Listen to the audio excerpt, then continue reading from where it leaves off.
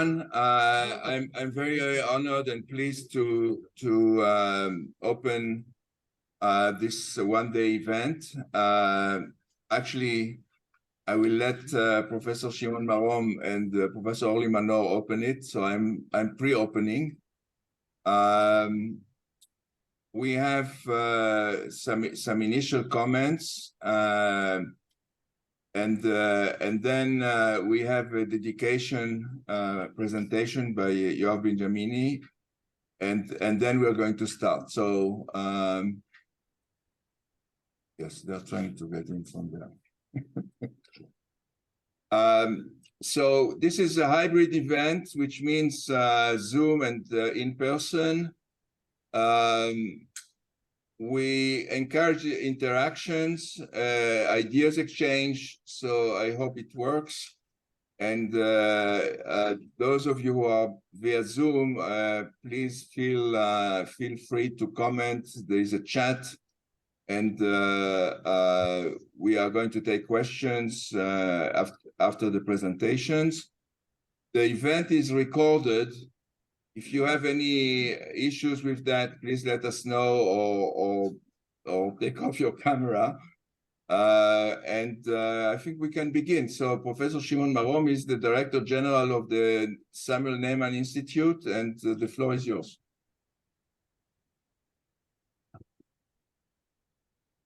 So thank you so much. It is not at all obvious to conduct such a meeting in these days, and I thank you, Ron. I thank the Israeli Association of Statistics, so some permutation of that order, and of course the guests. As for content, I have not much to say, but I did live through the abstracts, and I admit that it made me longing to old school discipline of statistics that systematically educates how to design a measurement and how to interpret measurement beyond data mining. But I understand that this is a deep issue in your community.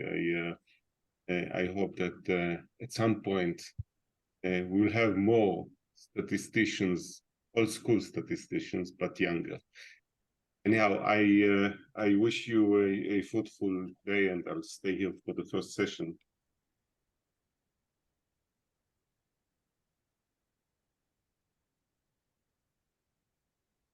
Okay, thank you very much.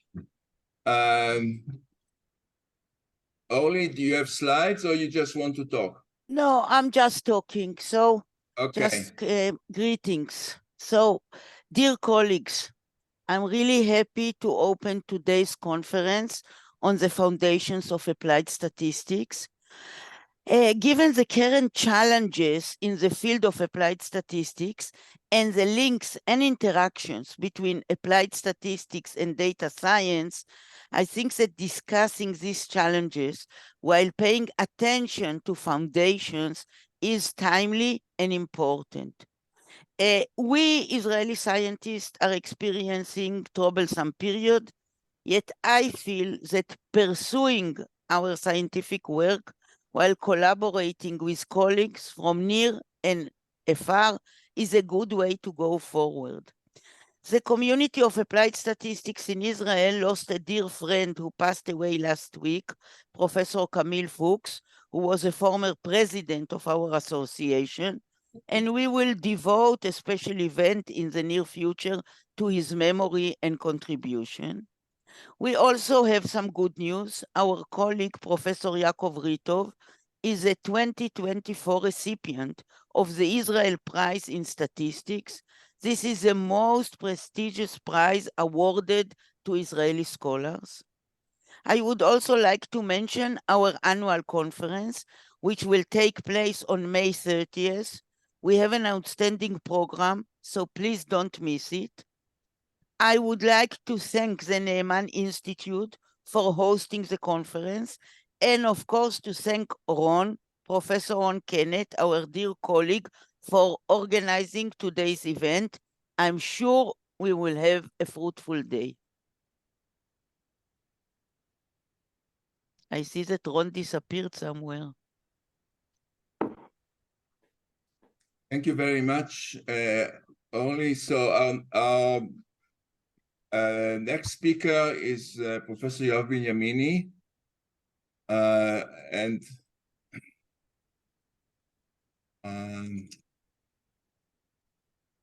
what was it?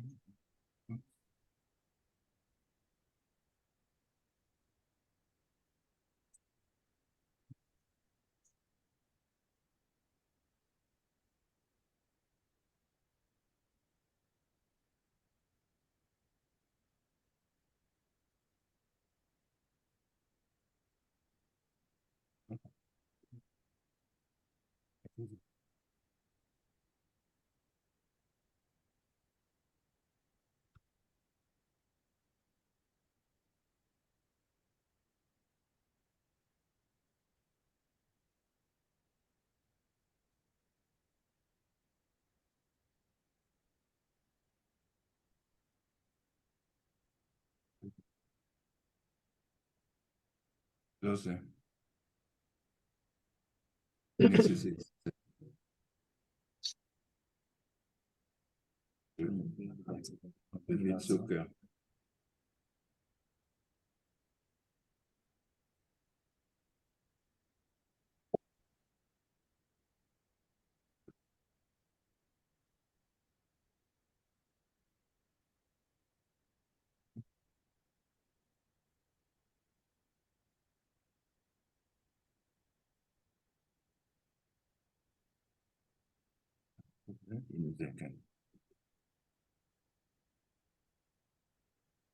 Okay, Yoav, you are ready to go. You can use this.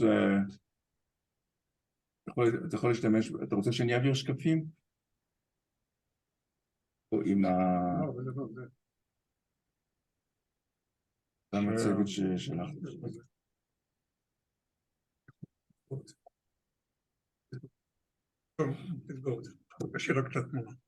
אוקיי.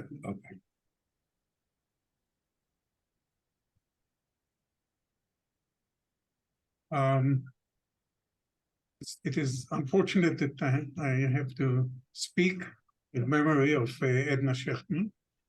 And it is unfortunate that more well-known statisticians in our community are joining this list of honorable but not with us people, statisticians. But I'm speaking today only about Edna Shechtman. Professor Edna Shechtman has attained a unique status in the statistical community as an applied statistician with significant methodological contributions and extensive academic and public statistical activity. Edna was born in Jerusalem in 1948 during our independence war to parents who were Holocaust survivors. And she's a sister of the mathematician Zvi Ziegler, who is sitting here with us from the Technion. She pursued her bachelor and master degree at the Department of Statistics at the Hebrew University. She then completed her PhD under the supervision of Professor Doug Wolf, Ohio State University, focusing on non-parametric tests for change point problems. Her academic journey at the Hebrew University began with difficulties. Before getting tenured, a colleague identified that Edna was pregnant with her third child. She told Edna that this was not a wise move, and her opinion was reflected in Edna having to leave and establish her career elsewhere. She joined one of the first bioengineering companies in Israel, and alongside served in the statistical consulting service at the Weizmann Institute. However, this beginning didn't deter her. She wanted to engage in research and teaching with an academic institution, and eventually did so at the highest level. In 1996, she joined the Faculty of Industrial Engineering and Management at Ben-Gurion University, and she headed the efforts to expand the group of statisticians there and to establish a statistical consulting unit. There, she collaborated with many researchers and students on a wide range of applied projects Among the more unusual ones probably in road safety and transportation. She completed her academic journey as the dean of her faculty of management and industrial engineering. Even after retirement, she continued the research and teaching. I'll add that determination and resilience that Edna demonstrated throughout her successful academic career, despite the challenging beginning, and not giving up on raising a family, served me as an exemplary model in conversation with my own students. In terms of research achievement, I will mention the 1986 paper with Davidson and Hinckley, in which they proposed methods to improve the use of bootstrapping, for example, by ensuring that the number of times that the observation appear in the sample is balanced overall. And they demonstrated theoretically the utility of such an approach. This seminal paper continues to be cited numerous times, even this year's, indicating its enduring relevance. Still, Edna is primarily known for her line of research on the Gini index, jointly with Professor Shlomo Yitzhaki. Their work went well beyond the Gini הוא תמיד index. בעניינים של הרשימות, תמיד מתערב בזה, בגלל זה אני לא אוהב לשתף אותו.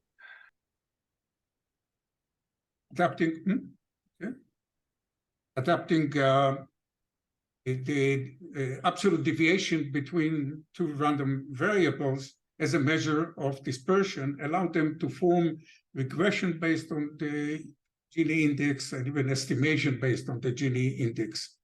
Their original research culminated in a book published in 2013, which is considered as the basic source of information about the Gini index and its uses, and even about the terminology surrounding the Gini index.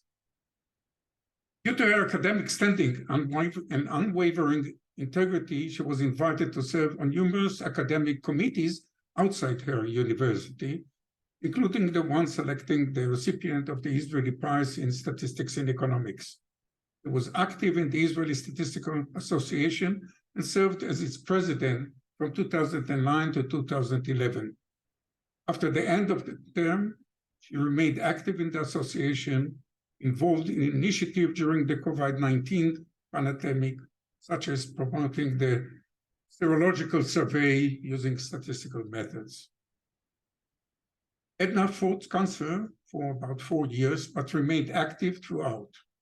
2 weeks before she passed away on June 2020, a conference on the contribution of statisticians during the COVID-19 pandemic in Israel was held here at the Neiman Institution, with Ron serving as one of the organizing, together with Edna. And she was also supposed to participate and talk on this conference, but she could not. She sent me 2 words from her bed in the hospital, asking, "Ech haya?" 3 words in English, how was it? Showing her commitment to the end. Edna is survived by her husband, Gideon, a mathematician at the Weizmann Institute, 4 children, and 10 grandchildren, and her brother who is with us. Speaking with Edna, I cannot conceal that she was also a close friend. Since childhood, here on the Carmel, we went to high school together, and throughout her life. We loved Edna. We loved Edna for her straightforwardness and unwavering stance, which was always accompanied by warmth and genuine concern for everyone around her. We recall her memory with sadness. Thank you.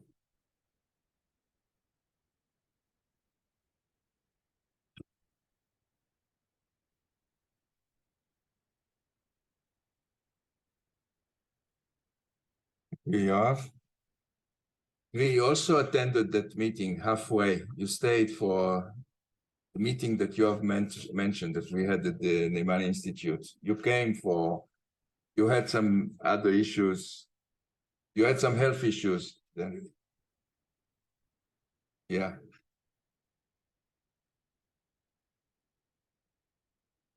Okay. So thank you, Yoav, again. We'll hear from Yoav later on in his talk. We are now starting the sessions. We have 4 sessions. In each session, we have 2 speakers and a discussant. And everybody is invited to bring out questions and comments. The first session, I'm going to give an intro to the speakers. I'll mention all of them as we start. So the first speaker is Daniel Lakens. I can see Daniel. Hello. It's early for you. You okay? He's an associate professor of meta science and chair of the ethical review board at the Human Technology Interaction Group at Eindhoven University of Technology in the Netherlands. Daniel's work focuses on improving research methods and statistical inferences in the social sciences. He has worked on rewarding replication studies. I guess we'll hear about that. Introducing registered reports, and he studied the impact of pre-registration, and improving hypothesis testing and sample size justification. That's not in my notes, but he has developed a nice app for that. And developing free educational resources on these topics, which means this app is free. The second speaker, I would say a longtime friend, Steve. Is this okay to say that, Stephen? Yeah, that's my understanding too.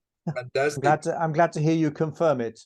Yes, and I was born in Switzerland, so we have some inherent affinity, I might say.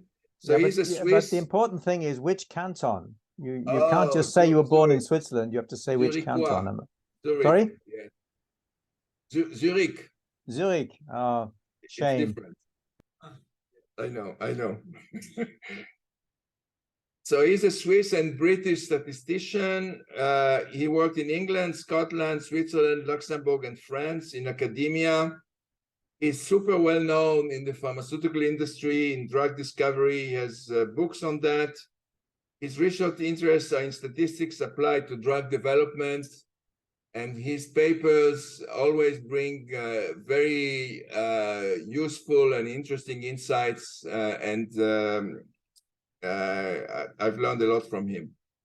The discussant is Clelia Di Serio. You're here, Clelia. Yes, I saw her before. Yes. She's a multi-talent person. She's a professor in medical statistics and epidemiology at San Raffaele University. San Raffaele is the most important hospital in Italy. Milan. She's professor of statistics at the Swiss University, the State Swiss University in Lugano. And she's director of the University Center for Statistics in the Biomedical Sciences, who just became 19 recently, right? 19? Not me, the center. Yes.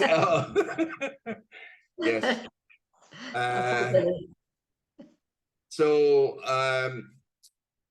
without further ado, Daniel, you're going to share the screen? You want I will. Yes, I will. And fantastic. If you can remind me how much time I should spend on the presentation so we have enough time for questions. You have 25 minutes, which means 10:45 for us here. Perfect.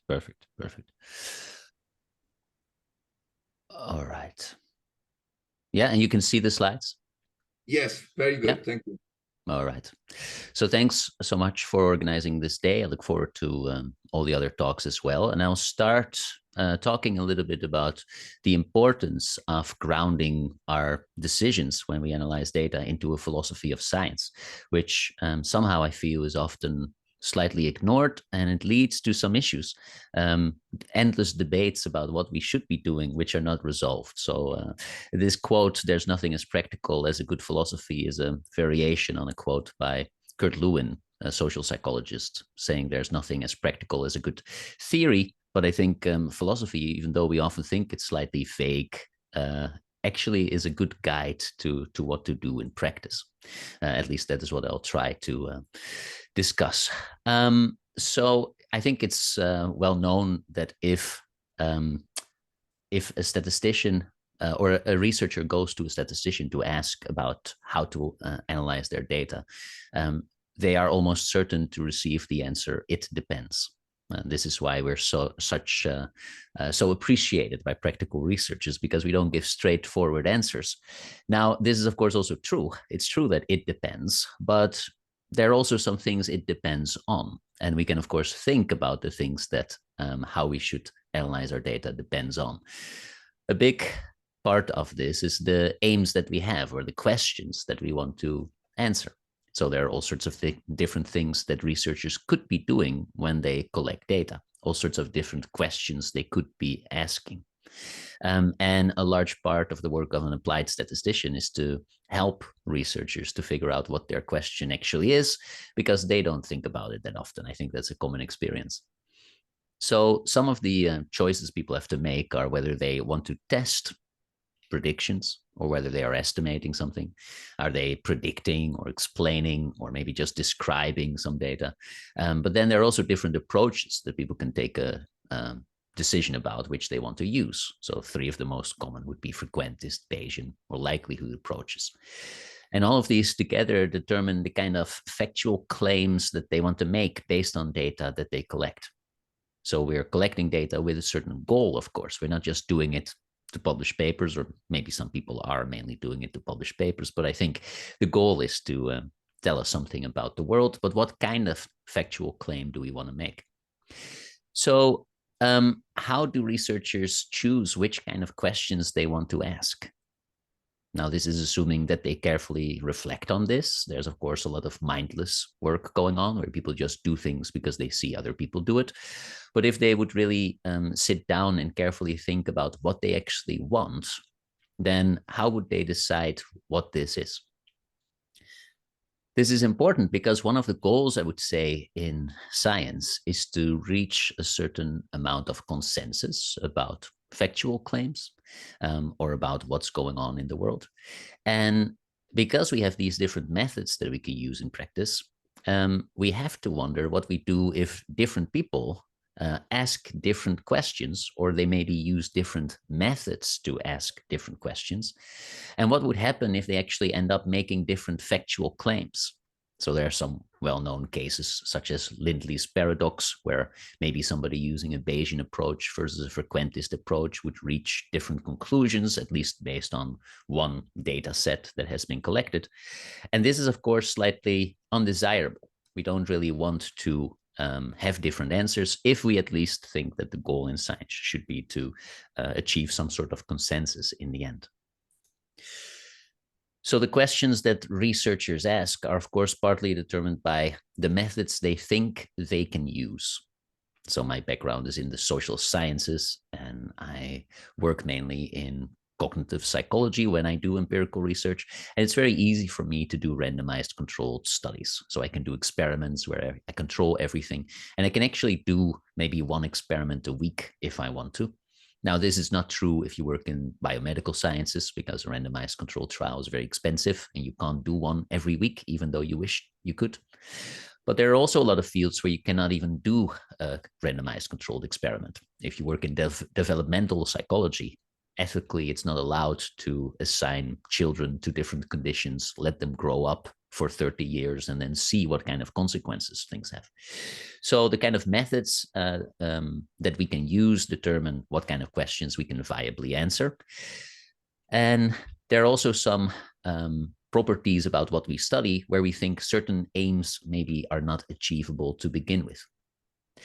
But the main thing here is that there should be some sort of coherence between these 3 things. So the aims that you have as a scientist, the methods of inquiry that you use, and these, of course, allow you to make certain types of factual claims. Now, this triangle is based on work by a philosopher of science, Laudon, who was also interested in the fact that researchers actually often tend to have consensus about things. So a large section of philosophy of science talks about the difficulty of reaching consensus, or maybe that there is not one way to do science to begin with. So there are all these different ways. So why would we actually reach consensus? And maybe it's even impossible. But he says, well, maybe it can be impossible in some cases, but often actually it kind of works out. And why is this? Well, it is because there's this interrelationship between these three components. And traditionally, most people would say if we have disagreements about the factual claims we make, then this is often due to different methods that we use. If the methods that we use, if we have disagreements about those, we can resolve this by the aims of science. And traditionally, there was not really a way to resolve different viewpoints on the aims of science. But Laudon says, well, sometimes these are actually a little bit influenced by the methods we can use or the factual claims we want to make.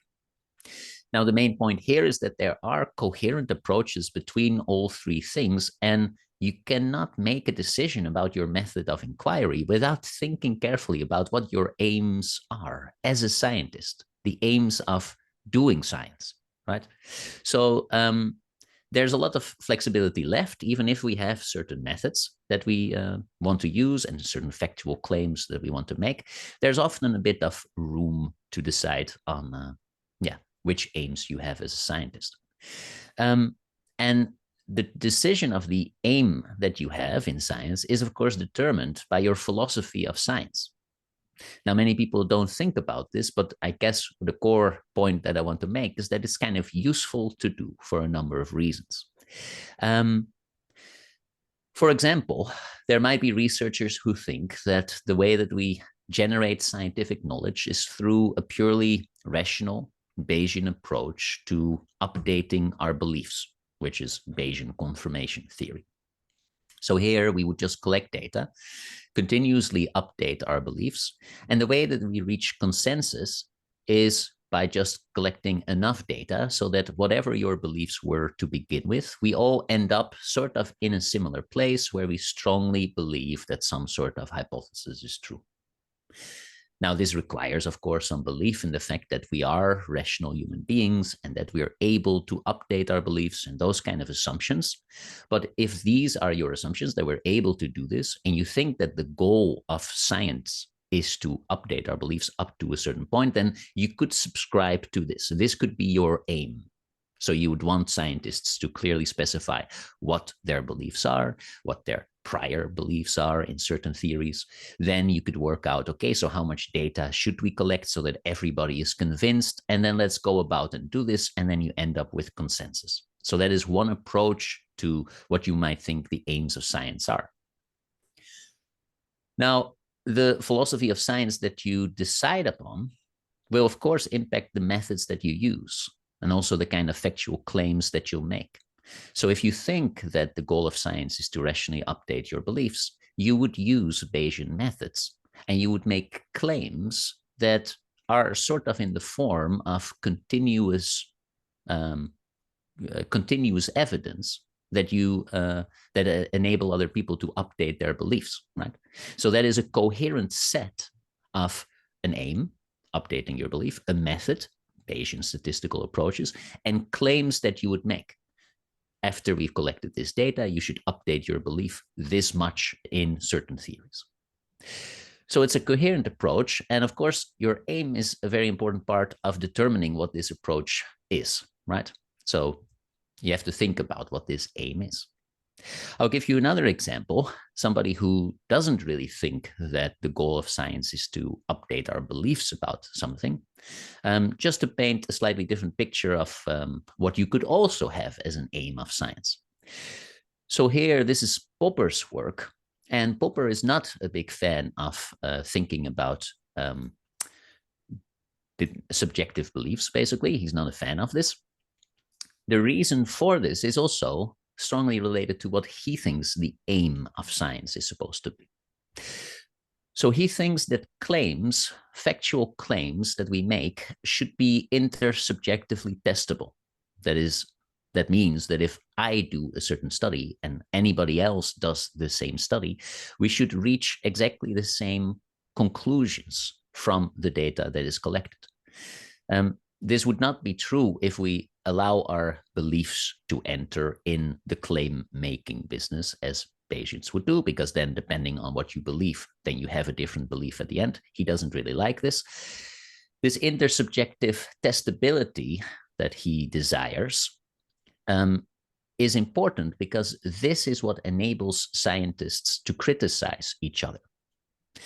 If you allow your beliefs to influence the claims you make, then there's a certain component where you have to say, well, if you believe that this is quite unlikely, then now you still think it's quite unlikely. But if you thought it was highly likely before, now you think it's highly likely. So the endpoint differs depending on your beliefs. Now, eventually you can, of course, resolve it, but not based on single studies. And according to Popper, this makes it difficult to criticize each other. In our field, we had a discussion, so in the field of psychology, we had a discussion about precognition, so whether people can predict the future. And there was a researcher, Daryl Bem, who studied this, and through studying this, started what now is known as the replication crisis in psychology, because he published many studies showing that people can predict the future around 2011. And of course, a lot of people thought, well, this can't really be true, so either that we're using wrong statistical methods or wrong methodologies altogether, not just statistically, but also the design and the reporting, those kind of things. There was a discussion after this whether the data was actually convincing to begin with. And one of the proponents of a different way to analyze this data, Erik Jan Wagemakers, also from the Netherlands, suggested that if you use a Bayesian approach, actually these studies were not strong support for the idea of precognition to begin with. In response, Daryl Bem got Jessica Utz, who was then the president of the American Statistical Association, to co-author a response. And there they said, well, but if you have different priors, if we use different Bayesian priors, then it's actually quite good support for precognition. Now, this interaction is something that Popper would not really like. He doesn't like different people reaching different conclusions just by shifting priors around, because then it becomes very difficult to criticize each other. Now, why does Popper think criticism is so essential? Because this is, according to him, the way to prevent dogmatic thinking, which is not what we're supposed to do in science. We should be open to being falsified. And preventing dogmatic thinking is an important thing for the development and growth and good things for humanity, basically. Now, this is, of course, moving quite far away from a statistical approach. The end point here, preventing dogmatic thinking is important for a better world, is pretty far removed from your choice of statistics. But if you think this is an aim that we have as scientists, then things sort of logically follow, at least in this framework that Popper proposes. So this is a completely different aim. It leads to a different sets of methods, and it leads to a different type of claim that people will make in their studies. But again, this is a coherent set. So if you think about this triangle that Laudon proposes, this is a coherent approach to going about things. Now, if you don't think that Popper is right, that criticism is very important in science, or intersubjective testability is important, then of course you can choose to use a different approach, and maybe you're perfectly fine with having subjective beliefs play a role in claim making. This might even be what you think the goal of science is. Both are fine, both are coherent sets of approaching scientific progress, but they lead to different decisions. Now, it's important to realize that if we think about this testability, so I'll go on, this intersubjective testability that Popper likes, and the reason that he dislikes Bayesian approaches, this really has nothing to do with any of the statistical properties. He isn't basing his decision of which statistical approach to use based on, I don't know, how nicely the statistical models work in practice or something. The choice of a statistical approach comes from outside of statistics, namely based on what he thinks the aims of science are supposed to be. So only part of what we use as a decision for our methods is statistic in nature. I mean, of course, the statistical method needs to work, right? It needs to have good properties and do what it's supposed to do? And that is a question that many statisticians examine. But the question which statistical approach you want to use is not a question for a statistician itself, but it's a question for a philosopher of science, I would say. So this is maybe not how we currently go about things most of the time, because we see that there are a lot of discussions between statisticians about which kind of questions researchers should ask. So we like to debate these things among ourselves, but I think in the end, the statistical approach that we should use is not a question for statisticians. It's a question for a philosopher of science, because they are trained to think carefully about what are the aims of science and how can we have coherent approaches. Now, that doesn't mean that statisticians play no role. Of course, they can assist a philosopher of science in figuring out what the coherent approach would be. We probably also want some content experts to say, look, in our field, these are the things that are possible and not, right? But we don't really want statisticians to criticize other statisticians about the ways that they should do statistics or the kind of questions that we should ask. I'll give you an example of a criticism. So this is from a book by Andrew Gelman and colleagues. And here he says, he basically is criticizing Bayes factors. So this is a debate within Bayesian approaches. Some people like Bayes factors, some people don't like Bayes factors.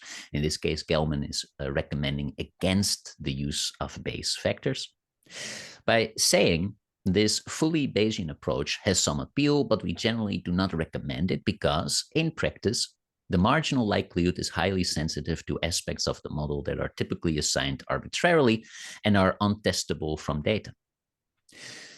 Now, this is criticizing a method based on a statistical property, but of course, the criticism isn't really relevant if you subscribe to a philosophy of science where the aim is very different than making sure that properties of the model and how well they work are testable to begin with. So if you are a subjective Bayesian, then you are perfectly fine with having these assumptions influence the claims that you make and them being very sensitive to choices of the prior, because this is exactly what you're supposed to do. Here, you're updating your beliefs, your subjective beliefs, and that those are dependent, strongly dependent on your beliefs is not a problem. It's actually what you're supposed to do. So again, this is an example where people try to criticize statistical approaches based on statistical properties of the method, but we should raise this discussion up to the level of, but what are your aims in science? It's a philosophical question, what you want to do here, not a statistical question. So I would say that generally speaking, it's not the job of a statistician to tell researchers which aims they are supposed to have. It's tempting to do this, but I don't think that's what we're supposed to do. The job of a statistician is to say, okay, if these are your aims and you have certain methods available to you, this would be a coherent way to go about things. I'll give you another example of something that I call the statistician's fallacy. So the statistician fallacy is sort of my way of saying, look, a statistician is trying to tell other people or researchers what they are supposed to do or which questions they are supposed to ask, right? And that's a risky thing because, again, often this is not a question for a statistician to answer to begin with. This comes from a text by Jacob Cohen, who's criticizing null hypothesis significance testing. And he says, why do we have a problem with null hypothesis significance testing? Well, among many other things, it does not tell us what we want to know. So this is what I would say is a statistician's fallacy. It's not up to a statistician to say what we want to know. I mean, you can provide some input. I'm sure this will lead to some discussion, but this is, I think, my point.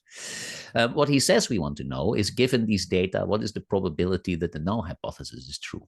Now, this sounds very exciting, and I would love to know this. We have to directly communicate with God to actually get an answer to this. I don't think we can answer this question, but nevertheless, the point here is that, yeah, statisticians often like to criticize people for what they're doing by saying you actually want to know something else. In my own research area and also in my own philosophy of science, what I encounter a lot is that people criticize the use of dichotomous claims based on p-values. So if we have a statistically significant result versus a non-significant result, it's very tempting for statisticians to say it's kind of silly to divide continuous evidence into yes versus no. We would throw away a lot of information by making a dichotomous claim just based on a p-value. And I understand, because in statistical properties, this is exactly what we see. Yeah, you're throwing away a lot of information and you're reducing something to a dichotomous claim. Statistically, it's difficult to justify, but the whole point is we're not justifying this based on statistical properties. We're justifying this practice based on the aims that we have as scientists. So here, these dichotomous claims follow from methodological falsificationism. This is building on Popper's idea of wanting to falsify claims, which we do through modus tollens arguments, where we say if P, then Q, not Q, so we fail to find what we're looking for, therefore not P. Now, this is not on the level of a theory. This is based on the level of a claim. We don't easily falsify entire theories like this, of course. That's all the work of Lakatos building on Popper, but nevertheless, what the important point here is that this logic of scientific discovery, which Popper's book is about, the logic of scientific discovery, so how do we use logical statements to make factual claims, this logic doesn't work if we replace not Q with probably not Q, because then it's not logically valid anymore. So for this approach to work, this methodological falsificationist approach, we need to turn probabilistic data, which is continuous, into what Popper calls a basic statement, something that has a truth value, that can be the entry point of a logical analysis, a logical inference. So we do this through methodological procedures where we have noisy data and we turn it into yes versus no kind of statements, such as a Neyman-Pearson hypothesis test. Now, it's perfectly fine if you don't like this. You're free not to be a methodological falsificationist. I mean, of course, that is your decision. You can have a different aim of science. You can think science progresses in different ways, and this is not it. But if you are a methodological falsificationist, then making dichotomous claims is kind of what you set up for. I mean, that's what you choose to do. That would provide a coherent way to go about things. All right, so we would wonder maybe, why do we have these discussions always on the statistical level? And why didn't we really work out this set of a coherent set of aims, methods, and claims, especially for certain fields, for example? If you work in this field, what would be a coherent way to go about this? And also an achievable thing to do, right? Feasible. Well, I think that in general, there's just a lack of engagement with philosophy of science. I rarely see people who criticize certain methods or propose certain other approaches ground their recommendation in a philosophy of science. Very rare. And it also goes a little bit against the reward structure in statistics, of course. It's much better to just promote one view over another view and have a bit of a fight about things, because that draws a lot of attention. Here, I always have to think about the next speaker. Stefan Sen has a conflict of interest statement that I like a lot online, where he says, provocative papers draw more attention. So that's a conflict of interest I have as a scientist. And I think that's part of our reward structure. So in general, statisticians get more rewards for developing new methods, or maybe criticizing things, than resolving some of the problems, especially about the weak practical use of established statistical quantities. Now, this is something that empirical scientists are very grateful for, because if they ask us, so what should I do? How should I analyze my data? And we say, well, it depends, and we don't really resolve our own disagreements. They take this as a lovely excuse to say, well, even though statisticians don't agree on what the best thing to do is, so you know what? I'm just sticking to my mediocre or bad practices to begin with, which is, I think, regrettable. So the fact that we're not resolving these discussions about what to do in practice and what are coherent ways of going about things are a great excuse for many scientists to just not bother with improving their practices to begin with. What should we do? Well, it would be nice, but maybe will not happen, to get teams of people together, statisticians, philosophers of science, and contact experts, to develop what are coherent questions to ask, given a certain aim, given a certain method that you have available, and given the factual claims that you want to make. This picture on the right is my idea to go about this. It's also how we select a new pope. So we lock people in a room and we don't let them out until they have reached consensus on what a good approach is to do. And that would also be my recommendation. So we just lock these teams of people up in a room until they reach agreement about what good ways to do to go about things are, to finally resolve some of these endless discussions. All right, thanks.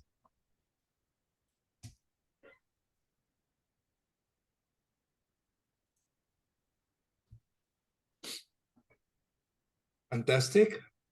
At some point, I was worried that you would take much more time, but you finished more or less on time. I invite people to put questions in the chat and Q&A. We have this technology now where we can ask questions during the talks. And after the discussant, we will open the floor for more questions. So, Stephen, you're using your laptop with your slides? Yeah. Fantastic. Okay, so you were already introduced twice, I would say. Please, Stephen Sen.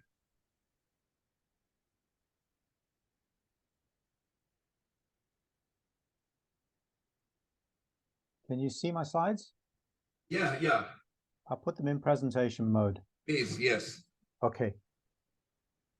So thanks, Ron, for the invitation. I'm going to talk about how we keep on finding, losing and reinventing statistical theory. So this is a brief outline of the talk. I'm going to look at the roots of combinations of observations in astronomy. So I'm just going to set my timer while I remember. In astronomy and other physical sciences, I'm going to introduce you briefly to two books on combination of observations, which I think deserve to be quite well known. One is Airy's book on astronomy, and one is Brunt's book, who worked in astronomy and later in meteorology. What happened in agriculture? Student in his t-test, Fisher, Yates, and Cochrane. What has happened and is happening in medicine, and give you some conclusions. So this is an outline of what was happening in statistics in the prehistory of what was the modern statistical revolution, according to Egan Pearson's biography of Student, which is a sort of curious book later edited by George Barnard and Robin Plackett. So he starts with Thomas Bayes and inverse probability, then reinvented, if you like, by Laplace 10 years later. Then talks about the origins of least squares with Gauss, and then taken over by Laplace again. Then mentions somebody I've never heard of at all, and perhaps that's not surprising since their book was published anonymously. This was a probability book for the everyday man, published, would you believe it, back in 1830. Then the logician De Morgan, the astronomer Herschel, these are British figures, and Boole, who is Irish or British, depending on your point of view. So these particular individuals, according to Egon Pearson, were key in the development of statistics before, in fact, his own father, Carl Pearson, started looking at the whole project very seriously. Missing but major out of his list is Adrien Legendre, who tends to be forgotten by everybody, but he was identified by Stephen Stiegler in his important book on the history of statistics as being a key figure in the development of least squares. He actually published before Gauss, but Gauss then said, well, yeah, but I've been using it for a long time, and here's my way of looking at it. And Gauss was, in fact, the person that people usually cite. Funnily enough, however, Whittaker and Robinson, another British book on combining observations, one I'm not going to have a look at, actually mentions Legendre's principle. This is unusual. It's unusual to find Legendre mentioned in works before Stiegler, I think, identified him as being a missing figure. So I'm going to have a look at two books on the combination of observations, one by Airy and the other by Brunt. So I'm just going to try and hide the rest of the screen here because I can't see my own slides. So George Biddle Airy was Astronomer Royal from 1835, and he did many things. He's known in mathematics as well for Airy functions, for example. But he wrote a little book on the algebraical numerical theory of errors of observations or the combination of observations. And this has two very important statements. The first one is the following: the combination weight for each measure ought to be proportional to its theoretical weight. And secondly, when the combination weight for each measure is proportional to its theoretical weight, the theoretical weight of the final result is equal to the sum of the theoretical weights of the several collateral measures. So what's his practical problem? His practical problem here is that he has a number of determinations, let's say, of parallax, or of the position of a star, or of longitude, or something like that, carried out by different occasions, and they don't all agree, and they have some particular apparent precision. And so the question is, how do we weight them? And what he says is, well, actually, you weight them according to their precision, proportional to the theoretical weight. And second, what is the overall precision equal to? Well, it's equal to the sum of the precisions. This is, in fact, just an application of Bayes' theorem, effectively, from the meta-analytic point of view, or alternatively, if you don't like the Bayesian approach, it's what a fixed effect meta-analysis does. So this is a way of writing it. If you think about it in a Bayesian point of view, if you had some sort of prior information which you consider deserved a certain amount of precision, then in that case, this prior estimate will be weighted by its precision, and the data estimate will be weighted by its precision. And then in that case, what you need to do is you need to divide by the sum of the precisions, and you get, in that case, a weighted average depending upon how much stress you place on the data and how much stress you place on the prior. You can also look at frequentist meta-analysis in this particular way. It doesn't start with a prior, but it starts with a first study, and then you have the second study, and then you have the third study, and so forth. And you can do a sequential meta-analysis, which is effectively a fixed effect approach, a bit like an updating of a Bayesian approach, but without that very first subjective step. If you want to say what the overall precision is equal to, then in that case, the posterior precision is the sum of the prior precision, the data precision. Precision here is, in fact, the reciprocal of the square of the standard error. So the second figure I want to have a look at is David Brunt, 1886 to 1965. He was actually born into a Welsh-speaking family in Montgomeryshire and didn't learn English until the age of 10, then studied mathematics in Cambridge. And his original interest was in astronomy, but because of his experience during World War I, he moved into meteorology, so in other words, weather forecasting, and made a number of important contributions to that particular practical topic or the theoretical topic. In fact, he was the first professor of meteorology in the United Kingdom at Imperial College London. And his book, The Combination of Observations, in fact, is curious in that it has a title which is a phrase from the title of Airy's book. You'll find that Airy's book includes the phrase, the combination of observations. Brunt's book is just the combination of observations, but he doesn't cite Airy's book. Airy's book is not cited anywhere in Brunt. And in 1917, I would say, given the fact that the sort of knowledge that there was around about, it was probably cutting edge in terms of that particular art. But the second edition by 1931 was already clearly outdated. So these are some particular topics from Brunt's books of 1917 and 1931. In fact, the only difference in the pages in it are to do with chapters 11 and 12, where he starts adding more. He was himself particularly interested in Fourier analysis applied to meteorology, and so he clearly added more material as a result of his own researches at the end of the book, but the rest is basically the same as it was in the first edition. The first 4 chapters are relevant to what we would now call meta-analysis. They cover errors of observation, the law of error, the case of one unknown, observations of different weight. And essentially what they do is they give, or attempt to give, a rigorous development of least squares as it was understood in 1917, starting with Gauss's hints, but having improved them during all during the 19th century, and then firmly linking or anchoring the business of meta-analysis, as we would now call it, within the subject of least squares. And then some further matters which don't concern us here. So this is a page of Brunt's book, or a couple of pages. On the left-hand side, rather, is the page. On the right-hand side is a particular table. And what he does here is essentially he goes through the way in which you would perhaps do a meta-analysis if you're only, nowadays, if your only tool were Excel, but you wouldn't have to do some of the hard bits in between. People of my particular generation were taught to do this sort of thing by hand. I was a student in the 1970s. My opinion is probably we were the last generation, more or less, who learned how to do this sort of thing. We didn't do meta-analysis necessarily, but we learned how to calculate means and variances by using arbitrary origins. What he does here is he has a series of weights. He doesn't explain where these weights come from. In fact, they're basically subjective. There's some sort of opinion as to how reliable the observations are. He has a series of observations, the parallax on the left-hand side. He's recoded them for ease of calculation. He's multiplied them and subtracted a common origin. He then works with these particular deviations from these origin, and he can back transform if necessary. The column px is the product of the weight and the observation, and he then goes through various stages, which are essentially the stages that we would go through nowadays in order to calculate a fixed effect meta-analysis. There's one thing here which might be difficult for you to see. He doesn't work in terms of standard errors. He works in terms of probable errors, which was usual in those particular days. The probable error is 0.6745, the standard error, if you are working with a normal distribution. And this is the particular figure that he uses. He uses a multiplier for 4 significant places, multiplying it by the standard error.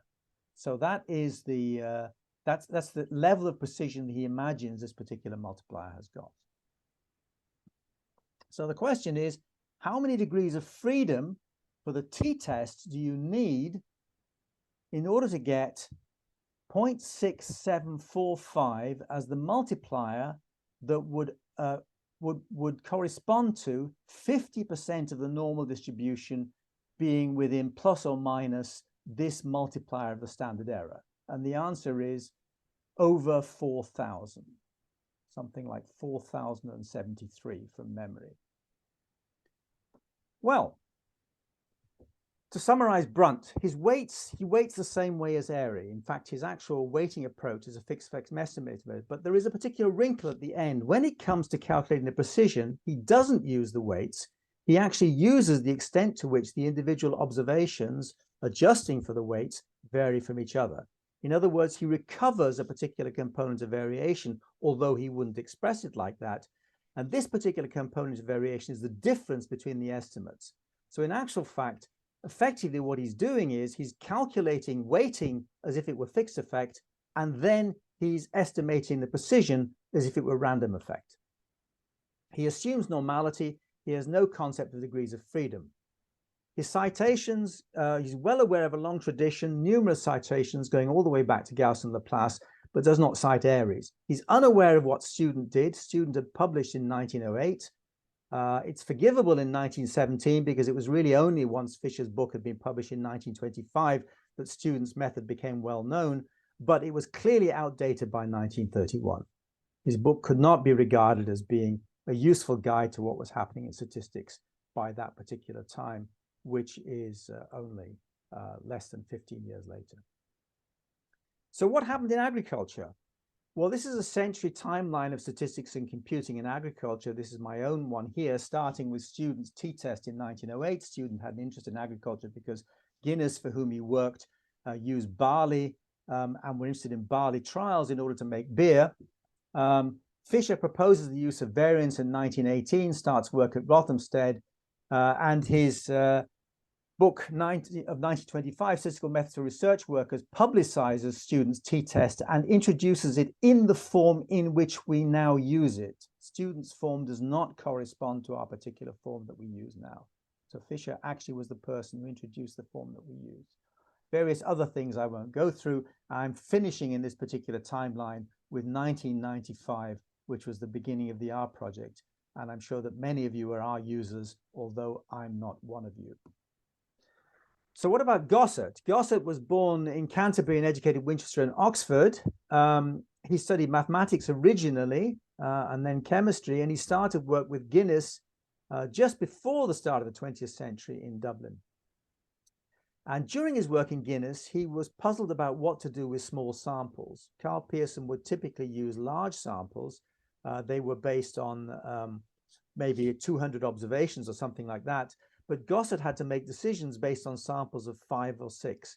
And he received permission from Guinness to go and study with Carl Pearson, and he spent nearly a year in University College London, and then in fact he developed during this time he published a number of papers, one of which, the probable error of a mean, is what we commonly regard as being the start of the t-test. In fact, that's not quite right. We now know that gossip was anticipated by Jakob Lührot in 1876. So Lührot was a German astronomer. He derived the t-test more than 30 years before Student did. So, but he did develop the t-test independently, and he did apply it in regular practice, and he is responsible for it being used ultimately via Fisher in our everyday practice. So I'm not trying to take credit away from Student. I'm just showing that this is an example again of how somebody working in one field is not completely aware of somebody who's working in another field. Student was a mathematician, and he was also a chemist, but he was not an astronomer. So was put in touch with Fisher by Stratton. Stratton was a tutor at Caius College, where Fisher was when he was at Cambridge. And Stratton had, in fact, strangely enough, had published together with Wood a paper in 1910, not using Student's t-test, perhaps not surprisingly, in which they described how standard errors, which were commonly in use, or probable errors anyway, which were commonly used in astronomy at that particular time, might be applied to agricultural experiments. And that's perhaps the first time that this sort of measurement of uncertainty was used by agricultural scientists. In fact, Student got the data wrong. He copied the data that he used to illustrate his example, which is from an early collegial trial. He got the data wrong, and he came to a wrong conclusion. And the irony of it is that we now think that the physicians who carried out the experiment, just by eyeballing the data, came to the correct conclusion, whereas Student, using the most up-to-date mathematical methods, which he developed himself, came to the wrong conclusion. And Fisher, since he copied Student's data without checking the original source, repeated that wrong conclusion for several editions of Statistical Methods of Research Workers. This is the paper by Wood and Stratton, to which I've already referred, by the way. An interesting quote from it. They say, it might seem at first that no two branches of study can be more widely separated than agriculture and astronomy.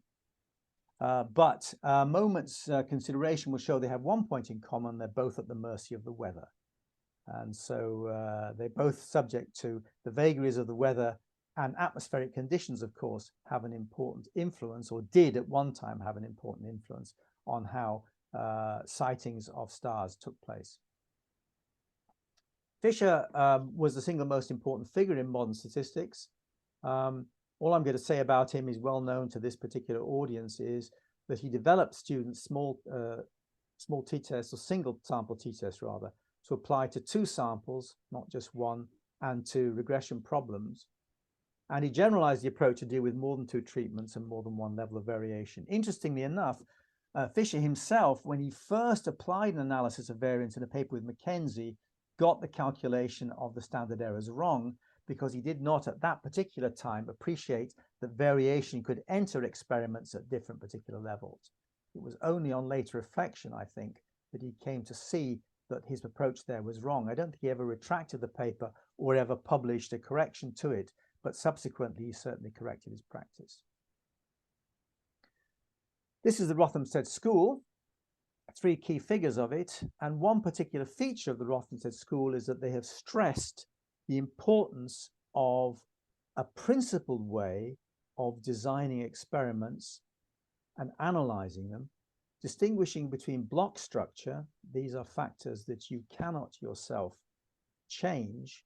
They exist in the material before you begin to work on the material, and treatment structure, which are things that you do to the material. Agricultural experiments could be very complicated in a way that my experiments aren't usually. They could actually have variation at different levels. You could have designs in which you had a particular factor, for example, variety of wheat leveled at the plot, varied at the plot level, but in subplots, smaller units, you might be varying things like phosphate and nitrate. So in actual fact, the error structure was such that errors at different levels applied to different particular treatment effects. This was the thing which Fisher got wrong in his original paper with Mackenzie, first paper with Mackenzie. Frank Yates is an important figure here. He pioneered very many aspects of experimental design. Rosemary Bailey always describes him as doing the practical stuff that Fisher couldn't be bothered to do, that he actually worked out the details. Fisher said, this is how it is, and Frank went away and did it. I'm not sure that that's quite fair to either of the two of them, but anyway, that's perhaps a useful way of thinking of their particular contributions. He worked on factorial experiments, incomplete block designs, and recovering incomplete block information. Incomplete block designs, by the way, theory of them is, of course, extremely deep by now, extremely well developed in the world of experimental design, and only just being discovered, reinvented, and sometimes not as well by people doing network meta-analysis. This is some citations of incomplete block papers due to Frank Yates. I'm going to skip on in the interest of time. An important paper by Yates and Cochrane, since my theme here is meta-analysis, is one of 1938 in agricultural science. Much of them have been given in Cochrane's earlier paper in 1937. And this is what they say about representativeness. I happen to think that representativeness is an incorrect and invalid obsession by many people in medical statistics. It's usually impossible to secure a set of sites selected entirely at random. The deliberate inclusion of sites representing extreme conditions may be of value.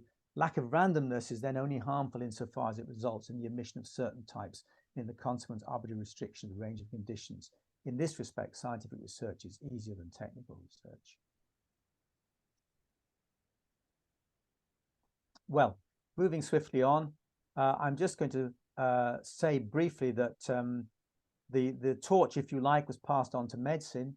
And as Michael Healy pointed out, although agriculture and medicine have many things in common, they have some differences. And one important one is that agricultural research is not done by farmers. But some similarities, variability of material, limited ability to replicate, and so forth. So this is a timeline of meta-analysis in medicine. It usually is regarded as starting with Carl Pearson. Archie Cochrane in 1971 suggested it'd be a good idea to put things together.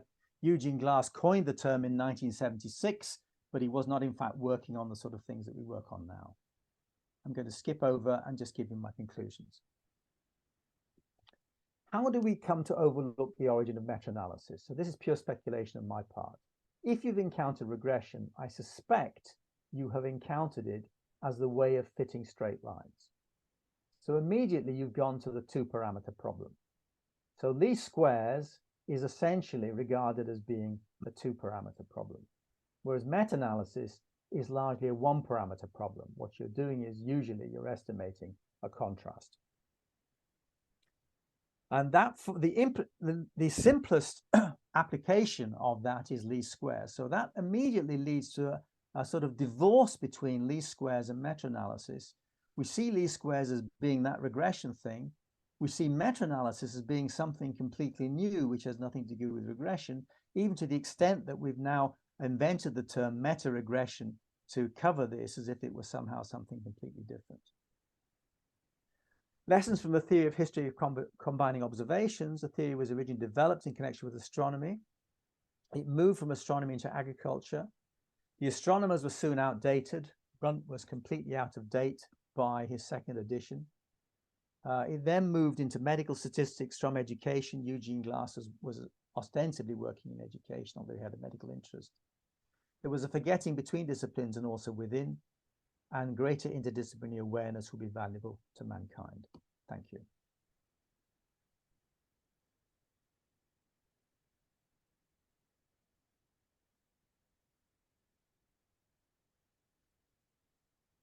Thank you very much. Things like Alzheimer is affecting everyone. Yeah.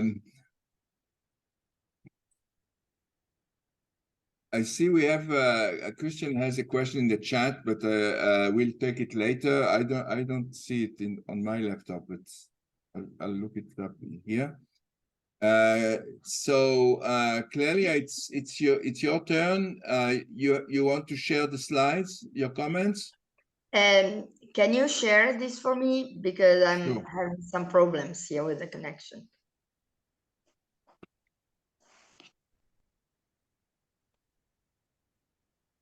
Yeah.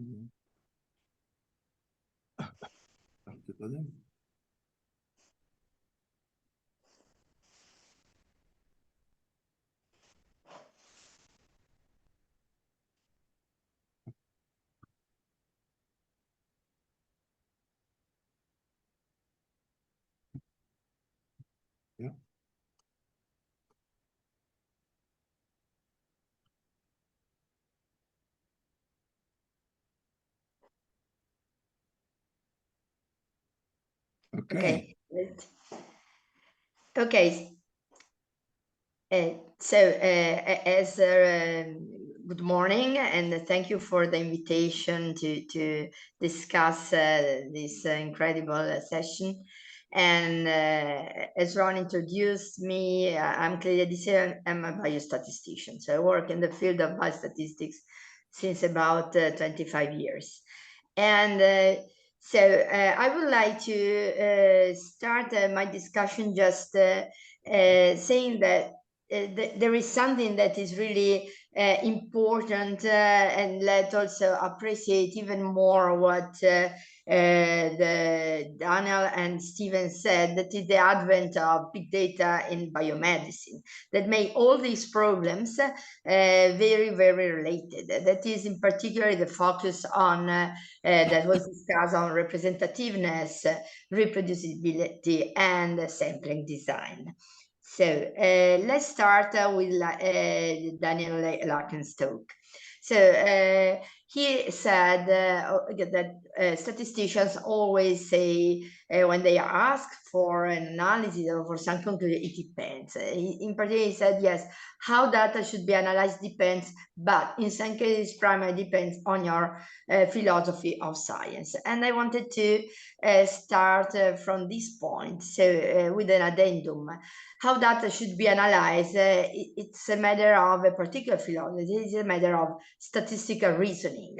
And in particular, how statisticians evaluate evidence. Next. So the question is, how much evidence is there in our data? And do we really know our data?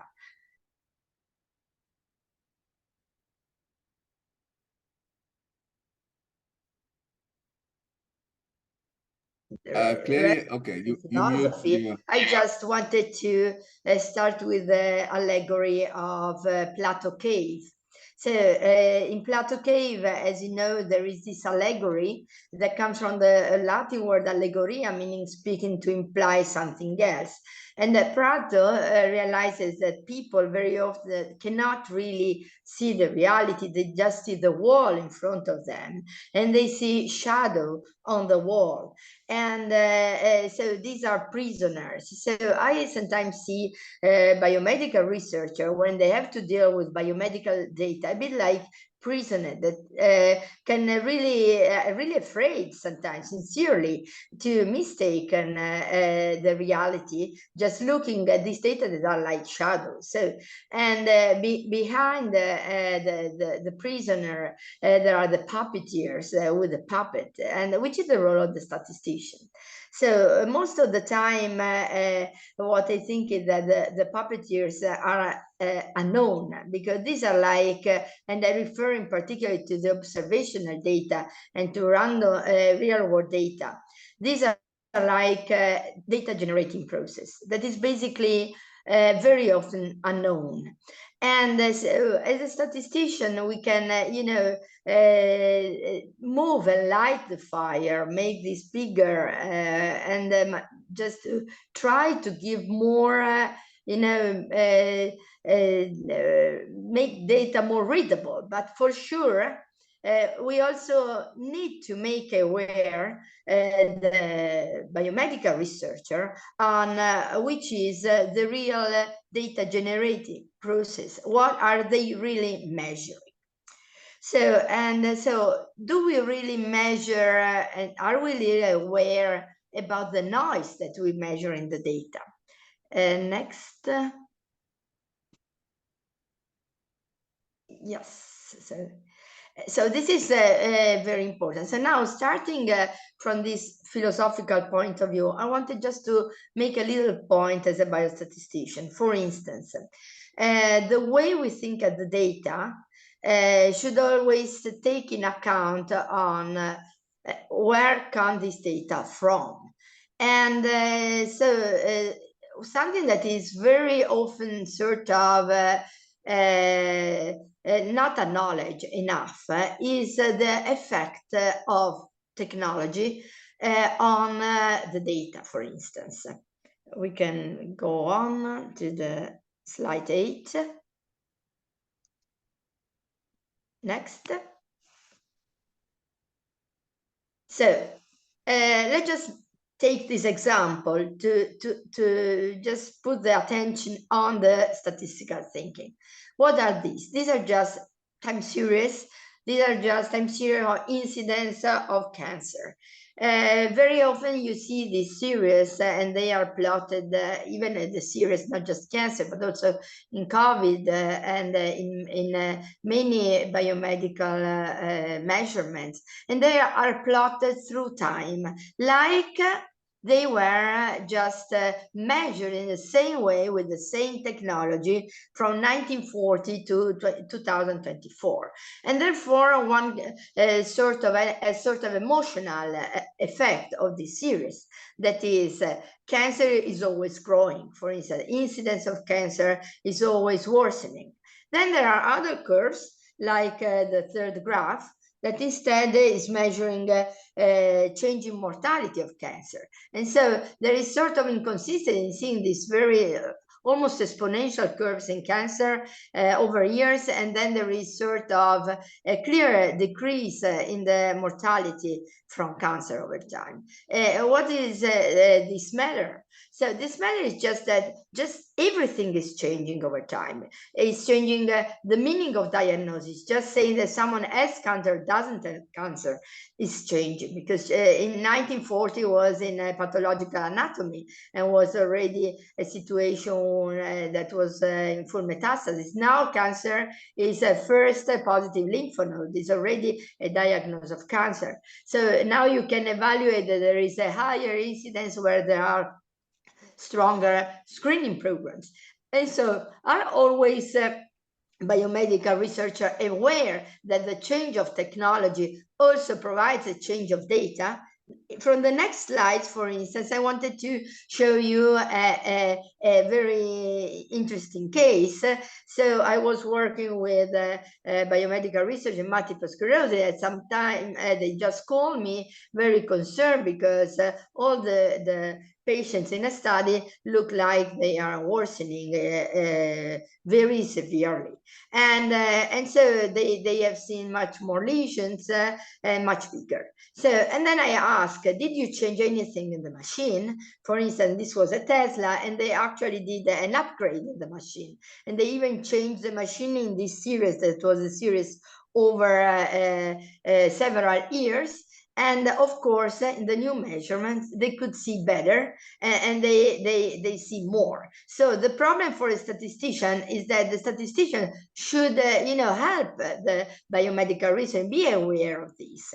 And so next slides also is showing something in genetics. So these are data from PCR data in gene therapy, and so you can see in the red box on the first part of the graph, maybe with an enter.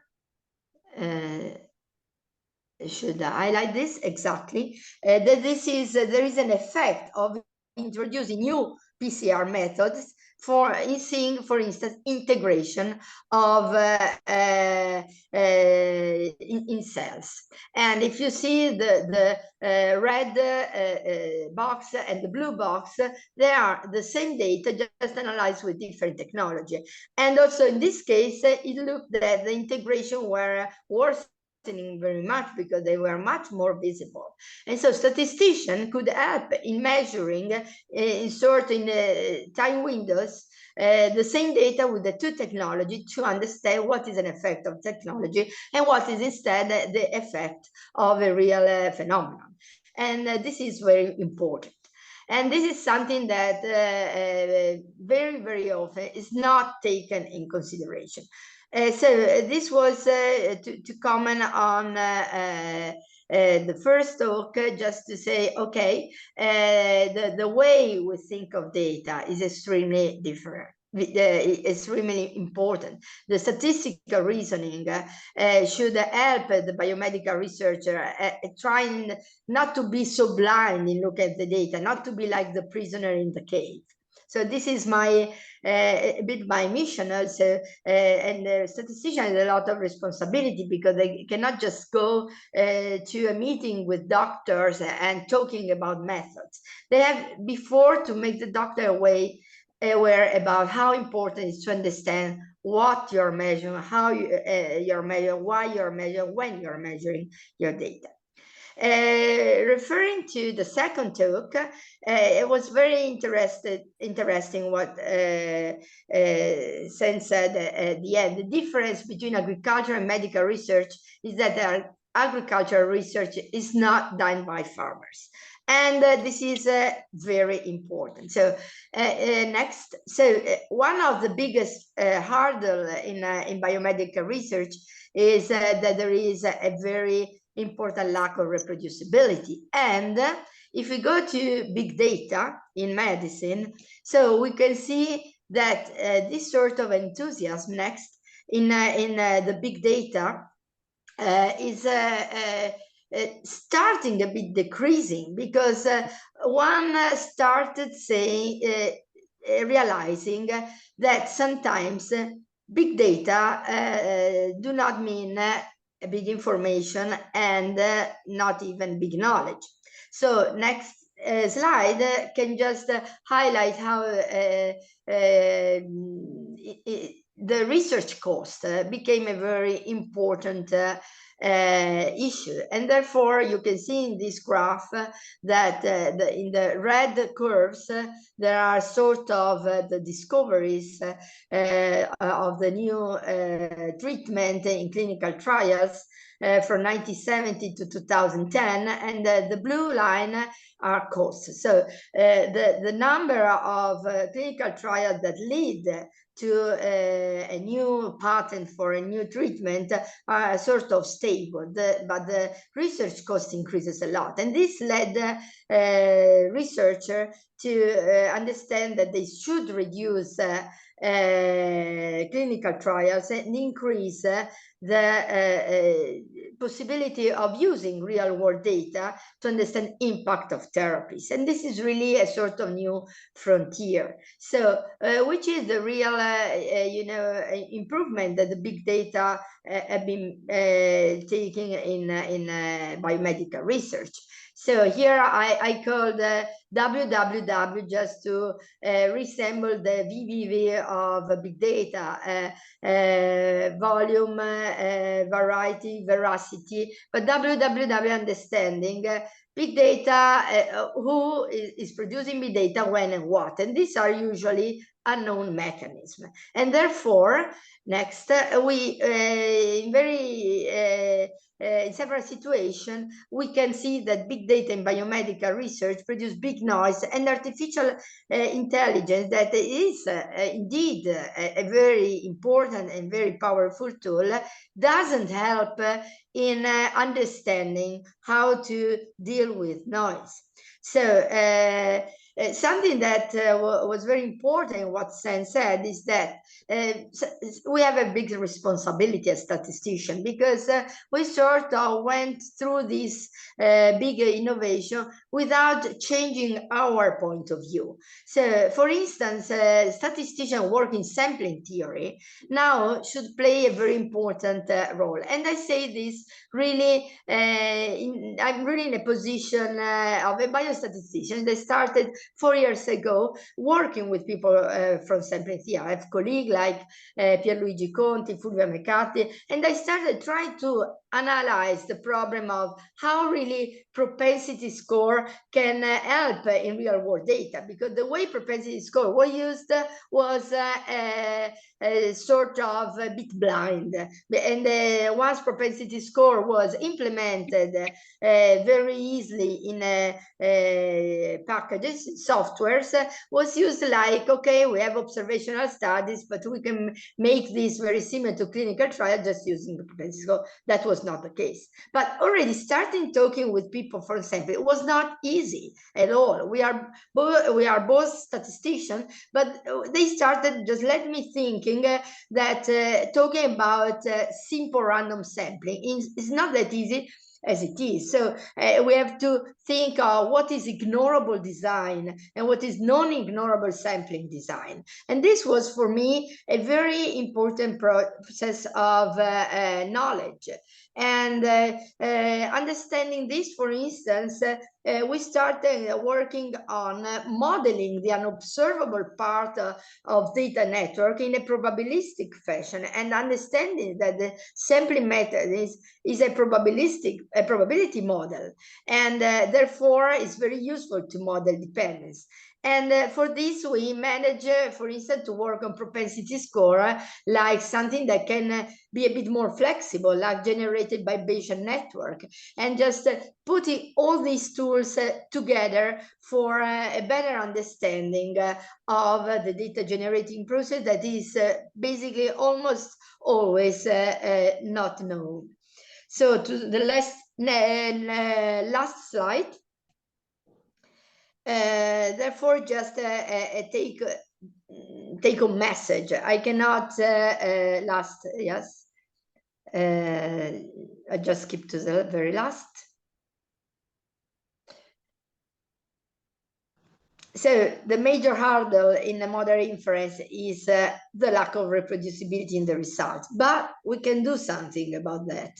And of course, there are many groups that work in the direction of reproducibility, but also working on the sampling mechanism is extremely important, because this is the way to understand the real representativeness of the sample we are working with.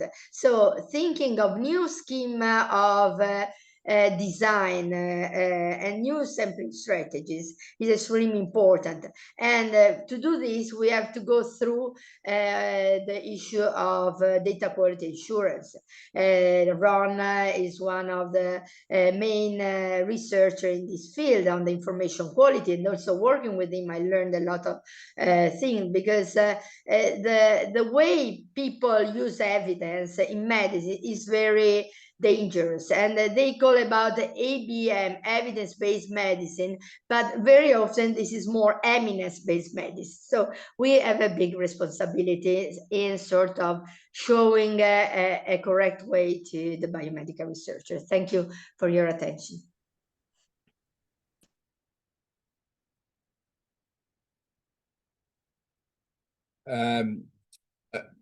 Let's see what, we have some chat.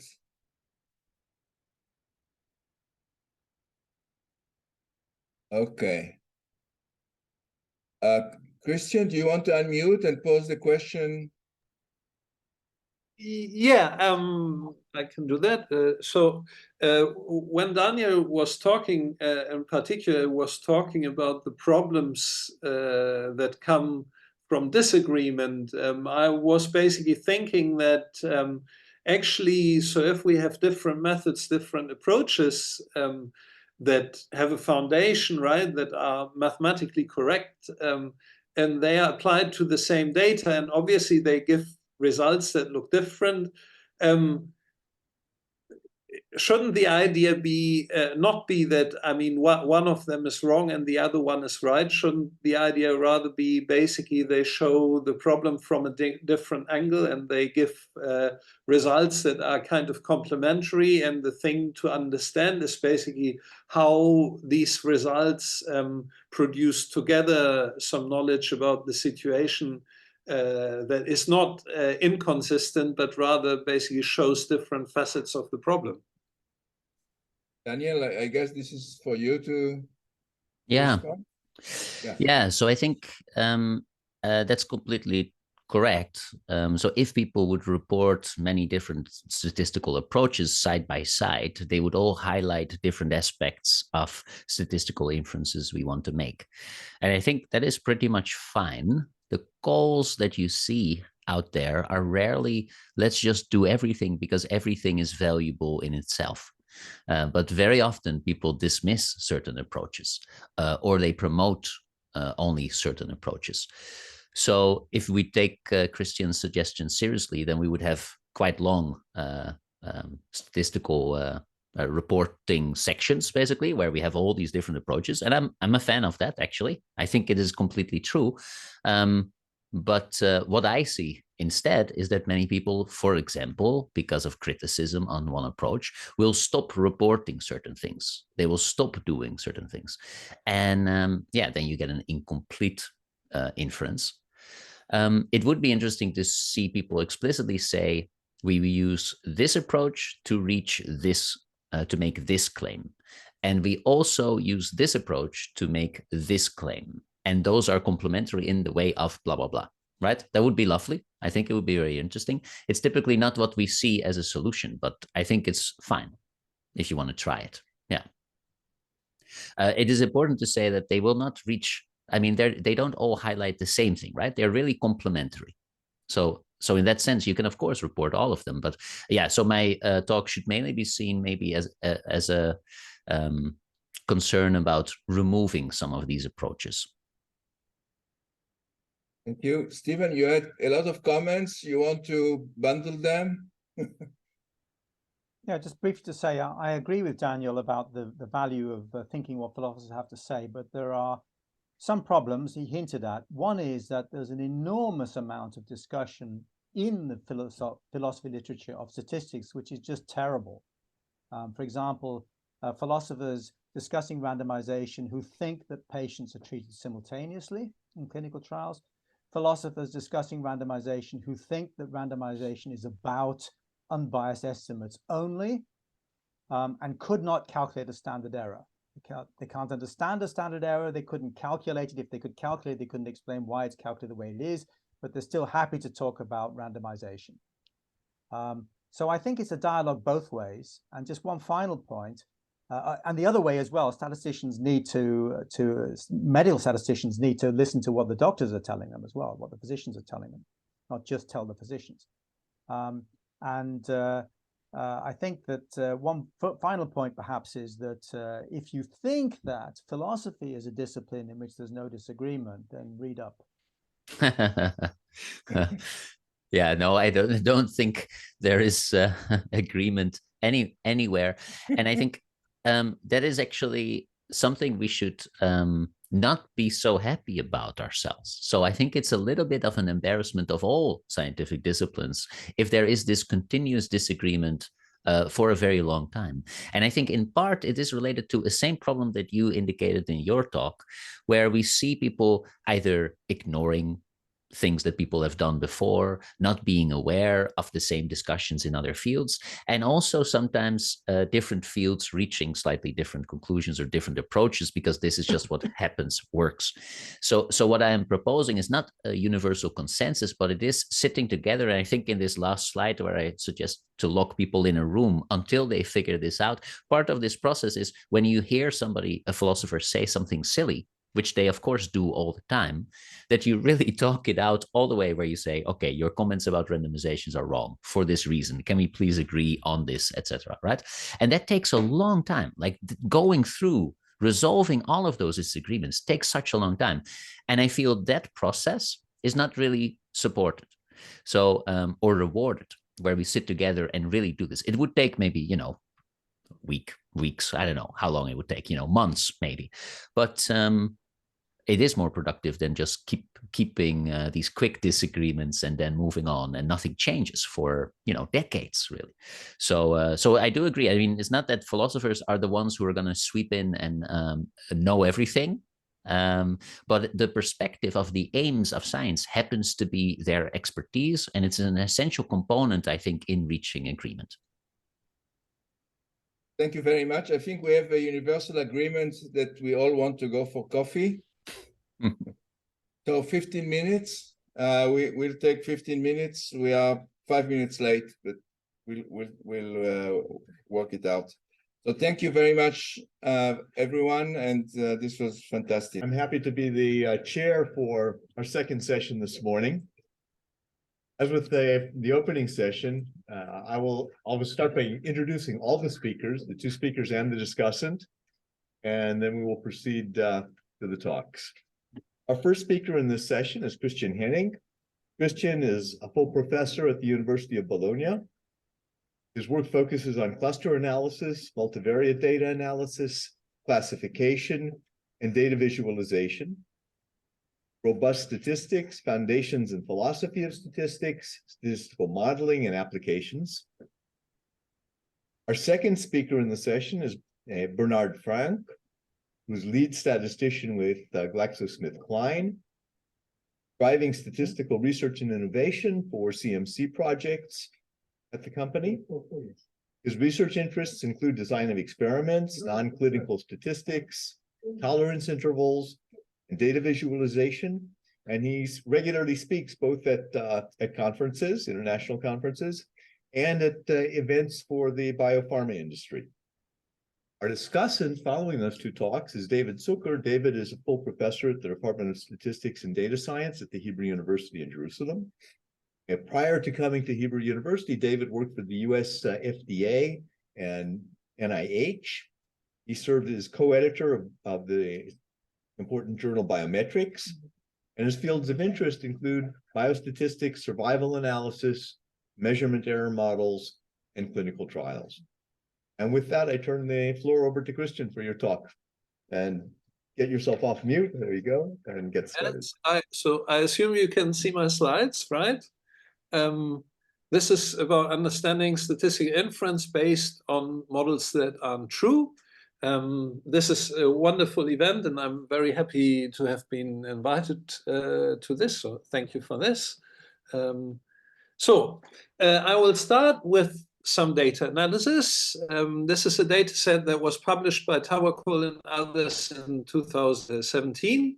I was involved in the analysis of this data set by 4 groups using different statistical approaches in this paper here. I did it together with Daniel Lacken, so he knows this. He also knows the presentation very well. The question here is perceived stress positively associated with resting activity in the amygdala? And this is assessed based on measurements from 13 individuals that were volunteers with post-traumatic stress disorder. This is how the data look like. So people were measured on a perceived stress scale, and the amygdala activity was also measured, and this is how the data look like. In the original paper, the authors did a test of the null hypothesis that the correlation coefficient between these two variables is 0 against the alternative that it isn't 0.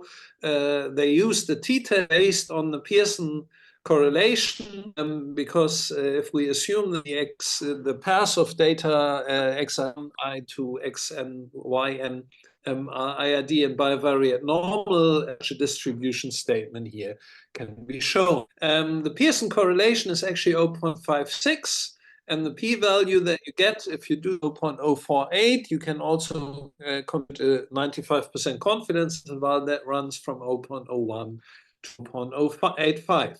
In the paper, Tawakkol and others state that the perceived stress was associated with the amygdala activity based on this p-value here.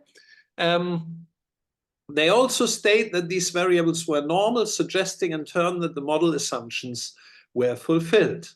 Now we can discuss that, right? If we look at the data, I wouldn't say there's any specific indication against normality in these data. However, with 13 observations, we can't really see so much about distributional shape in the first place. And we have no information about IID, also not really in the paper, like do some test persons know each other? Is there any meaningful grouping or something like this? But in fact, we know that normality is violated, right? Because the measurements are defined in such a way that they can only be positive. The normal distribution has a non-zero probability for negative observations, so that can't be the same. Also, the famous Vietnamese Buddhist monk Thich Nhat Hanh says that everything depends on everything else. I tend to agree with this. And then there's one of the most famous quotes in statistics, which is all models are wrong, but some are useful, by George Box. Of course, we can ask whether this one is at least useful if it is wrong. Okay, so this is about statistical modeling, and I make a scheme here for what goes on, right? We are interested in some aspect of reality. We take certain measurements, right? That gives us observations. Now, if we analyze these statistically based on statistical models, right?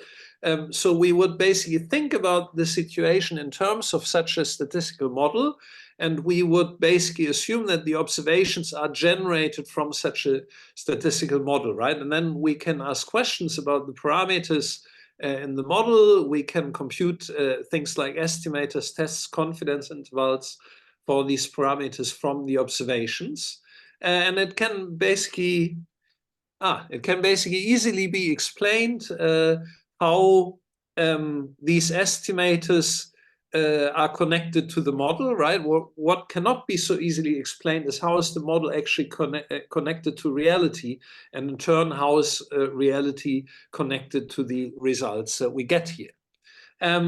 Statistical inference is based on mathematical reasoning in the model world. So this is actually what I call the model world.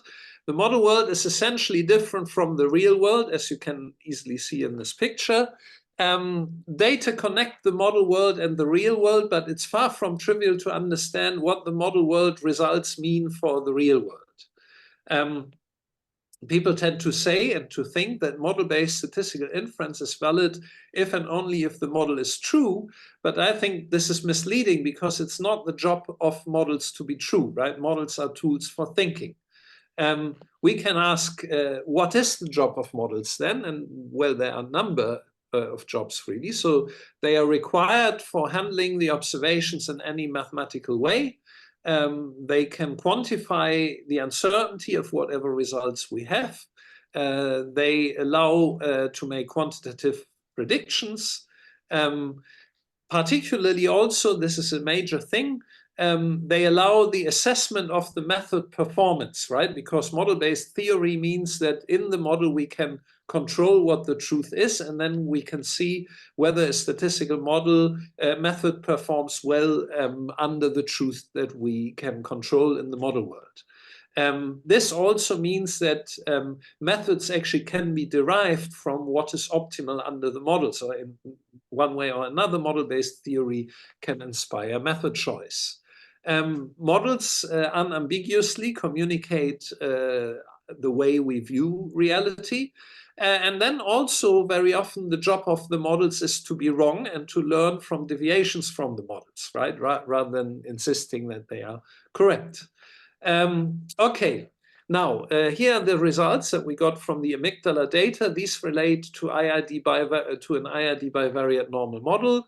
What do these results mean in practice? Well, as long as we are willing to think in terms of the model, one thing that they mean is that at 95% level, a model with a true rho of 0.01 is actually still compatible with the data, and there's no evidence of a meaningfully large effect, assuming that 0.01 in this application is not meaningfully large. Of course, that depends on the application.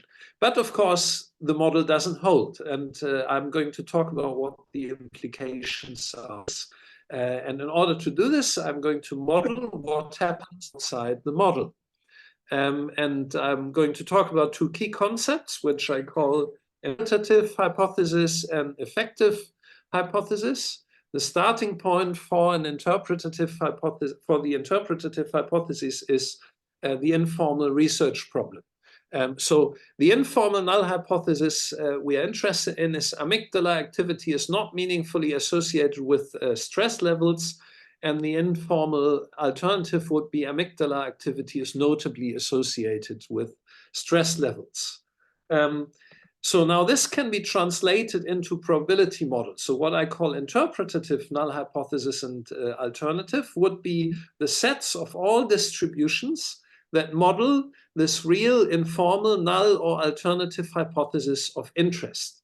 Note that actually the informal hypothesis do not mention normality, and they also do not mention IID, right? So this is only what the model-based theory forces us to use. In principle, this means that we would need to decide for any distribution whether it belongs to the interpretative null hypothesis or alternative, or possibly also none of them. If we did that, we could investigate for any given test how it behaves. Relative to any of these distributions, we could compute type 1 or 2 error probabilities. But there's a proviso, of course, namely all kinds of models qualify, right? All kinds of crazy stuff, dependence patterns, non-identity patterns. And in practice and in theory, unfortunately, we can't handle them all.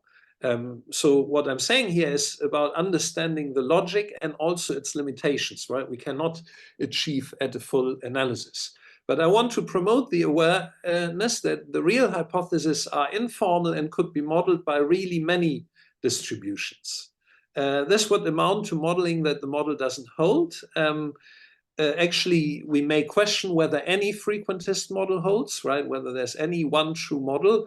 I use this for benefiting from the modeling and not because I believe in a true model, right? So even this very general, so this idea here, we have a set of all possible probability models. The idea that there's one of them true is already an idealization. And actually, we have a nominal null hypothesis. We have a nominal alternative within a parametric model. And this is only a very small set in the big set of all possible models. And now what I defined is I defined an interpretative null hypothesis and interpretative alternative, which would be all models that would be interpreted in terms of our informal hypothesis, right? And I allow for the fact that there may be also some probability models that would be neither assigned to the null hypothesis nor the alternative. So this involves, for example, decision problems like this, right? So here we have a distribution where there's a correlation of 0 between the x and the y, but there is dependence. And then we may ask, does this belong to the interpretative null hypothesis or to the interpretative alternative, right? And for this, for example, a test based on correlation will not normally reject the null hypothesis, whereas a test for general independence will. And we got to decide what we want here, right? Another example is this. So here, there's a situation where we have a majority group with clearly positive correlation, but the overall correlation is negative. And here we have to decide, well, in such a situation, are we interested in the majority group and call these, for example, outliers, or are we interested in the overall correlation? Or would we say a situation like this is really ambiguous? This needs judgment, right? This is not something that can be decided from the data or from mathematical theory. So we have to decide what kind of dependence in our informal research hypothesis we are interested in. And then the question is this appropriately expressed by the correlation coefficient? Now, actually, people often talk as if in reality, either the null hypothesis or the alternative is true, even if the model is violated within originally the null hypothesis and the alternative are defined. But they tend to ignore that defining the interpretative null hypothesis and alternative actually requires decisions of it, right? It cannot be taken for granted what it actually means that the null hypothesis or the alternative is true if the model is not true. Another aspect is that tests of point null hypothesis are often criticized for rejecting a null hypothesis if the n is too large in presence of substantially meaningless deviations from the null hypothesis. In fact, even here with 13 observations, our authors reject that the correlation is 0, despite the fact that there's 0.01 in the confidence interval. This is a problem because the test ignores that parameter values very close to the null hypothesis are often interpretatively more similar to the null hypothesis than to the alternative, which depends on effect sizes, and we got to look at confidence intervals and such things to not misinterpret the rejection of the formal null hypothesis. So actually I did this drawing also in such a way that the interpretative null hypothesis has some bits of the alternative in it, which are actually close to the null hypothesis, and then there's some area of ambiguity here, right? That would be how to think about this. Okay, now I'm going to talk about the effective hypothesis. This is about what a specific test actually does if we don't take the model assumptions for granted. We can basically define a test based on the rejection region Q, and then the effective null hypothesis would be any probability for which P of Q is smaller or equal than our test level alpha against the effective alternative, any P for which the probability to reject is large. So this actually provides a non-parametric definition of a test that originally is actually or might well be parametric. Note that there are certain distributions P where the probability to reject is larger than alpha, but not large.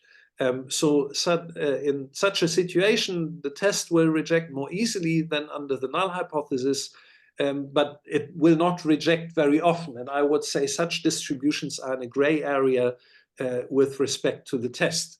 So now we have a situation where a test that we apply comes with an implicit definition of an effective null hypothesis, an effective alternative, and a gray area, right? And then we can ask to what extent these are well aligned with the interpretative hypothesis. So for example, for the test based on correlation, it rejects if the absolute value of the correlation is large, right? And the effective null hypothesis would then all P so that the probability that this is large is very small against the effective alternative, so that the probability that the absolute value is large is actually large. And the key issue then is, does the definition of the correlation indicate that this is the relevant direction in our application of deviation from the interpretative null hypothesis? Rather than believing that the key issue is whether the model assumptions are fulfilled, which actually they are not. So this amounts to understanding whether the correlation coefficient as an aggregation of the information in the data is interpretatively correct, meaning that the effective hypothesis correspond well to the interpretative hypothesis. And I mean, we will not have perfection here, right? That we should know.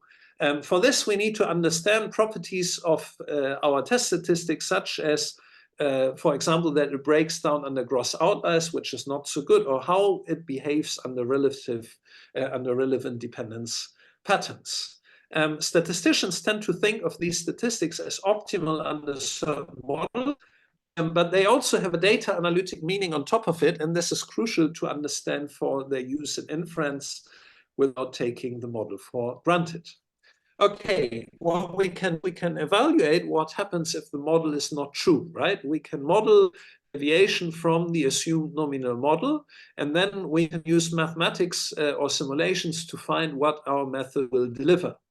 Even though, of course, any specific model deviation from the nominal model will not be really true either.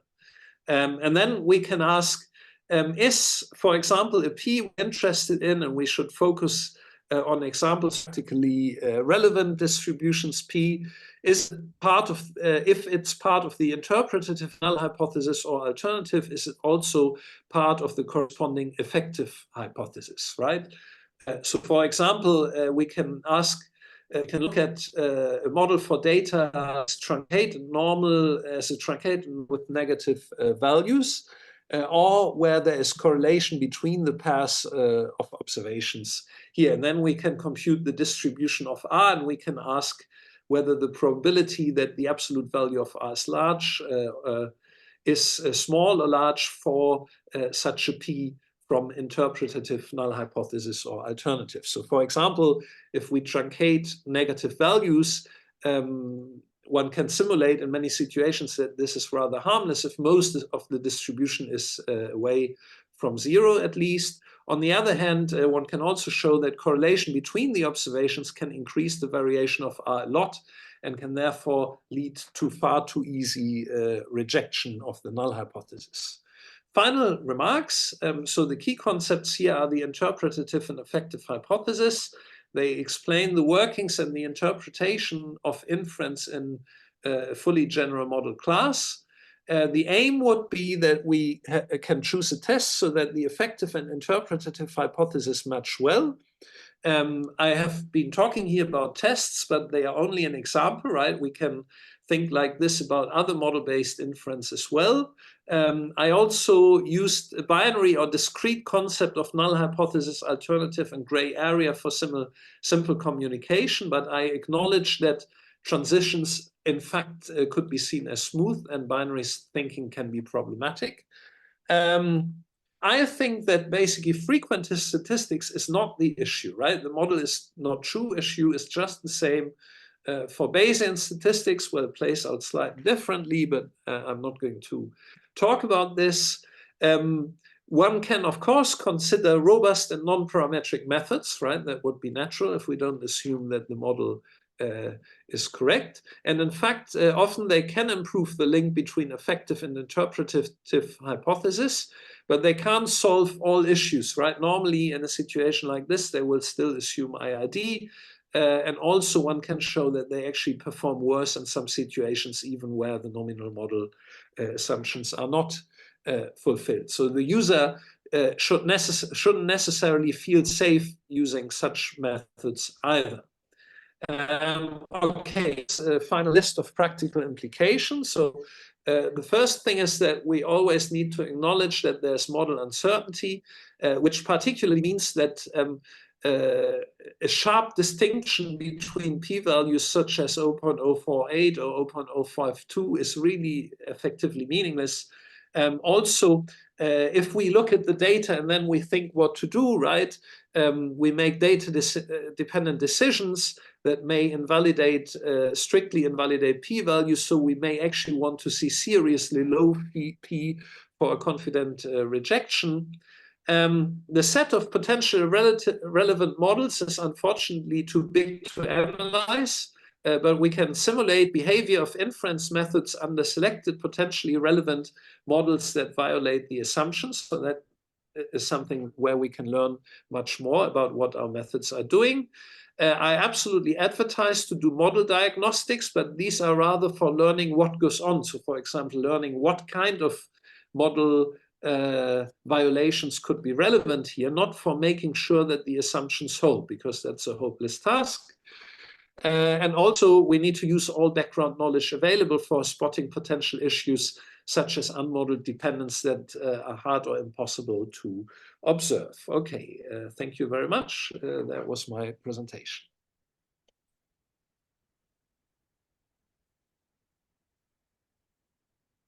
Thank you very much, Christian. We'll hold off on questions until after the discussant presents. I do want to remind you that you can, if you have questions, you can enter them through the chat or through the Q&A. So with that, let's move on to our second speaker. And Bernard, the floor is yours. Will you have your own slides, or do you need us to put them up? I think I can share. Do you hear me very well? Let's make sure you get them up. Working first. Is it okay? You don't hear me? We hear you. Let me. We hear you, but we don't see the slides.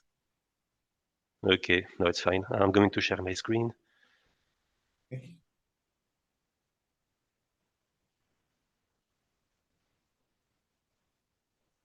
So you should see my screen. We do, although not in presentation mode. It's okay? We see the slides, but now they're in presentation mode. Okay, so I think I can go now. Okay, I can start. So yeah, thank you. Thanks very much for for this invitation to give you this talk. So it's a new interpretation of the t-test where we use here the tolerance intervals and what we call the success probability. So, you know, p-value, confidence interval, there are a lot of papers nowadays about this. I'm not going to read everything here on the slide, but you can see here some papers already in the 60s where they say that the traditional null hypothesis is no longer fruitful, pointless, harmful, attack, mystifying doctrine, and so on. And over the last year, still the same. We have a lot of papers here. You can see the other statement on the p-value, for example, statistics wars, and so on. And so you see, for example, here's also some examples with researchers that are very happy to show a tiny p-value. You see, of course, does not make sense, but you see, it's quite common to see this, unfortunately, in medical or pharma papers, for example. And so here we have, so that's the work that we try to build here. So you see, for example, the other statement in the related papers, they propose credible intervals, prediction intervals, compatibility intervals, the S value, the B value, the D value, the probability index, also the comparative probability matrix. And here the idea is to show what we can do with the tolerance intervals, because actually I find this quite surprising that we don't see tolerance interval in the discussion about p-value and confidence interval for the mean. And I will show you that tolerance interval can be very nice in this context. And so here the goal will also to show the one-to-one function with the frequentist p-value based on the tolerance interval, and then how to take into account the uncertainty of the probability index, CPM, b-value, or d-value. So let's start very simple. I think we all know this plot. So this is the concept illustration of the confidence interval for the mean. So you see we have here the mean mu with a different confidence interval. And of course, here in 95% of cases, it includes the mean. And we have 5 confidence interval here in red. In Bayesian, we can do the same, but it's called credible intervals. Now, if I move to the prediction interval, you see here the goal of a prediction interval is to include the next observation. The next observation is a random variable, and it is the black dot that you can see here. And you can see in a way that we have 5 prediction intervals that do not contain the next observation here in red. So this is the definition of a prediction interval. And now here we have the tolerance interval. I tried to explain this because it's not very well known. So it's used quite a lot in engineering, manufacturing, non-clinical stat, but I think it's not very well known in clinical stat and other field. So here the goal, if we have here 95% content with 90% confidence. So it means that the goal here of the interval is to contain at least 95% of the distribution. And we should do this in 90% of cases. And if you look at this plot here, you can see that we have indeed 10 intervals that are too narrow. For example, the first one here in red, you see that the content, we also call it coverage, the coverage is lower than 95. So this interval in red do not contain 95% of the distribution. The 2 and the 3 is quite obvious because they are narrower than the true interval, because the true interval, that's the 2 dashed line that you can see here. The same for the 4, 5, 6, and so on. And if I take the first one, it's interesting because you see it's higher than the upper quantile here, but it's too narrow here. So that's why the coverage is lower than 95. And so to summarize, we can say here that we have a 90 tolerance interval that cover at least 95% of the population. So I hope it's clear for you. And now I move here to the same, but it's a one-sided. So the one-sided content tolerance interval. Here it is a 99% content with 95% confidence. So you see here the goal is to contain, so it is to include the 99% quantile. So this is the dashed line that you can see in black here. And you can see indeed that we have only 5 intervals that do not contain this quantile. And so here a one-sided tolerance interval, actually, it is the same than calculating a confidence interval for the quantile. And we can see here that 95 tolerance interval cover at least 99% of the population. So this is the exact formula to calculate the one-sided tolerance interval. You can see it looks like the confidence interval for the mean, except that we have a non-central parameter here in red, the non-centrality parameter. And within the non-central parameter here, we have the coverage that we call also the prediction level or the content and the square root of sample size. But the formula is exact. It's not an approximation.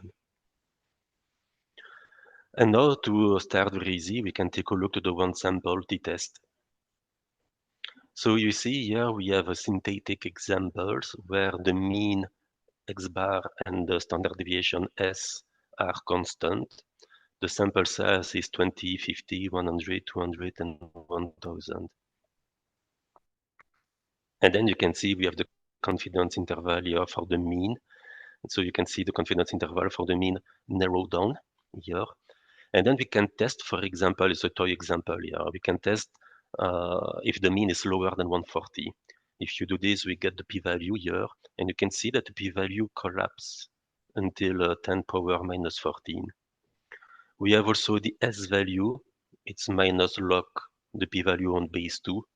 The s-value, I think I like it, and we like it here quite a lot. I think it's maybe underestimated, but I like the idea because, for example, if you take the p-value of 10 power minus 14, with the s-value, we can see that it is equivalent of obtaining 44 heads in a row if we play with a count. So I like the s-value. I think it's very nice. And then you can see for sample size of 50, the test is borderline. P-value is 5. Confidence interval for the mean, you have 140. And then something that I like here on the right is to calculate the probability index. Here in the talk, I will call it success probability. So the probability to be lower than 140. And you see it is 59.4. Of course, it is constant because it's just a point estimate.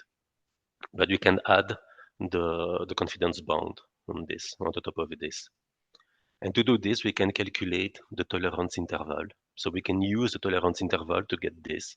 And so this is what we obtain. And then you can see with the success probability, we have now here the confidence bound 50%.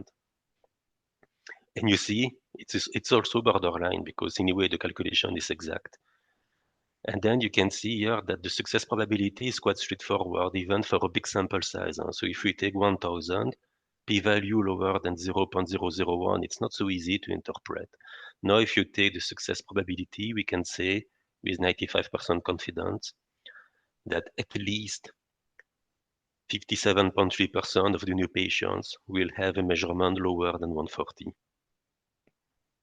So this is the success. Or you can do it the other way also, a probability to be higher than 140. Of course, we can do it also in Bayesian. So we do it in Bayesian. This is what we get. It's more or less the same because I use a non-informative prior. And you can see here the posterior distribution of the success probability. And then if you take a look in this table between frequentist and Bayesian, it's more or less the same because I use a non-informative prior. On this plot, I plot here the p-value on the log scale on the x-axis and the upper bound of the success probability on the y-axis. And then you can see it's just a 1-1 function. But here, the advantage of the success probability is easy to interpret. We don't have tiny p-values, so we don't need to use sophisticated rounding rules. It's realistic, easy interpretation, the same between frequentist or Bayesian. It will be the same if you use the log or not the log, because it's based on the tolerance interval. And I think the most important one is the last one. The cutoff is 50%. So if you want to decide between the null or the alternative, cutoff value, you can see here it is 50, whatever the alpha. It can be 1, 5, or 10. For the p-value, it is important, but for the success probability, it will always be 50%, which is in a way is intuitive threshold because it's the middle of the scale. Now I can move to the pair t-test. And you will see for the pair t-test, it's more or less the same. It's not different actually. For example, here we want to test that the treatment will reduce by 4 units. And so you can see here the data. -4 is the vertical dashed line here. And then we have the p-value lower than 0.001 and the confidence interval here in red. And then we have the tolerance interval here in blue. And then we can see here that we have 20% probability that the patient will not be decreased by 4 units. And then we can add the confidence bound. Like here in this case, it is at most 33%. Now I move to the 2-sample t-test. So I hope it's still okay. I hope you follow. I just check here very quickly. Let me come back here. 2-sample t-test.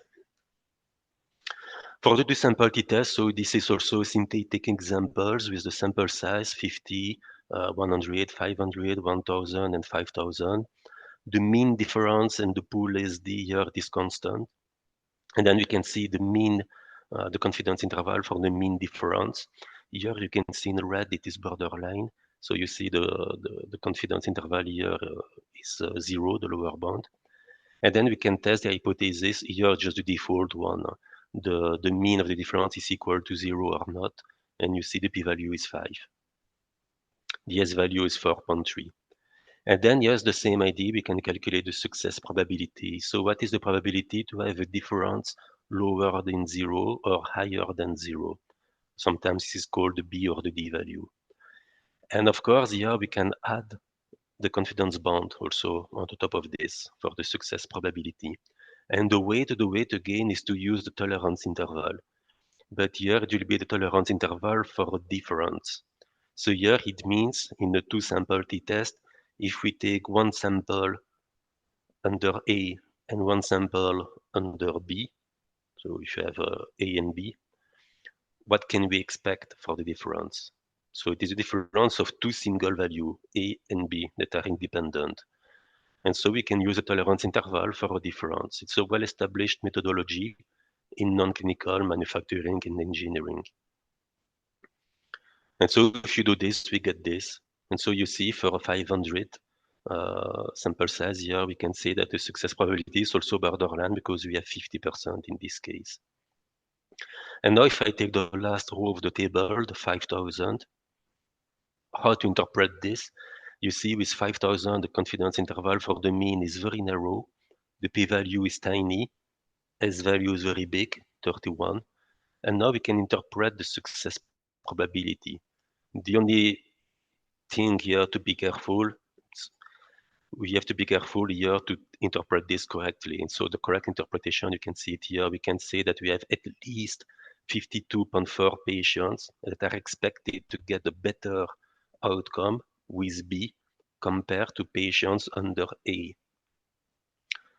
In other words, by comparing A and B on different patients, B is expected to be better in at least 52% of the comparisons.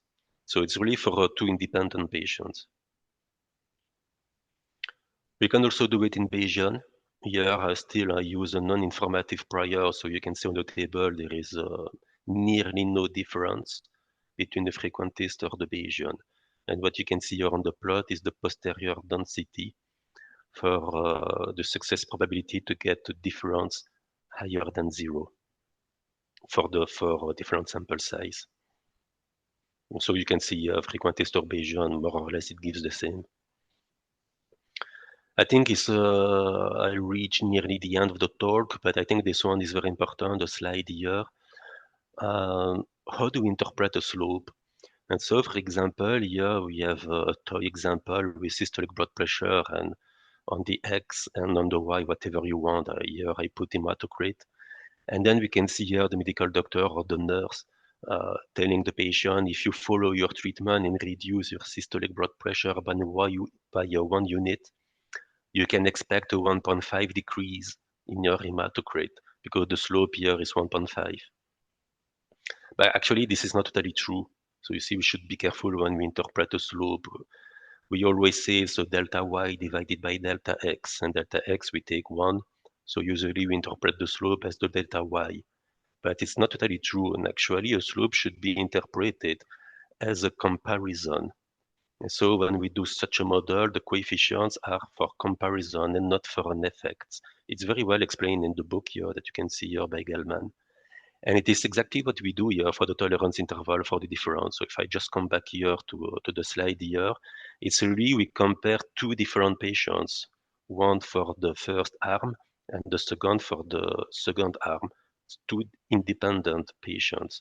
And this is exactly the same philosophy here for the slope. I think I reached the end. So here, just to explain that usually when we bike, do you mainly use the front brake or the one at the back?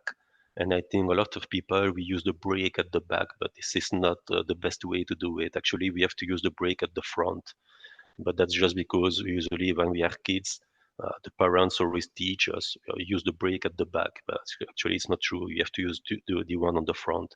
And so I hope that success probability will be a success in the future. And this is yeah, the last slide here.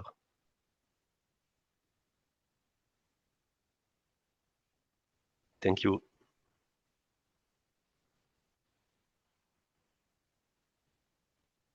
Okay, thanks very much, Bernard. And we'll now go on to the discussion by David Zucker. And David, do you have slides that you're going to share? And David, you're still on mute. Okay, you hear me now? Yes. Okay, Yes. good. So let's see.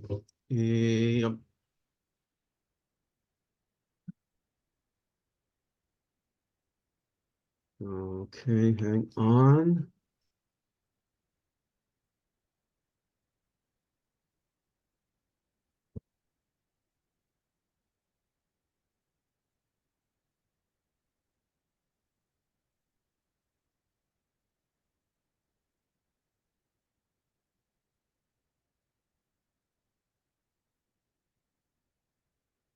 In just one moment.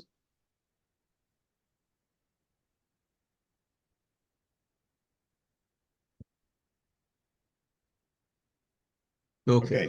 All yours. All right. All right. So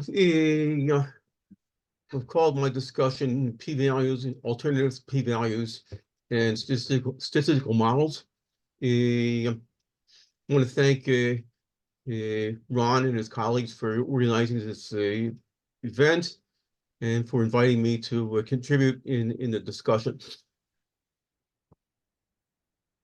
Okay, I'm basically going to start mainly with Bernard's paper first, which happens to be the order that I read the two papers. So some remarks about p-values. P-values have been around now for around about 100 years or so, maybe a little bit more. In the last 5 or 10 years, there's been strong debate on the utility of p-values. Bernard's presentation presented a series of quotes exemplifying this debate.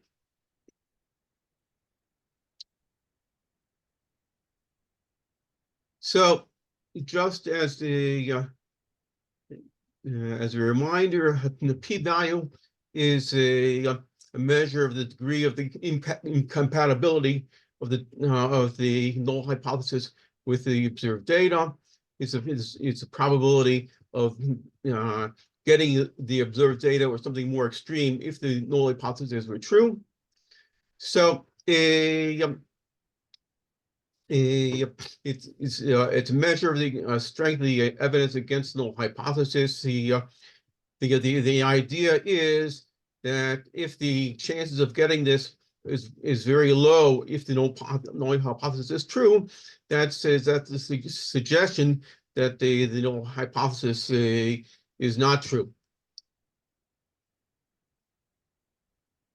As a result of the debate on p-values, the number of alternative measures that have been proposed. There is S values, which is defined as minus log 2 p. So this basically is a straight transformation of the p-values. Which one of you like better depends on whether you think better in terms of percentages or whether you think better in terms of coin flips. I personally find the percentages easier to understand, but could be that for others the coin flip perspective is useful. We've also got Bayesian posterior probabilities. We got likelihood ratios and base factors. So a basic question is, what exactly do we call a result is significant? And that applies not only to p-values, but also to the alternative measures of evidence. We can look, for example, there's a question exactly what value of the likelihood ratio corresponds to is something that we call a high degree of evidence. There's some been proposals about that in the literature. Certainly, we can't take cutoff lines too seriously. As Christian mentioned, there's really no difference between p equals 0.048 versus p equals 0.052. I wanted to throw out the question of whether it makes sense actually to have a uniform standard of statistical significance across all fields of science. It could be that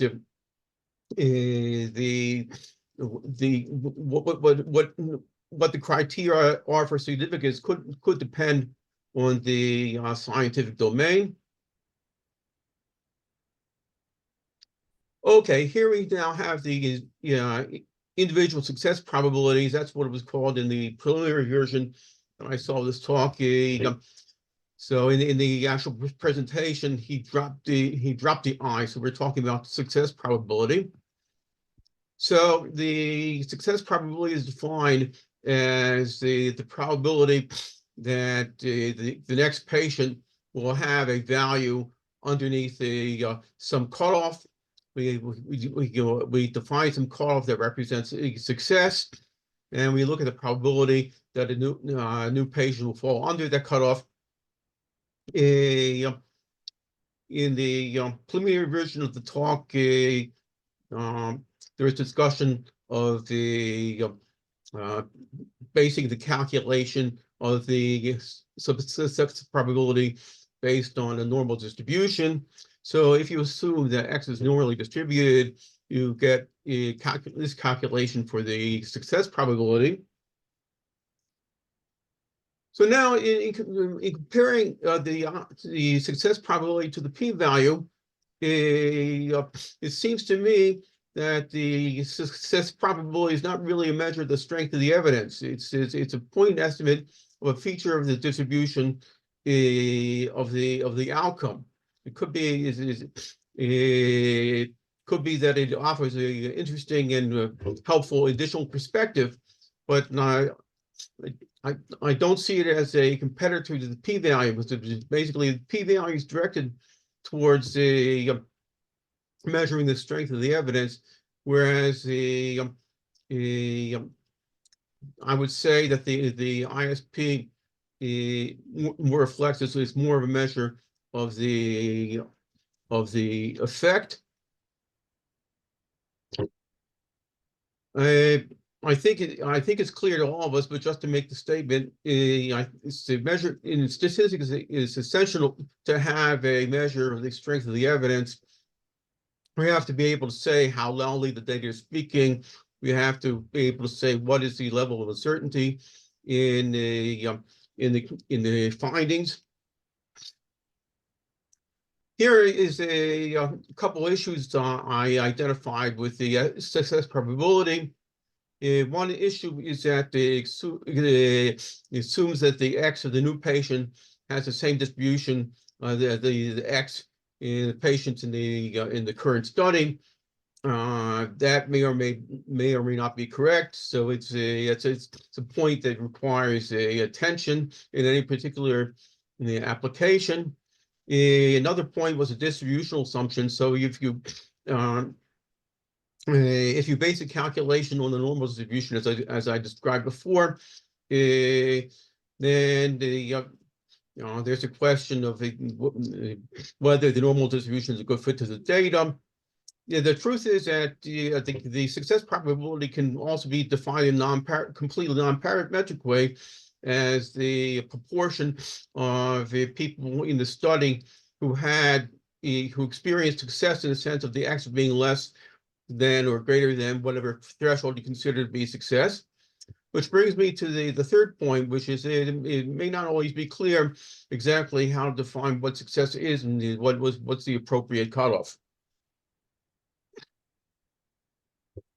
A couple more thoughts about significance. So here I'm contrasting two different statements. One statement is the chances of getting the observed result if there were no treatment effect is 5%. This is basically a statement of fact. P equals 0.05 is a shorthand version of this statement. Whereas the second statement, that the data provides statistically significant evidence that treatment works, this is an expression of a judgment. So now we'll throw out a suggestion. On the left-hand side of the slide is the structure of a typical scientific paper. You have your introduction, method section, results section, and discussion. Where the results section is devoted to describe the findings that were found, and I would suggest that maybe it would be a good idea to keep the word significant out of the results section, to limit the results section to statements which are pure statements of fact, and leave the interpretation adjectives to the discussion section of the paper. Okay, and now I'm going to move on to the talk by Christian. So he talked about he talked about statistical models. He stressed the idea that there is no such thing really as a true model. The way I would put it is to say that basically the statistical models are basically aimed at being approximations to the reality. So you can hope that if your approximation is a reasonable reflection of the data, that the conclusions that you will draw will be correct conclusions. There can be some exceptional situations where it breaks down. Basically, there's a couple purposes of statistical models that I've mentioned here. One is it does to give a compact summary of the data, and another purpose is to make some kind of inference about the behavior of the system that we're looking at. In terms of a compact summary of the data, so it could be that in certain cases we'd be willing to sacrifice the goodness of fit and the degree of accuracy in the approximation versus versus the simplicity of the model. So this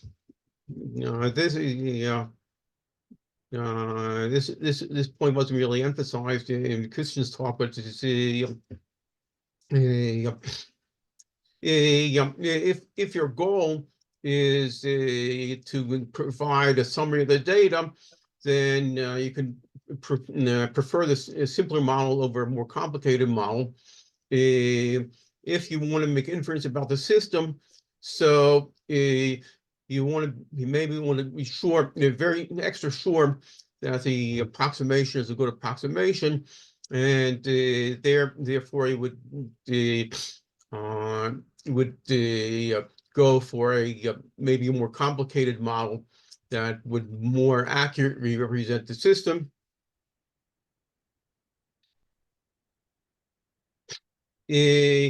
So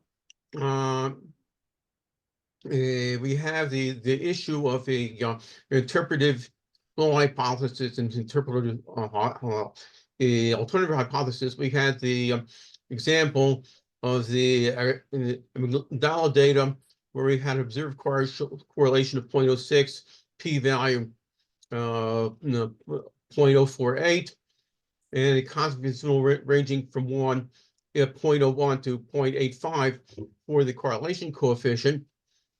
And the paper made the claim that the data showed that there's a relationship between a perceived stress and the activity in the amygdala.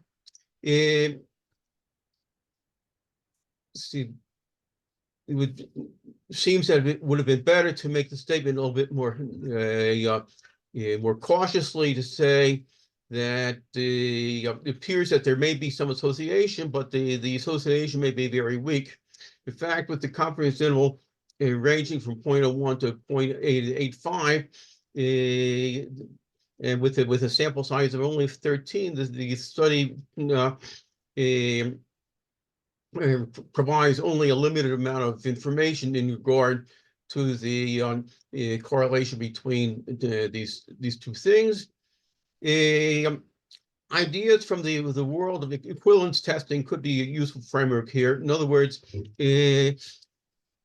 you don't want to just prove that there exists some kind of correlation, but you want to be able to say that the correlation is of a meaningful size. This goes into discussion in biostatistics of the distinction between statistical significance and clinical significance. So instead of framing the null hypothesis as a hypothesis that the correlation is 0, you may want to frame the null hypothesis, the hypothesis that correlation is less some threshold that determines whether whether the correlation is meaningful or not meaningful. Just a side comment here is that not all statistics is model based. And there are some situations where there actually is a true parameter that we're trying to estimate. This comes up, for example, in finite populations. Applications.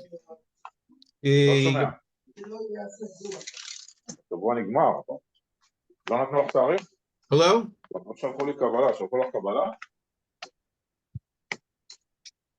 Okay, in the finite population situation, there is actually a true parameter.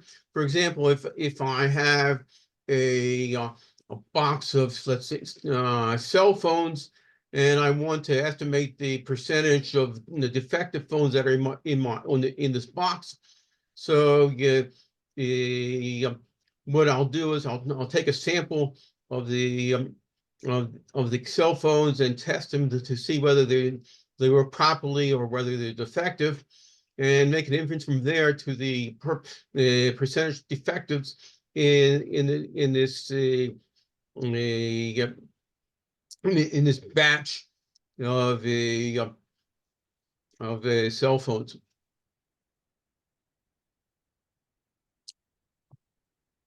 Okay, hang on one second. It seems like I lost one of my slides. I want to talk about model checking and sensitivity analysis. I think everybody would agree that these are important. In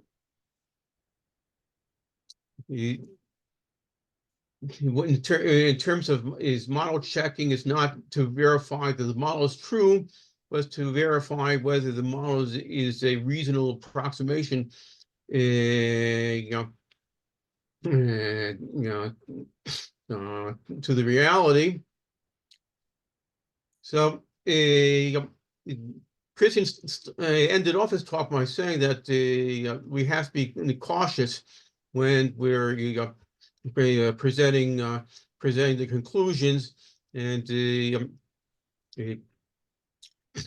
making the interpretation of the results. I think everybody would agree with that. One area for maybe more discussion is what the best way is to do model checking and robustness checking against the assumptions and so on. It's an idea that's been discussed, but maybe there's room to make that sharper in terms of what would be considered good practices in that area. So I think I'll stop here.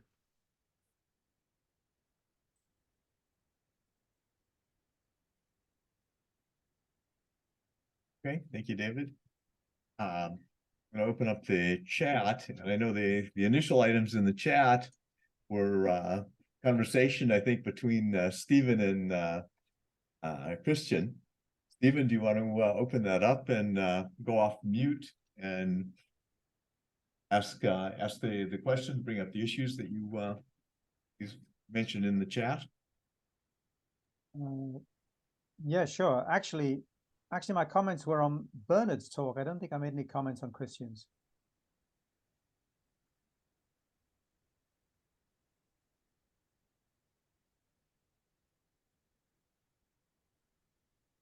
Fair enough. You may want to share them anyway.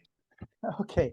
So Bernard gave a very nice talk, but I was worried at one point because what he did was he cited a paper by Demidenko proposing the d-value. Now, Demidenko made a causal interpretation of the d-value, which is absolutely incorrect. And Bernard then went on to clarify that he understood that perfectly and he did not make that false interpretation. But I worry that in general, people will make that false interpretation. You cannot interpret this tolerance interval, if you want to call it, you cannot interpret the d-value as causally. He was quite clear in his two sample case that it was the difference you would see whether a randomly drawn patient from one arm had a value, let's say, that was higher than a randomly drawn patient from another arm. But is that comparison of interest? Supposing we have two samples of exactly the same size, why would we randomly compare two patients? Wouldn't it be logical to say, let's take the worst patient in arm 1 and compare that worst patient with arm 2 and do that all the way up to the best patient? Then we would get a completely different probability, and one that one might argue is more important, because the randomly drawn patient from a particular patient that we've drawn from one particular arm is not necessarily to be compared with some random patient in the other arm. Once we have drawn that value and we see it, we see whether it's a low value or a high value. And you can see that if you actually vary the precision, you will get quite different answers. And I think that the analysis to manufacturing is somewhat misleading here, but I don't understand manufacturing. I assume that what happens is there's very little measurement error when you're looking at the parts. Most of the problem is the machining error. The parts have been produced And the machine itself varies in production. And so what you're wanting to know is whether a particular part that's chosen will be acceptable. This is not the situation in clinical trials. Much of the variation is actually at the patient level. Yes, and I understand, Stefan. Yeah, no, there is indeed a risk that people interpret this even for the same patient, which is not correct as they explain in the papers. Yeah, the situation is maybe different in manufacturing, but me personally, I like this idea because in real life, if you need a surgery, you will ask your family, your friend, you will always find someone that had the same surgery, and you can always compare to your friend. So I like the idea, but it's true that we should be careful when we interpret this. That's true. Yeah, I think that's reasonable, and it may be more appropriate in surgery, but the example you took was blood pressure, and there it could be a single blood pressure reading. You know, whereas in actual fact, we know this reading will have considerable error associated with it. And you have to be quite clear, you're talking about having in that situation, having a single observed value less than 140 millimeters of mercury, sorry, and that is certainly not the same as the long-term hypertensive condition of the patient that you're interested in, still less the ability to predict whether they will have a stroke or not. You have to be very careful about this. Yes, indeed. But if we have replicates, we can do it we can take out the random variability or whatever we want. So if we can do a variance decomposition, then we can choose the variance. Okay. And I hope I'm going to break in, Stephen. I'm going to break in because I don't want the discussion to turn into a bivariate conversation here. Yeah. I do want to give some other people an opportunity to contribute. I'll shut up. So thanks for bringing the topic up, and it was certainly an interesting discussion topic and interesting points to think about. But again, I do want to go on to some of the other issues that came up. Christian, you had brought up a comment that was in response to David's discussion, David Zucker's discussion. Go online and please add verbally as well. So that very nice discussion with very different aspects basically treated. I wanted to say that often people think that or talk like models being an approximation to reality, right? And I just wanted to say that there's some complexity in this. I mean, that's not a straightforward concept. Particularly, you can talk differently about the idea that a model should approximate the data, actually, right? Having in mind such an idea like the empirical distribution of the data should look like the distribution that is modeled by the model. Or on the other hand, whether we think of a model that is somehow simplified as an approximation of an underlying data generating process that is actually not directly observable. Which of course implies the idea that there is such a thing, which in many situations can be doubted, of course not in the finite population sense, right? And depending on whether you talk about one or the other, there are also different methods to check that, and it has different implications, right? So that's not, it's a very interesting thing, and it's certainly not a straightforward concept what this actually means. The second thing I wanted to say, I mean, Daniel already wrote something before that.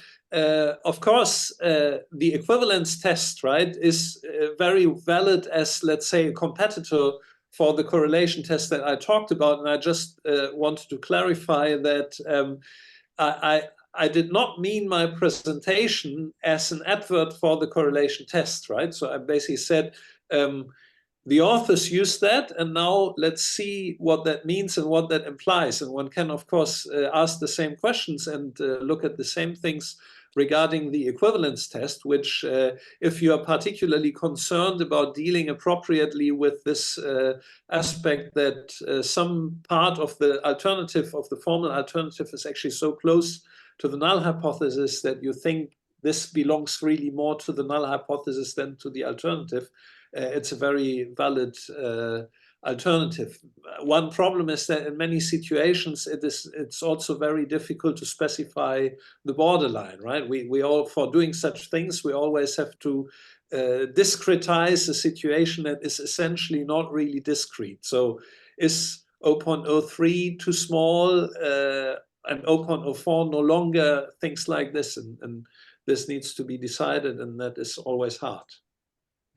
Okay. Daniel, you had brought up a point which Christian already related to in his response just now. Is there anything else you'd like to add to that? Well, maybe a slightly different point that Bernard was talking about, these different measures, and that some are more intuitive to use or not. And some have a long track record, like equivalence testing. I mean, that exists for a long time. But I wonder if he really thinks that, I mean, there's some personal preference in which are better to use and which not, but how would we know whether they work out in practice? For example, if a 50% ratio is more intuitive to interpret numbers. I mean, I always wonder, my background is in psychology. We would test this empirically on users, but I wonder why he thinks it would work like this. Any other questions or discussions that Yoav? I think Let me ask. Those of you who are on Zoom, could you hear what Yoav was saying? You can. Okay, great. So, I want to make a comment about robustness. I think it is underused in current applied statistics. Doesn't robustness is around a specific model. Take resistance, the idea of resistance, which is the basic to robustness. You don't need any models, any distribution at all. It's just how much the data, the answer will change. To throw away a portion of your data. It is not related to any distribution. The comment I want to make is that the idea of robustness doesn't be enlarged by being used in Berkeley to more general stability. She has this idea of veridical data science, trustful data science, where the perturbations are made not only on the data, as in resistant robustness, but made on the pre-processing decisions, as well as the models being used. The idea is to carry over the analysis in new models and then integrate them into a useful result depending on the needs. So I think it is the point of view that takes robustness into a wider dimension and may answer some of the questions that were raised here. Point about p-value I'll mention in my. Okay, Christian, this seems to perhaps to relate more closely to your talk. I don't know if you have any response that you want to make to it. Yeah, I mean, I like this. Maybe one aspect I'd like to bring in is that using a term like robustness is a bit like interpretative versus nominal hypothesis, in the sense that robustness is an informal concept, and when people talk about robustness, they may think about several different things that are relevant, and you actually named some of them. And then, I mean, if people do robust statistics in the literature, very often they basically make a very specific mathematical definition that covers one aspect of it, and a number of other aspects aren't covered. Right, so I think it's very valuable to keep in mind that when generally we are thinking about robustness, we may think about a number of different things, and I think it's certainly a good thing if somebody goes on and formalizes one of them mathematically and does something towards solving it. But we basically shouldn't forget that there are far more aspects in it. And I mean, of course, also these terms are not necessarily used consistently in the literature. So somebody may call robustness what somebody else calls resistance and not robustness. But ultimately, I mean, there's really a big bunch of issues there that were correctly named by Noah, as far as I have understood what he said, because that wasn't exactly 100%. Okay, I think at this point we're already slightly behind time, but we will get back on time after lunch. So I want to thank all the speakers and the discussants and all those who contributed to the discussion in the second session.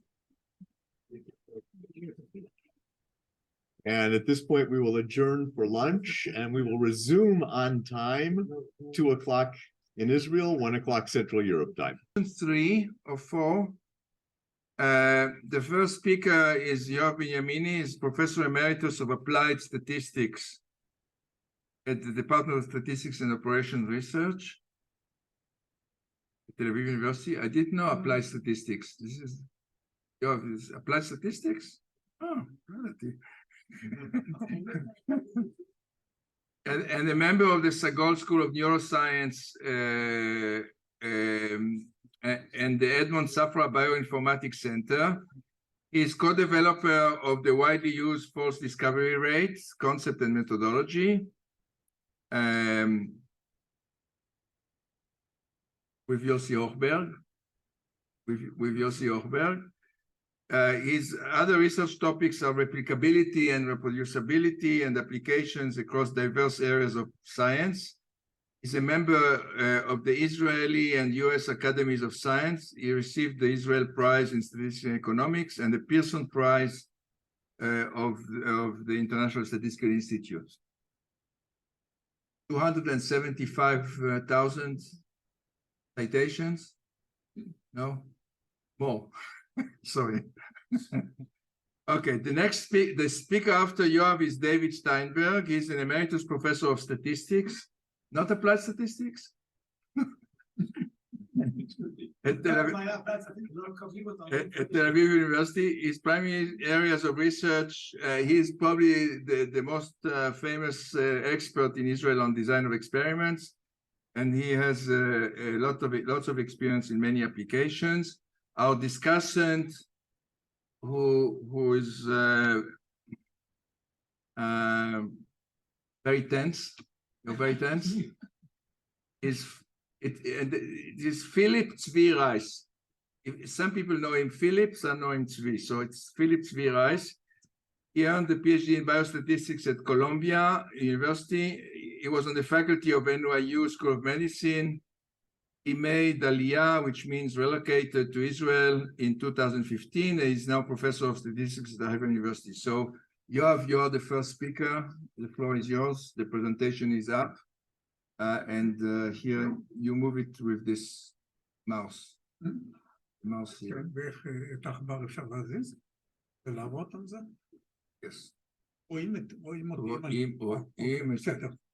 אם אתה רוצה שיראו רק אותך, okay.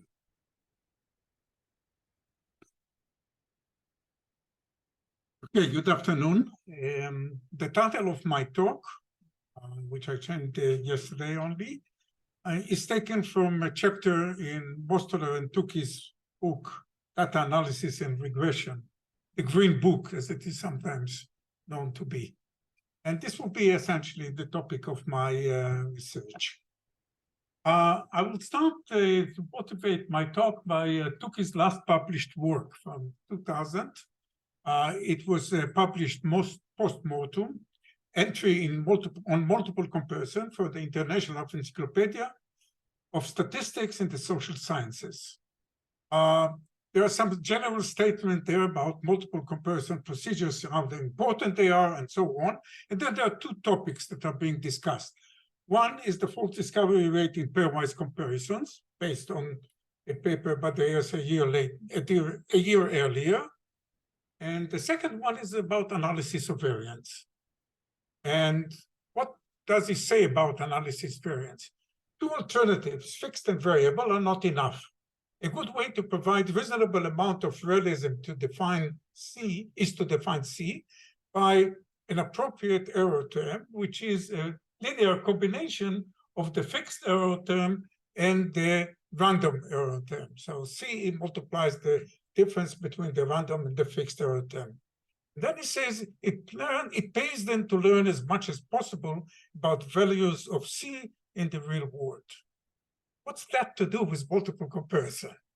Well, that wasn't clear to us and wasn't clear to including his collaborators like Jones and so on, who the idea were. Where does this come from? The idea comes from sampling without replacement from a finite population. If the population is infinite, sampling without replacement is a regular random effect.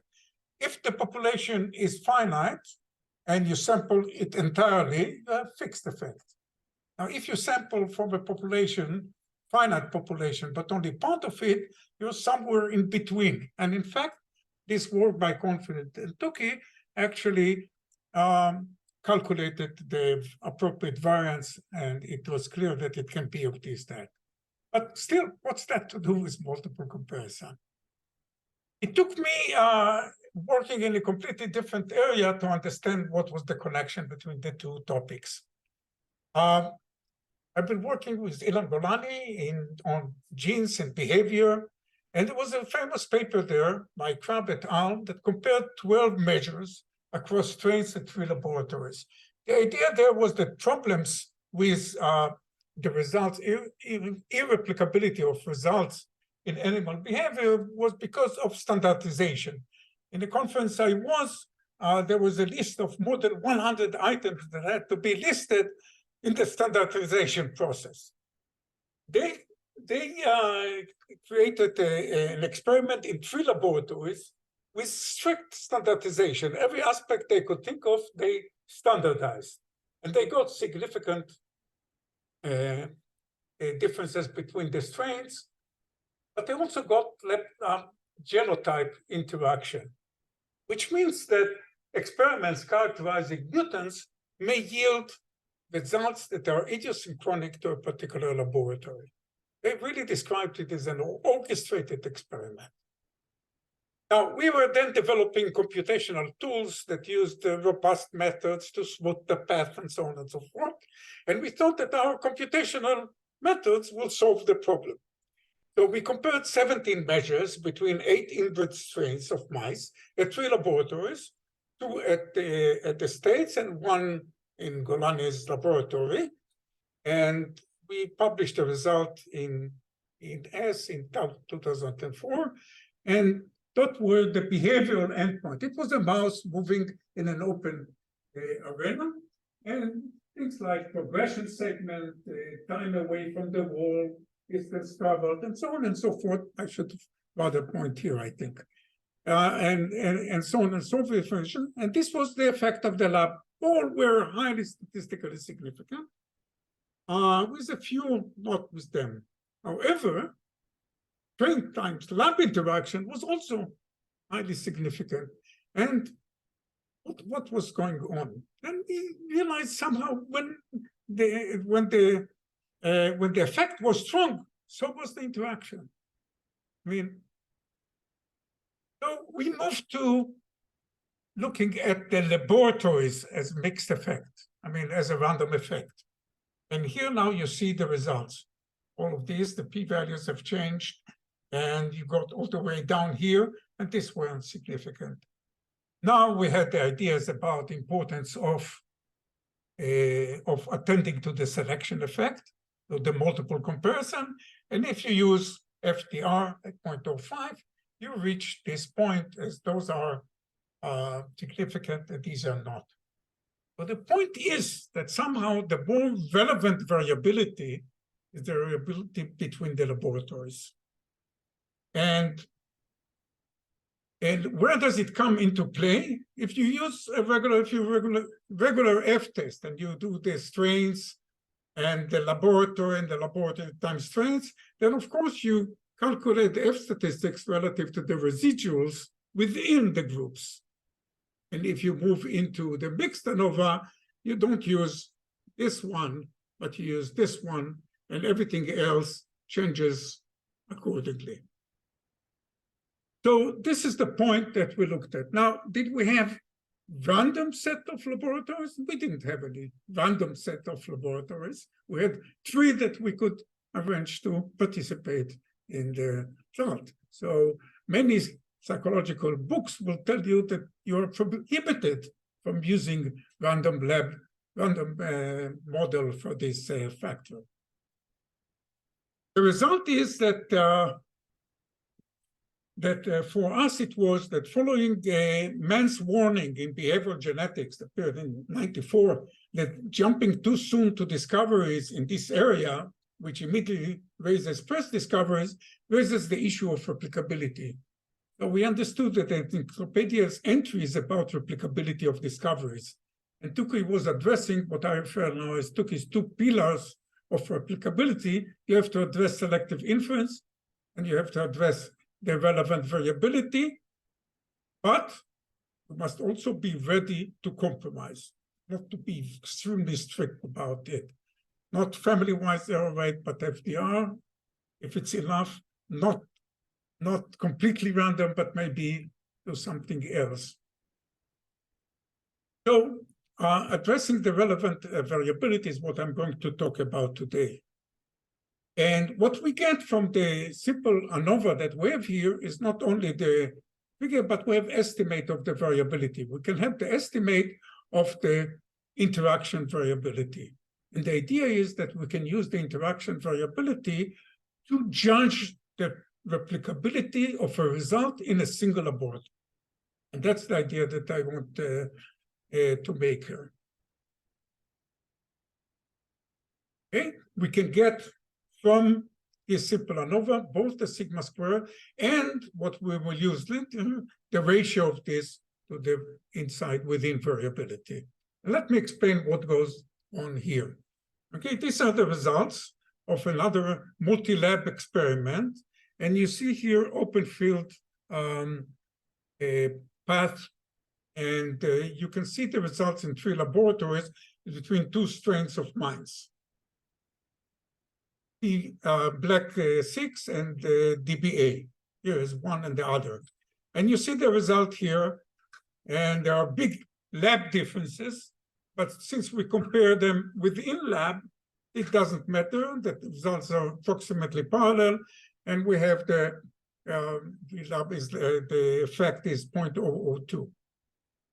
We look at this experiment, and sometimes we see higher, steeper, and so on, and we know that there is an interaction. In fact, the interaction is significant, but so are the results. And we see a significant result, even though there is an interaction when we judge it with the random lab. And we go to the third one, you can see this is significant, this is significant, this is significant, and you have significant results in different laboratories in opposite direction. And when you judge it with the random lab model, then you have here a non-significant result. So the point is that it can distinguish between replicable results and non-replicable results. So the idea is that interaction, GXL, genotype times laboratory interaction, is a fact of life. And we have to take it into consideration, hopefully always. Okay? We don't know what will be in the new laboratory. We can't know, but we know what is the variability that it adds. And so we have to judge, instead of looking at the mean in one laboratory, taking the difference of the mean and dividing it by the within standard deviation, we have to add to it the sigma square GXL, and we call it the GXL adjustment. And this is the yardsticks, the correct yardsticks against which genetic difference should be compared when we're concerned with replicability. So we did an analysis of we did a single lab analysis for all known replication studies. The same, this whole study held in 6 laboratories, yielded us 1 result. If we took the original results, single lab results, with no adjustment, then we got 34% type 1 error. Replicability type 1 error, that is 34% of the results were not replicated. After correction, we got it close to the 0.6. And we did it for all available multiple lab studies in this field, animal behavior. And you can see that these are before the adjustment, and this is where you get towards the adjustment. So this was the first work that we did. And what we suggested is to extract the relevant GXL factor, is sigma squared GXL over sigma within, from a public database. And we produced the replicability adjustment tool that is available in the mouse phenotyping database in Jackson Laboratory, the major international laboratory that dealing with this area. But we didn't show yet that it works. That is, that you can take from a database, put it inside an experiment. And so over the last 5 years, ending 2 years ago, so it was 7 years, we did a very long and complicated experiment. We took 165 single lab experimental results involving comparison between mouse strains from the mouse phenotyping database. We carried similar experiments in 3 laboratories, the Jackson Laboratory and 2 laboratories in Israel, without much coordination, the same strains of mice, but other than that, very loose way. We used random variable mixed model analysis to assess the replicability of the original results. We estimated this ratio of replicability ratio from IMPC or from our own experiments and compared the original result with the GXL adjustment.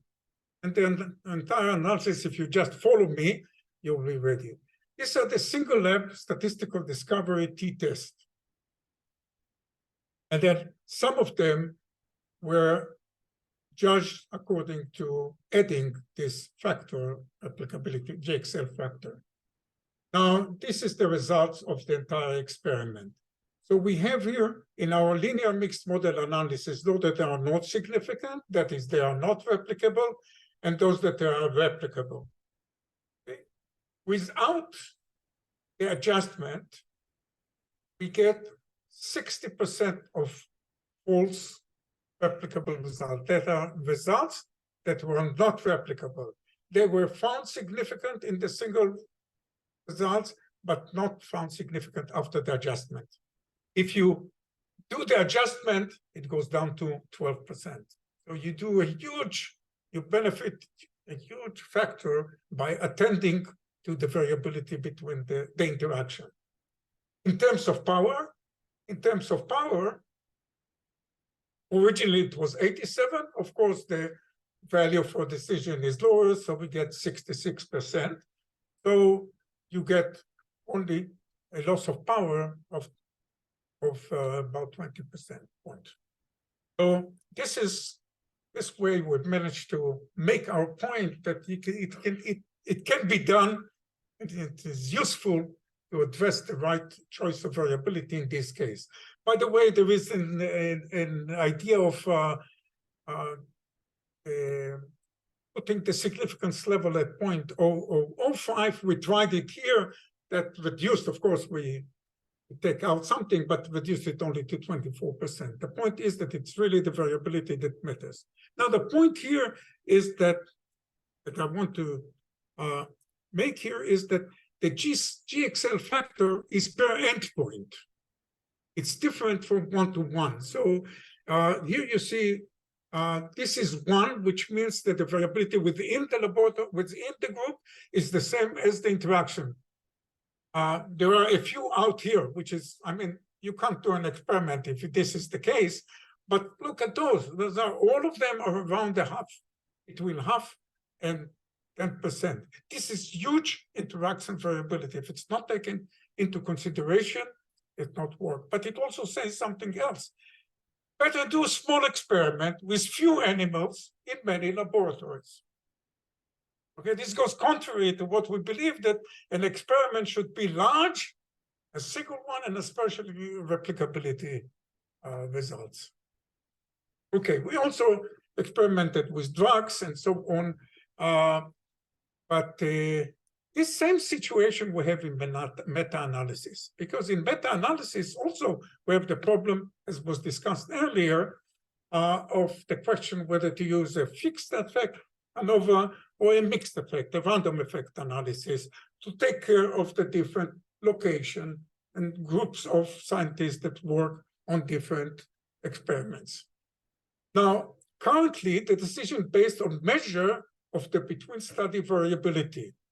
And you decide whether If it's large, you go to the biggest. If it's small, you go to the other one. In our point of view, learning from mice is use always random effects. Use always random effects. But using Tukey's advice, compromise. And compromise is done in meta-analysis because degrees of freedom related to the number of experiments that you have are traditionally not taken into consideration. I mean, you have 3 laboratories, it is treated as if they are from a random, from a normal distribution, that the standard deviation is known.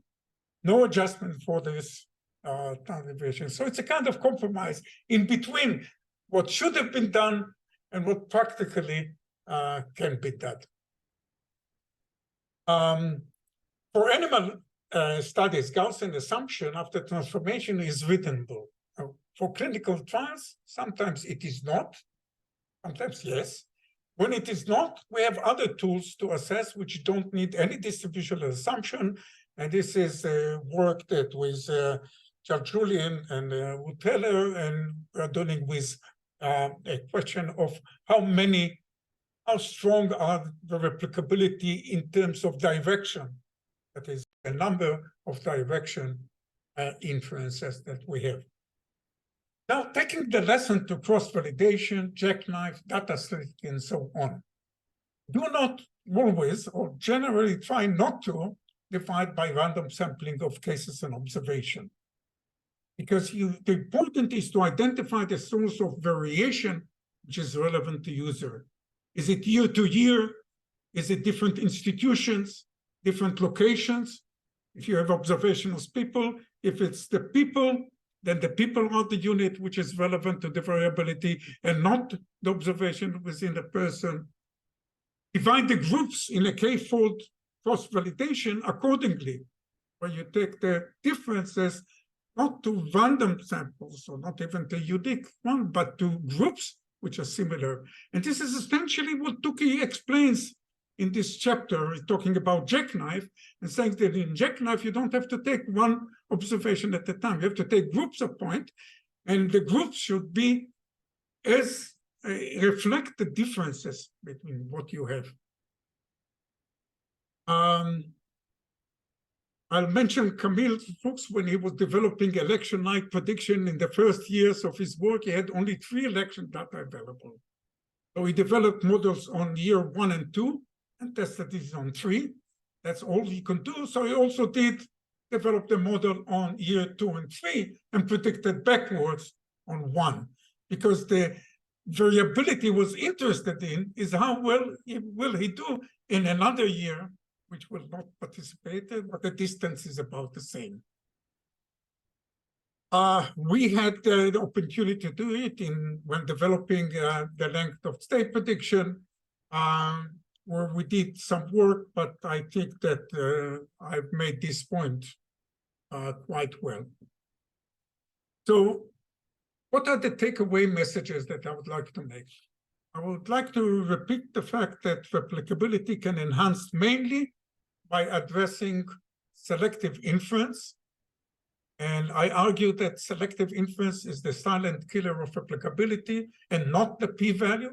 The reason that the p-value has been put to blame, because most of the people, most of the scientists use p-values and therefore did selective inference with the p-values.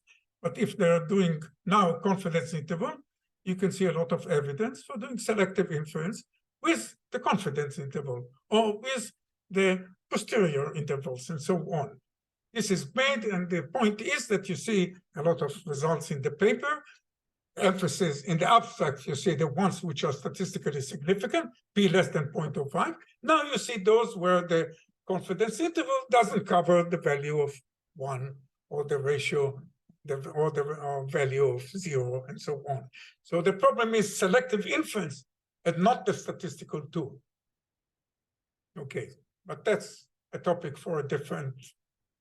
And by the way, for the first lectures, ASA also issued, not ASA, but a group convened by Karen Kafada, the president of the American Statistical Association, has put another statement where they look more in a wholesome way of the issue and emphasizing the importance of p-value, but as any other statistical measure, better use more than one summary to assess the uncertainty. So don't use p-value only or confidence interval only. But I'm talking about the relevant variability. What did I say?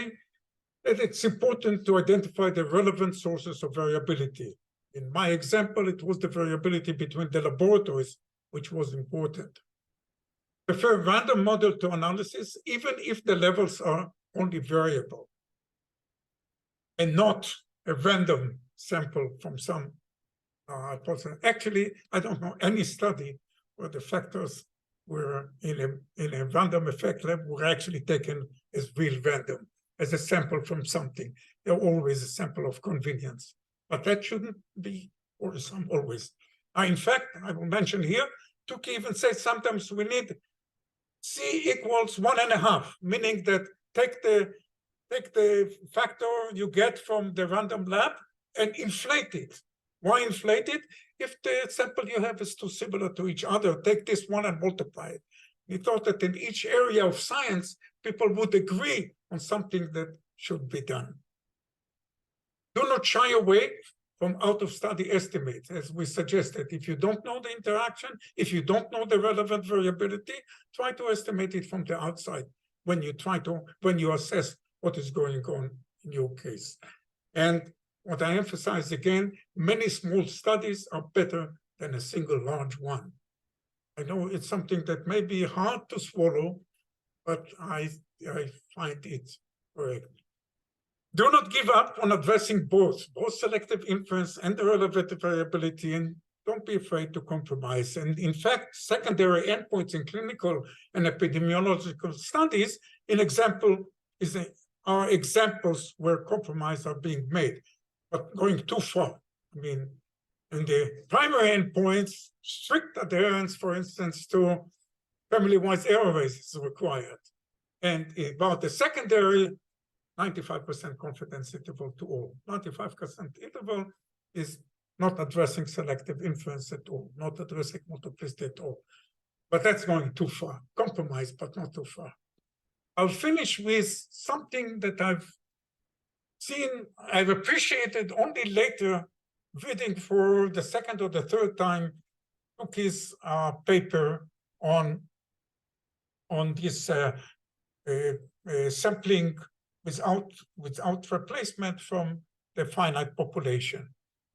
He said that you have a river where scientific knowledge is on one side and the experiment you're doing is on the other side. And you want to cross this river. If you do, the island reached by statistical inference. If you do a fixed ANOVA analysis, you reach this island, and then you have a huge gap to get to real scientific knowledge. If you do the mixed model, then you've moved the island a little bit closer to the other bank of the river, the bank of scientific knowledge. And I think this is something, if you think about generalizability and so on, this is exactly the case. Scientific knowledge is generalized, is generalizable, and so on. And here we are at our own experiment. We have to know to cross this, and better do by assessing correctly the variability. This is memory both of Edna Shechtman, passed away, and I talked about her, and to my friend Ilan Golani, who passed away 2 weeks ago, and was introduced me to this area of animal behavior some 30 years ago. Thank you.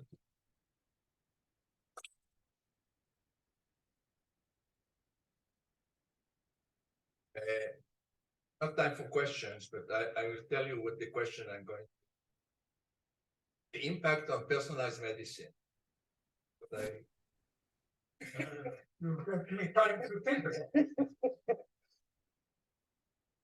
Okay, so David, you're next.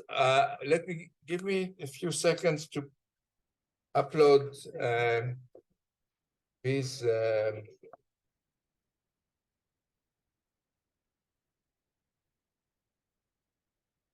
okay.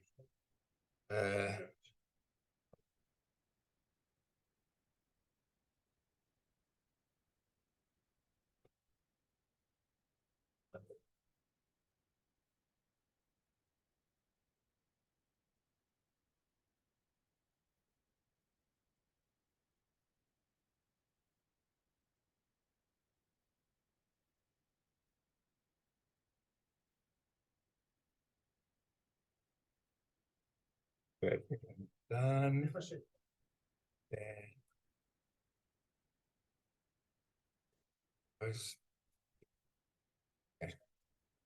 Well, I'll do it later.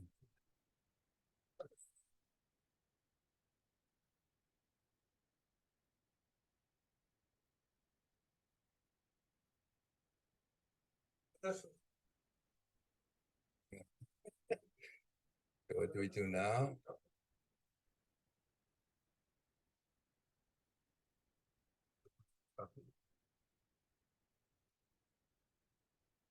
Yeah.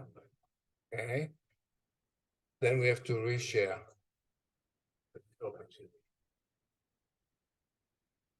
כן, שלך הוא פה.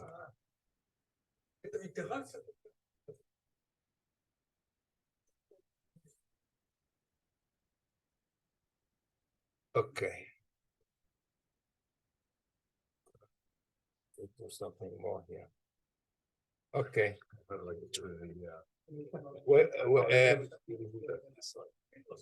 This you move to the side.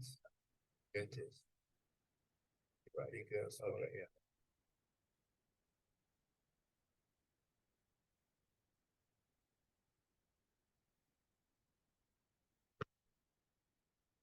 Okay, thanks, Rod. I'm going to talk about how to design experiments with generalizability in mind. Yoav mentioned generalizing at that last slide on crossing the river.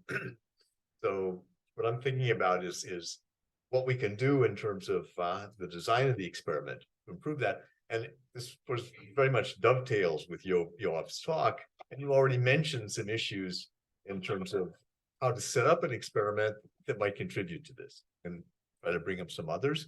And I should point out before I even begin, this is very much under construction, work in progress. I'd be very happy to get references or ideas, references to studies that you know about that seem relevant. So please keep that in mind as I go along. So what do we have in mind when we look at generalization? And this is just a dictionary definition. It's a statement about a group of people or things based on only a few people or things in that group.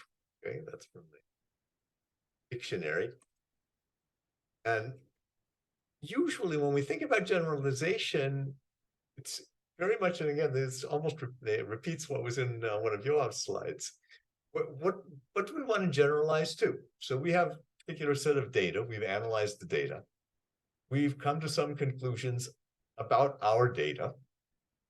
And now we want to ask, are these relevant for other subjects, for other conditions, for other time periods, for other animal strains, etc.?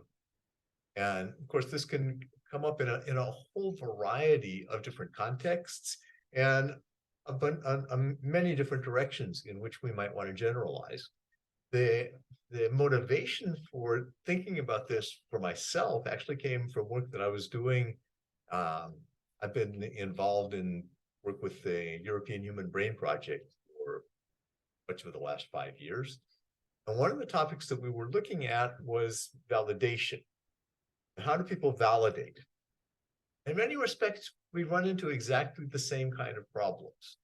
When you look at validation, I'm going to maybe put this up in the next slide, sort of related issues. And the validation came up very much with this idea of out-of-domain prediction. When we look at validation, what people usually do for validation is they take the data, and I think the immediate thing that comes to my mind, at least, and perhaps to that of most statisticians, is we use techniques like cross-validation to do that. And in cross-validation, we typically talk about, we want to do it, the idea of doing things good way is to do out-of-sample prediction, and that's what we're trying to mimic with cross-validation. And out-of-sample validation is usually, as it's practiced, not out of sample at all. It's within sample, but we've taken that sample and divided it into a training part and a test part. That's not out of sample. Out of sample is really getting a different sample. That's generalizing. And it was from looking at those questions and trying to come up with tasks for our colleagues in the neurosciences where they could do that we really began to run into these questions. The difficulty that we had there was we were trying to do this with existing data. We didn't have enough time in the project to actually generate a whole lot of data, almost by the time we began to talk about this. And of course, that brought up the question, what would you want to initiate? Well, these things do come up in a number of different areas. I'm not going to mention any of these right now. You can read them. And I will come back to a couple of these as we go along during the talk. So that's the real question, is how can we generate data that's going to promote the ability that we have to generalize from what we see? It's interesting that if you look in design books, Ron mentioned as in my introduction that I guess about as expert as anyone in Israel on design of experiments.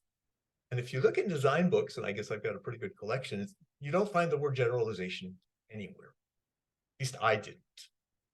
I did find two very interesting quotes, and I would have guessed who might have made comments that were relevant to this. One of them is from R.A. Fisher. Fisher writes as follows. This is from his original, the 1935, The Design of Experiments that Stephen mentioned earlier. A highly standardized experiment supplies direct information only in respect of the narrow range of conditions achieved by standardization. Standardization, therefore, weakens rather than strengthens our ground for inferring a result, when, as is invariably the case in practice, these conditions are somewhat varied. If you do super standardization and you try to generalize, you may have over standardized. The interesting point, you remember Yoav's talk about this Crab et al. Experiment. They went out of their way to standardize everything.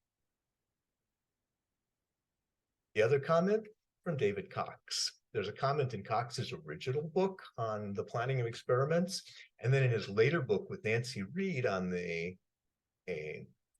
theory of the design of experiments, they have this quote.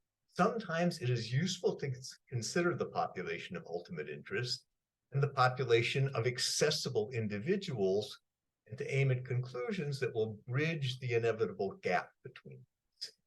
This is linked to the question of whether units should be chosen to be as uniform as possible or to span a range of circumstances. Where the latter is sensible, it will be important to impose a clear structure on the experimental units. Whether to choose the units as uniform as possible or to span a range of circumstances really reminds me of Yoav's islands.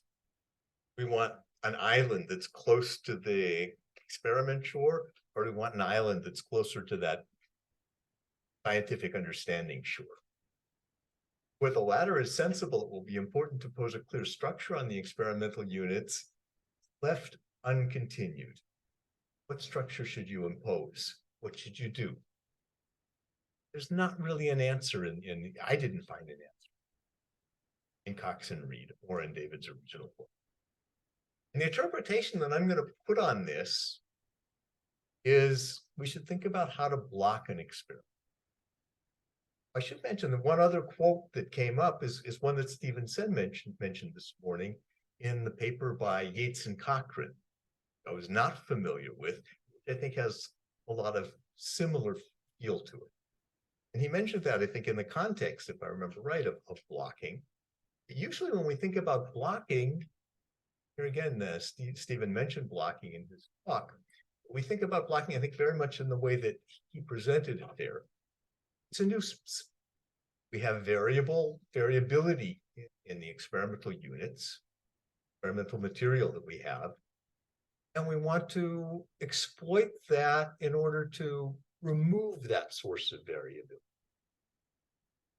So standard, all of you have learned, if you've learned about blocking and statistics courses, similar units should be put together into blocks. Then when we allocate the treatments that we're interested in, then we want to allocate them within blocks. And since the elements in the blocks, the units in the blocks are similar, that are different from one block to another, we will have neutralized and controlled for those differences so that we can get more precise comparisons.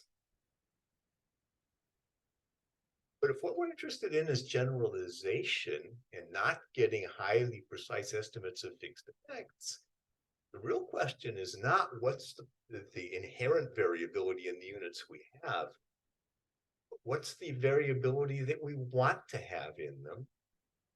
What blocks would we like to have in an experiment? And can we design relevant blocks into our experiment that bring in those aspects of generalizability that we like? Again, I'm going to harken back to Yoav's talk. Small experiments in each of many labs. In many labs, that's designing in blocks into the experiment. Is that often done? No, it's not often done. It's not, it obviously has more difficult, practical difficulties. You have to have collaboration and cooperation with groups and so on. But it makes a lot of sense if what you want to get generalizability. Here's an example. This is a study in which I was involved as a statistical advisor to this group. A study headed by Professor Ravital Nimri from Schneider Medical Center in Israel. And the article came out in an article in Nature Medicine. And they were looking at a particular AI-guided method for giving insulin dose adjustments in juvenile diabetes. And they were comparing this AI system, the Advice for You system, to the guidance that the patients would get from physicians. Okay, so it's an experiment that was carried out with 108 juveniles. And the study included a number of different blocking factors. 7 different treatment centers, 3 different age groups, and 3 baseline levels of HbA1c, which is the standard blood marker, biomarker for diabetes. And this was really done with the sense of building this in, not because this was the experimental material.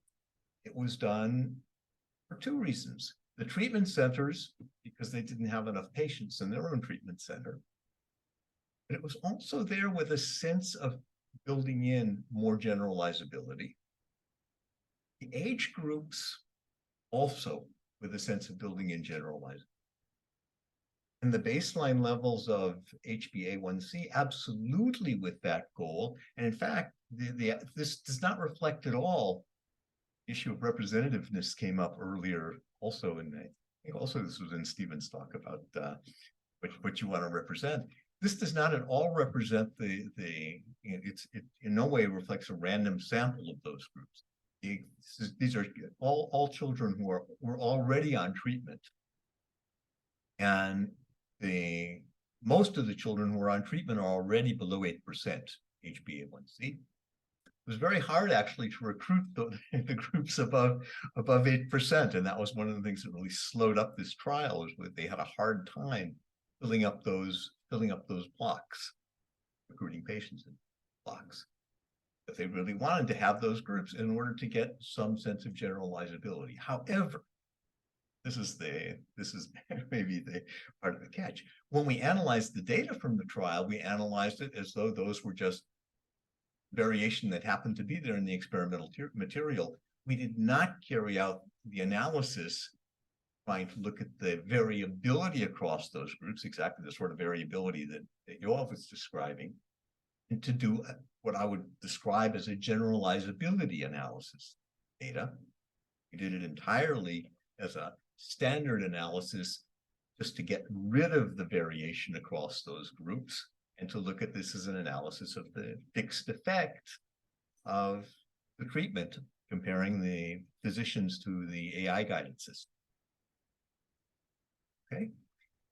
We saw this in the experiment that Yoav described that he and his colleagues directed, that was done in the two labs at Tel Aviv and the lab in the United States. And here labs are a blocking factor, and definitely chosen to inject interlaboratory variability into the study. This is also very commonly done in metrology, in what are known as key comparison studies. There's studies run by national metrology labs. The idea is you have some fixed item that you want to measure. You want to know its value. You want to get that measurement in a number of different laboratories. And they know that laboratories, even supposedly standardized, give different values. And so they intentionally send these out to different labs to have them checked. The inference framework that I'm going to suggest as might be used here is an inference framework that, I mean, this is pretty much what we already saw from and it also kind of matches what Stephen talked about earlier when he talked about the meta-analysis. And so if you think about mu-I is not in the key comparison experiments, this would be a true value. Here, it's for me, it's the true effect. This is in block I, and you can think about estimating that by mu-I hat. I'm willing to think about that as being roughly having a normal distribution about the mean mu-I. And then you can think of the mu-I as being sampled from a random effect distribution, very standard random effects type modeling. Mu-I coming from normal mu with tau squared, and here's the same item that comes up with that Yoav was bringing up in overall variability. And to do that, you need to, if you want to generalize, you need to have some information about what tau squared is. And you can get that from, as Yoav suggested, by looking at what I would describe as the treatment by block, in his case, it's treatment by lab interaction. And there are some issues that come up here. One, a practical problem is that from a small sample, 3 labs, it would be difficult to get a very good estimate of tau squared. If the idea of using large-scale public databases, it certainly gives you more leverage to get into something like this, and it's certainly an interesting option for those areas where it exists. But often it wouldn't, and that would be a problem. And you all have already mentioned the conceptual problem as well, and perhaps this is something that we should be more than willing to compromise on and not be that concerned about. But of course, in any real experiment, it's not really going to be a random sample. These samples will almost always be a convenience sample. Again, if you have something that you can really fall back on, then you may be able to compromise and get pretty good answers here nonetheless. And that's where I'm going to try to bring up some design issues that I think might be useful for helping to solve this. And the real question here is for me, when in looking at this, is kind of harks back to this idea that ideas that Genichi Taguchi brought up when he made proposals about robust design of industrial experiments. And the idea, at least for me, one of the fundamental ideas that come up in Taguchi's experiment is what he called the use of noise factors. Now, the whole idea of noise factors is to think about variation, not as statisticians, we usually think about what's variation. It's something we describe by a distribution. Taguchi is an engineer. Doesn't make any sense to him. To him, variation was something that's caused by something. And if it's caused by something, then that's maybe something that we can control in an experiment. And that's what I want to get into. And this same idea comes up. One of the things I mentioned on one of those earlier slides was leveraged gauge R&R studies put forth by Stefan Steiner in quality literature, which has very similar idea, and where you intentionally, take arbitrary units to measure, intentionally choose extreme units. So there are two real benefits to doing these kind of things. One is that if you can set up a variable that creates your blocks rather than there being sort of random blocks, then you wind up estimating fixed effects rather than random effects. And it's usually much easier to estimate fixed effects than just to estimate variances.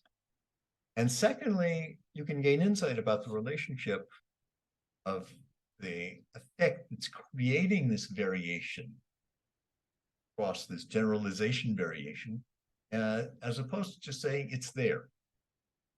There's obviously a drawback, which I probably should have mentioned to this, mentioned here, and that is you're going to have to focus on some very specific aspects that could generate that variation, and you're never going to be able to pick up all of them. There are always going to be more, and you may miss some important ones. And now the idea is that you're thinking about the variation instead of thinking about those mu i's as being normal mu tau squared, where the mu is the overall main effect. Tau squared is something like inter-lab variation. Now you have some measured property of the ith block, something that not really measured, but that you've fixed in the way you set up the experiment, all that xi, and now you're looking at a regression type relationship that relates mu x. That inner block or inner lab variation now becomes a function of x, and that lets you go ahead. And there are some limitations. There's only so many features like that you can investigate. Number of groups or blocks that you can generate never going to be, at least in most cases, is not going to be. It may be practically difficult to generate them. It may be difficult to get just what you want. And obviously, you have to think very carefully about which factors you might include. This has actually been done.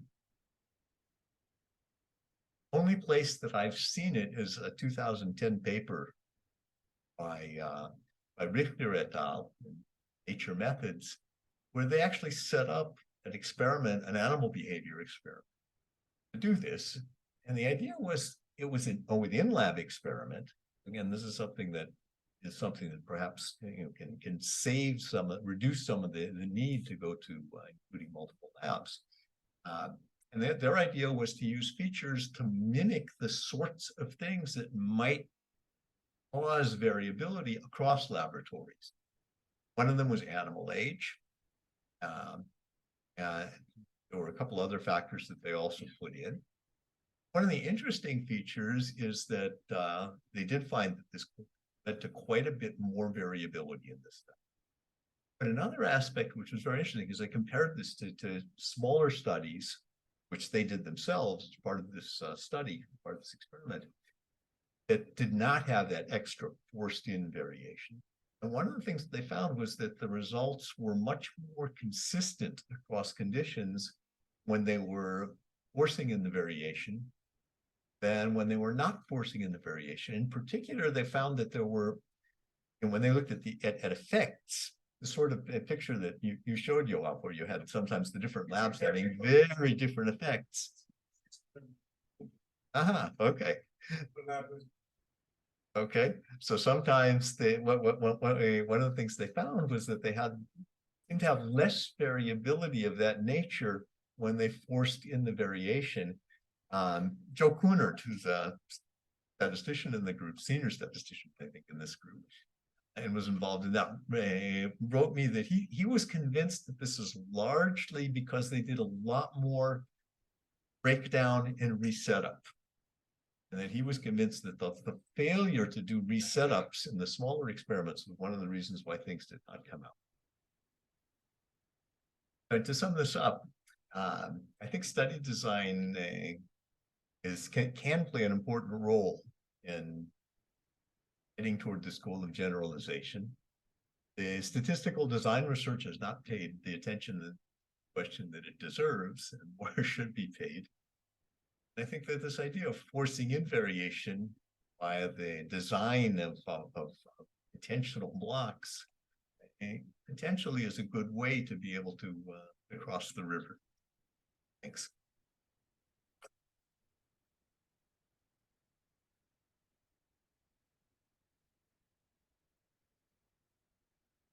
question I'm going to ask to you. We talk about what can be generalized. I think it's also quite interesting to figure out what cannot be generalized. Is a complementary aspect that probably providing as much information as the first one. That's complimentary to your question to go on as well. Okay, thank you.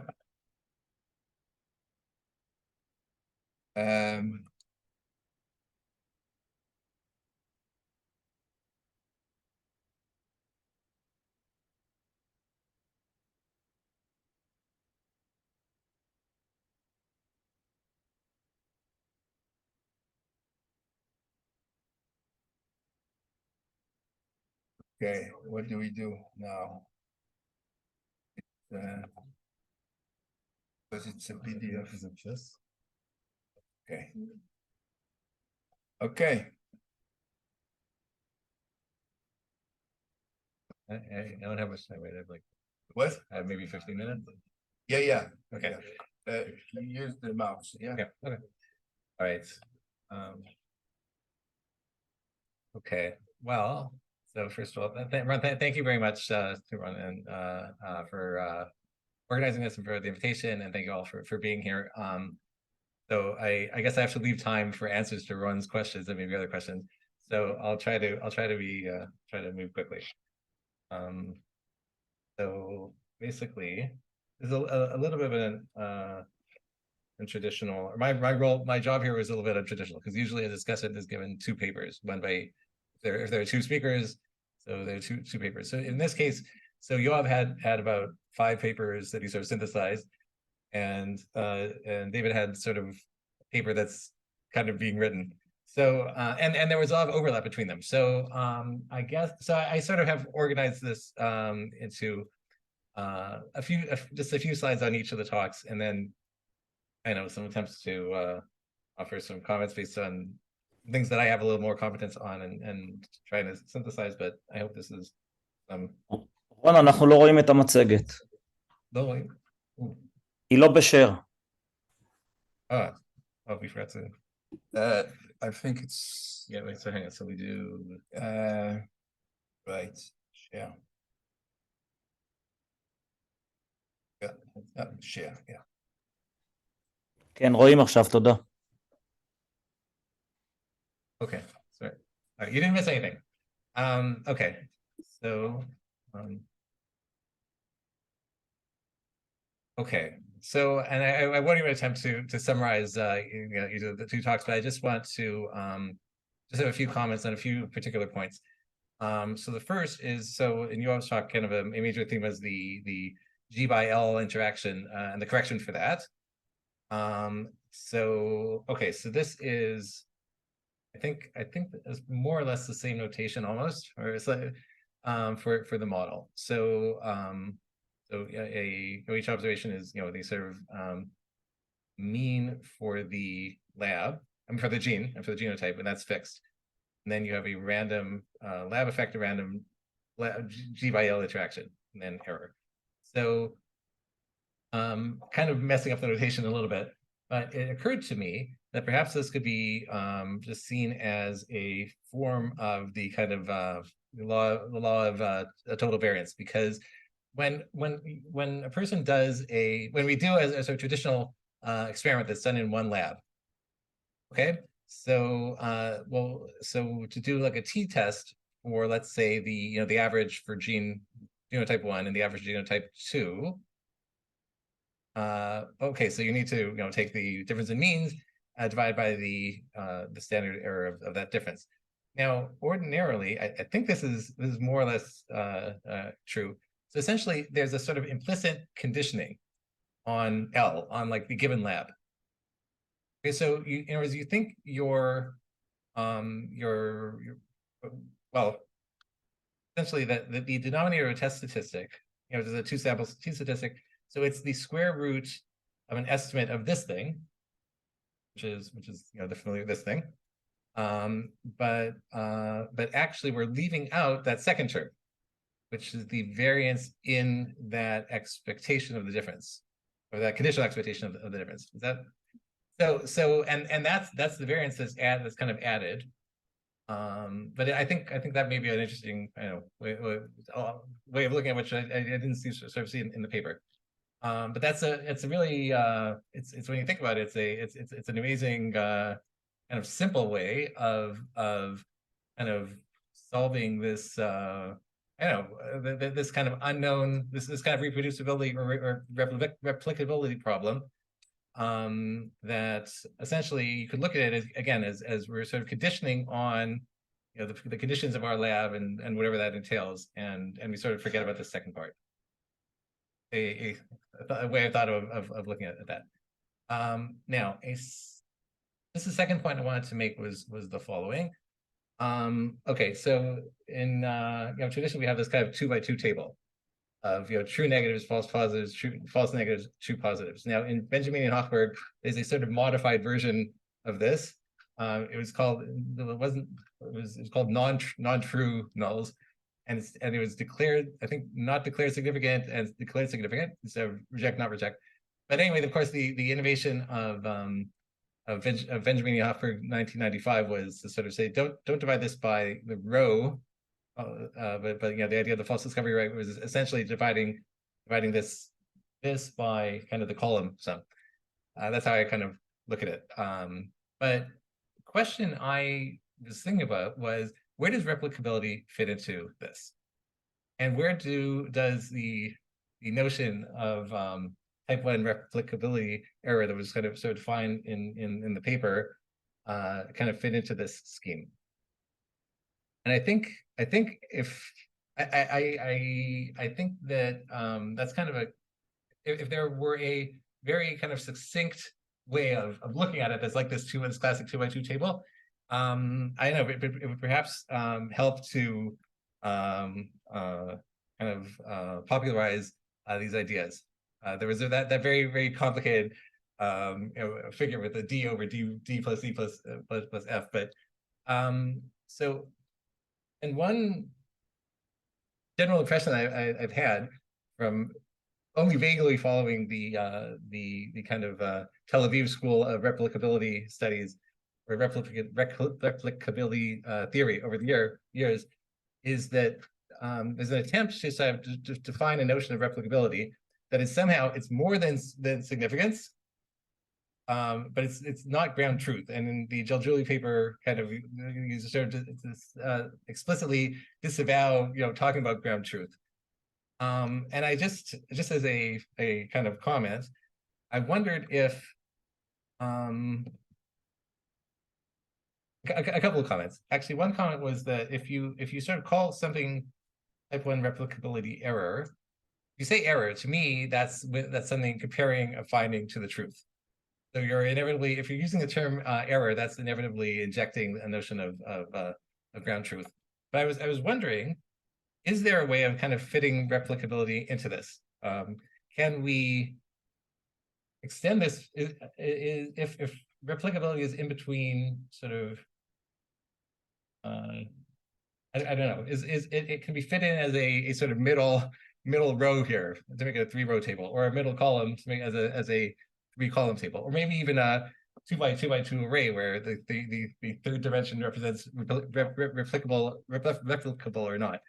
I don't know. I just thought I would throw that out as a possible suggestion. Or I just wanted to mention also regarding the idea. So this is an idea that came out actually in both talks. The idea of assuming that labs are random, but they're not really a random sample. And I just wanted to read this quote very quickly. So one might argue that it would be well to restrict the calculation of an indication of instability as if so-and-so were random to those cases where so-and-so was indeed random. The writers, I don't know if anyone recognizes this quote, believe this position often leads to artificially lowered estimates of instability because of the exclusion of sources of variability that were sampled, though perhaps not very randomly or completely. Consequently, we encourage treating effects as randomly sampled in many circumstances where the randomness is at best dubious. Does anyone know where that came from? So that actually came from the chapter of the Green Book that was the title of the talk.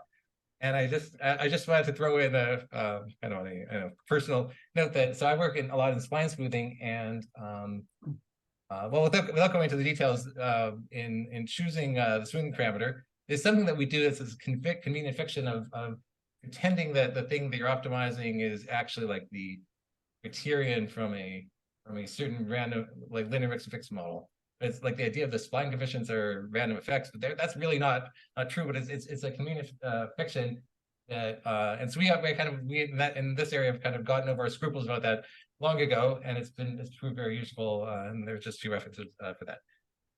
Okay, so turning to David's talk. So again, I'm really not at all I took a course in experimental design about 25 years ago, but this idea that in generalizability, that in the design literature, the idea of generalizability doesn't exist. That actually it brought me to mind of a sort of dictum of Andrew Gelman. Gelman says that whatever you do in statistics was done a long time ago in psychometrics. So I just want to, okay, so what I'm going on this slide is a very kind of quirky, kind of my way of looking at the history of how in psychometrics they went from reliability to generalizability. So, so basically, this is a whole history that I think is not quite unclear to most people, even those of us who've worked in the area a little bit, as I have. So around like the first decade of the 20th century, people started talking about reliability, and there were papers by and how you define correlation was like a big topic back then, and Pearson and Spearman, there were debates even. But there's a paper by Spearman where he kind of talks about a reliability coefficient, and that was kind of it came to be known as the interclass correlation coefficient. That was a term that was popularized by Fisher. And I think it was a lot of this was sort of retroactively or retrospectively kind of formalized and defined. And in particular, Lord and Novick kind of made up this, or kind of formulated this very simple true score model. So a true score in psychometrics is what you observe is what you observe, the observed score X is just a true score T, and there's some random variation in T, plus an error. That's another random term. And then the ICC, this kind of main vanilla or kind of basic measure of reliability of measurements, is defined just as the ratio of the true score variance plus over the overall variance, the variance of X, which is the sum of those 2 variance components. And incidentally, so replicability and generalizability in a way sort of kind of grew out of all this. Like, this was kind of the very beginning. But interestingly, although the Tel Aviv school sort of has sought to define replicability in terms of, or in the framework of hypothesis testing, so if you look at reliability, it's more like descriptive statistics, and like these ideas of an ICC and things like ICC of 0.1 is of 0.8 is good, and 0.5 is like adequate, and things like that. So it's kind of thought of in a different framework. Now, over the years, so people started using more complicated models and complicated ANOVA models, and then there were kind of different ICCs, and there was like a big paper by Schroed and Fleiss, which sort of tried to make sense of this. Oh, I forgot to mention the Fleiss book. So Fleiss's a design experiments book, which I'm not sure you're familiar with, but it's more of a clinical book. But it actually, the first chapter is all about reliability. He says, well, it doesn't matter how beautiful your experimental design is. If what you're measuring is not measured reliably, then what's the point of the whole thing? Now, there's this thing called actually generalizability theory, which was a sort of extension and elaboration of reliability, really, or it's called the liberalization. And it was actually based on extending this idea of the ICC to more complicated models where you have more components, like not just throwing everything into the E term. And actually, in generalizability theory, they actually thought a lot about study design. I'll say a little bit more about that on the slide. And another thing, which to me is kind of an important milestone, is developments by just in mixed models. So I mentioned some of the key papers, and then Bates, and that's what. So nowadays, when we fit all these kind of mixed models, we just use the software that was made possible initially by Finero and Bates. Oh, so REML, yeah. So this is Patterson Hobson introduced REML, and then the general kind of X beta plus Z whatever that framework we know from Laird and Ware. That was kind of the classic paper. So in a nutshell, so it's a little bit hard to understand actually, and it's known for being very hard to understand. But I mean, essentially, they divide things into different various components, and including a random interaction effects.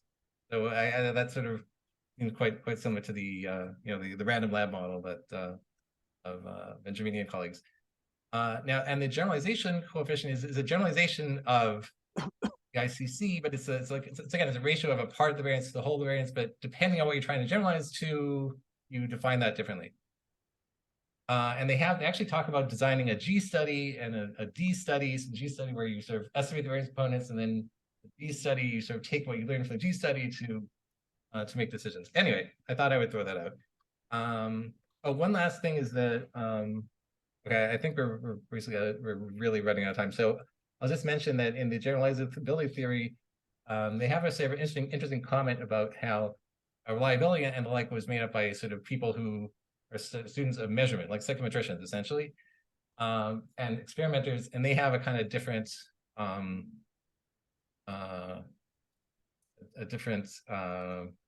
they're a different field, and they have different emphases, and they sort of two cultures, and they have some comments on like why don't the experimental design people like pay more attention to us?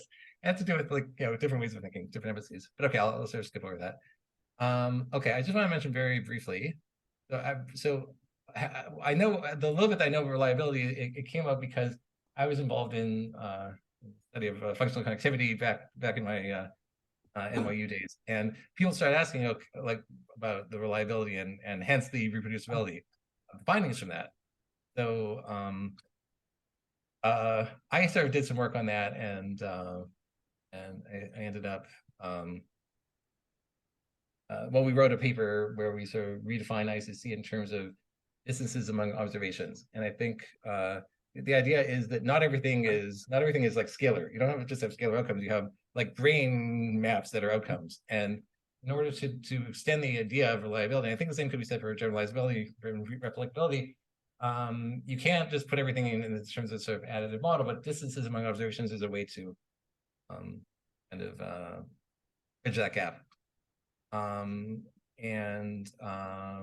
So interestingly, so my colleagues, or my then colleagues, actually did something similar in a way. They sort of pooled data on fMRI from different sources, and that was their way of helping to establish reliability and reproducibility for fMRI studies. And actually, so another paper came out of that work. And actually what they did, the basic idea was actually quite similar to what we did in our paper, but they actually explicitly addressed, they developed something called discriminability, okay, which is another type of generalization of the ICC. It's a non-parametric one. But essentially in this paper, they explicitly tackle, optimizing generalizability and replicability, and I just want to read this. This is a key paragraph. I'll just read the this paragraph, this key sentence in bold that I think David in particular might find interesting. We advocate for explicitly and specifically designing experiments to ensure that they provide highly replicable data, rather than hoping they do and performing post hoc checks after collecting the data. Now, so here again, so they're talking about kind of brain imaging and kind of very complicated processing pipelines, but this might be worth a look because they sort of seem to address the idea of incorporating generalizability kind of at the beginning in study design. Okay, I think I can skip the last slides. That was really just my attempt to get ChatGPT to write my slides, but we'll skip that. Don't try to. Yeah, no, we'll skip that. So thank you very much. Okay, thank you. there was a paper on 39 labs having been given the same data, coming to different conclusions. So the data is not the issue. And that's related to how they process the data. There was about 300 co-authors on this paper. That rings a bell. Yeah. I think there've been more, yeah, their replicability, projects. Yeah, it had nothing to do with the data. Everybody got the same data. Yeah. So many years ago, I would say a few years ago, we had a conference, I think it's a conference or event, Yossi organized, I think, and you have said that you don't believe in personalized medicine. Remember that? No, but you said I don't think we can go very far in personalized medicine, and it looked like you advocated big studies. So now you're on the small studies camp. How is no? If I can try to remember what I didn't say, I certainly had the idea that actually personalized in terms of one person. Yes. Not testable or. We cannot hear you very well.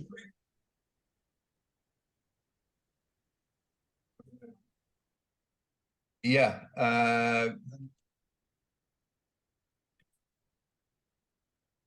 זה רק רכילות עכשיו, אורלי.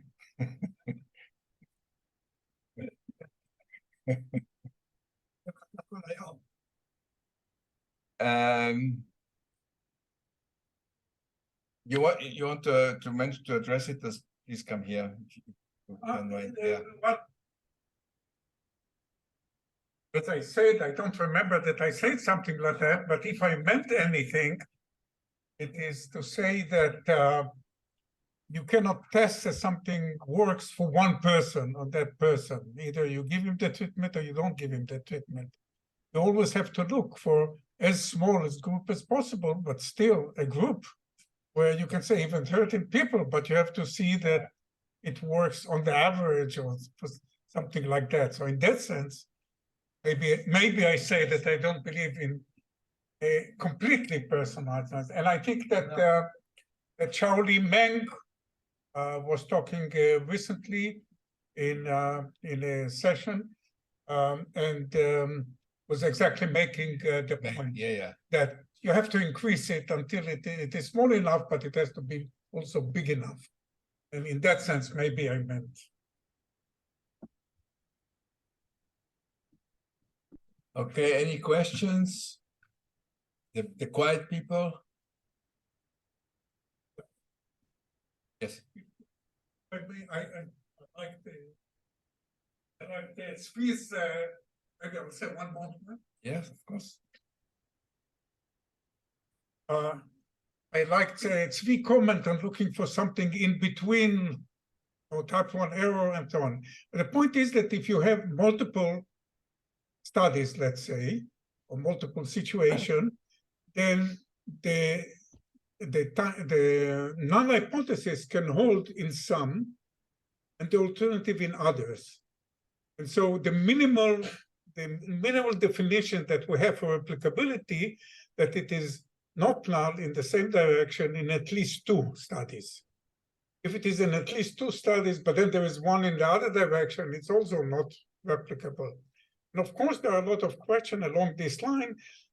Clearly, if you have in 5 an effect in 5 out of 6, it is a stronger replicability statement than if you have in 2 out of 6. So the null versus alternatives becomes, it's still the same meaning, but it's more complicated.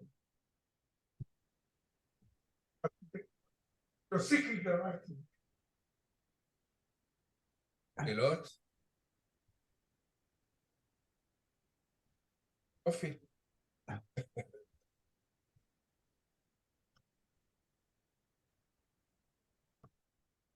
We're going to get started now with our 4th and final session of the day. And we have, again, 2 speakers and a discussant for this session. First speaker is Yair Goldberg. Yair is an associate professor of statistics in the Faculty of Data and Decision Sciences here at the Technion, and he's also the Vice Dean for Graduate Studies. His lab uses statistical and machine learning tools to address theoretical and applied statistical questions.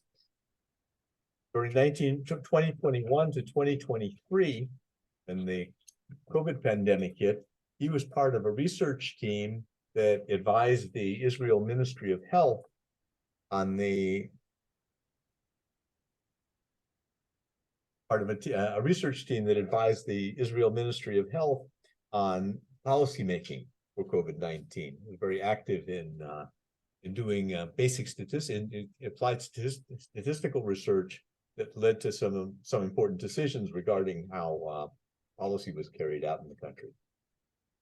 Our final speaker for the day is Israel Parmet. Israel is professor in the Department of Industrial Engineering and Management at Ben-Gurion University. He specializes in areas of statistical learning and modeling, machine learning, design of experiments, and human factors. And we'll close with our discussant, Tal Aron-Gilad. Tal is a full professor in the Department of Industrial Engineering and Management at Ben-Gurion University.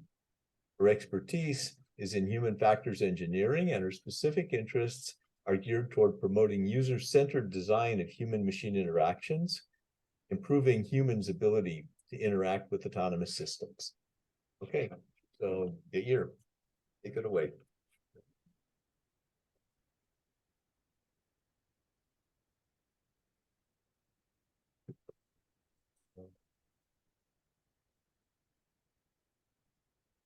Thank you, Ron, for the invitation and for the organizing this day.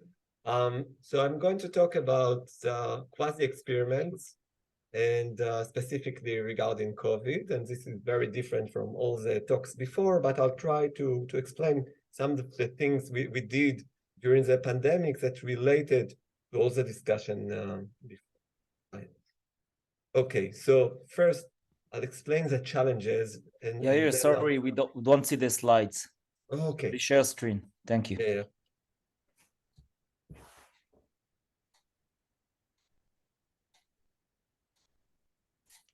Perfect. Okay. Thank you.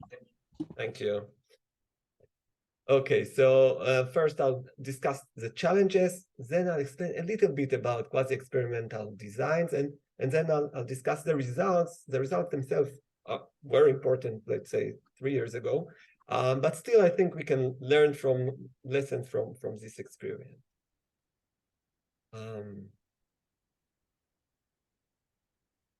Oh, sorry.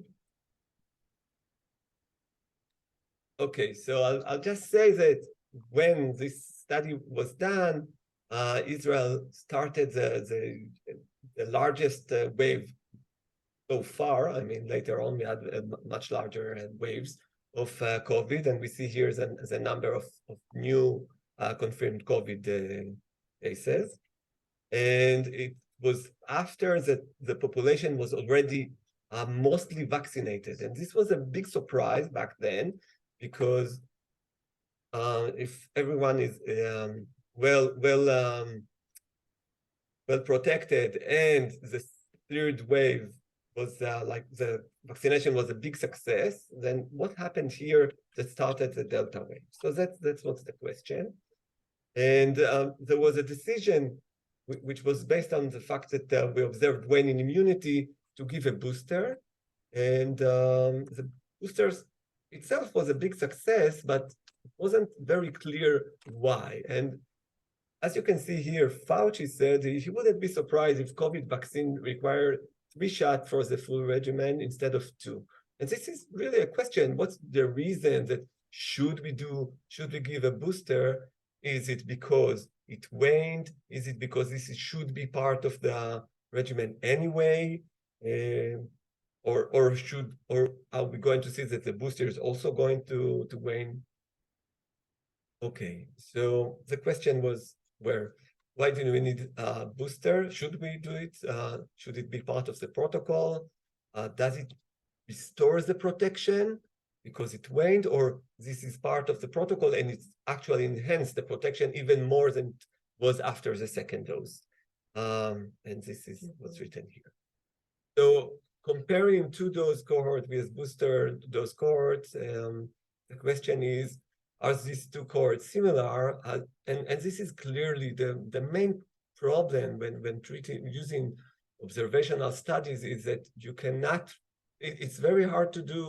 This is not a clinical trial or any designed experiment. So the treatment assignment is not random. Oh, sorry, I'm take this.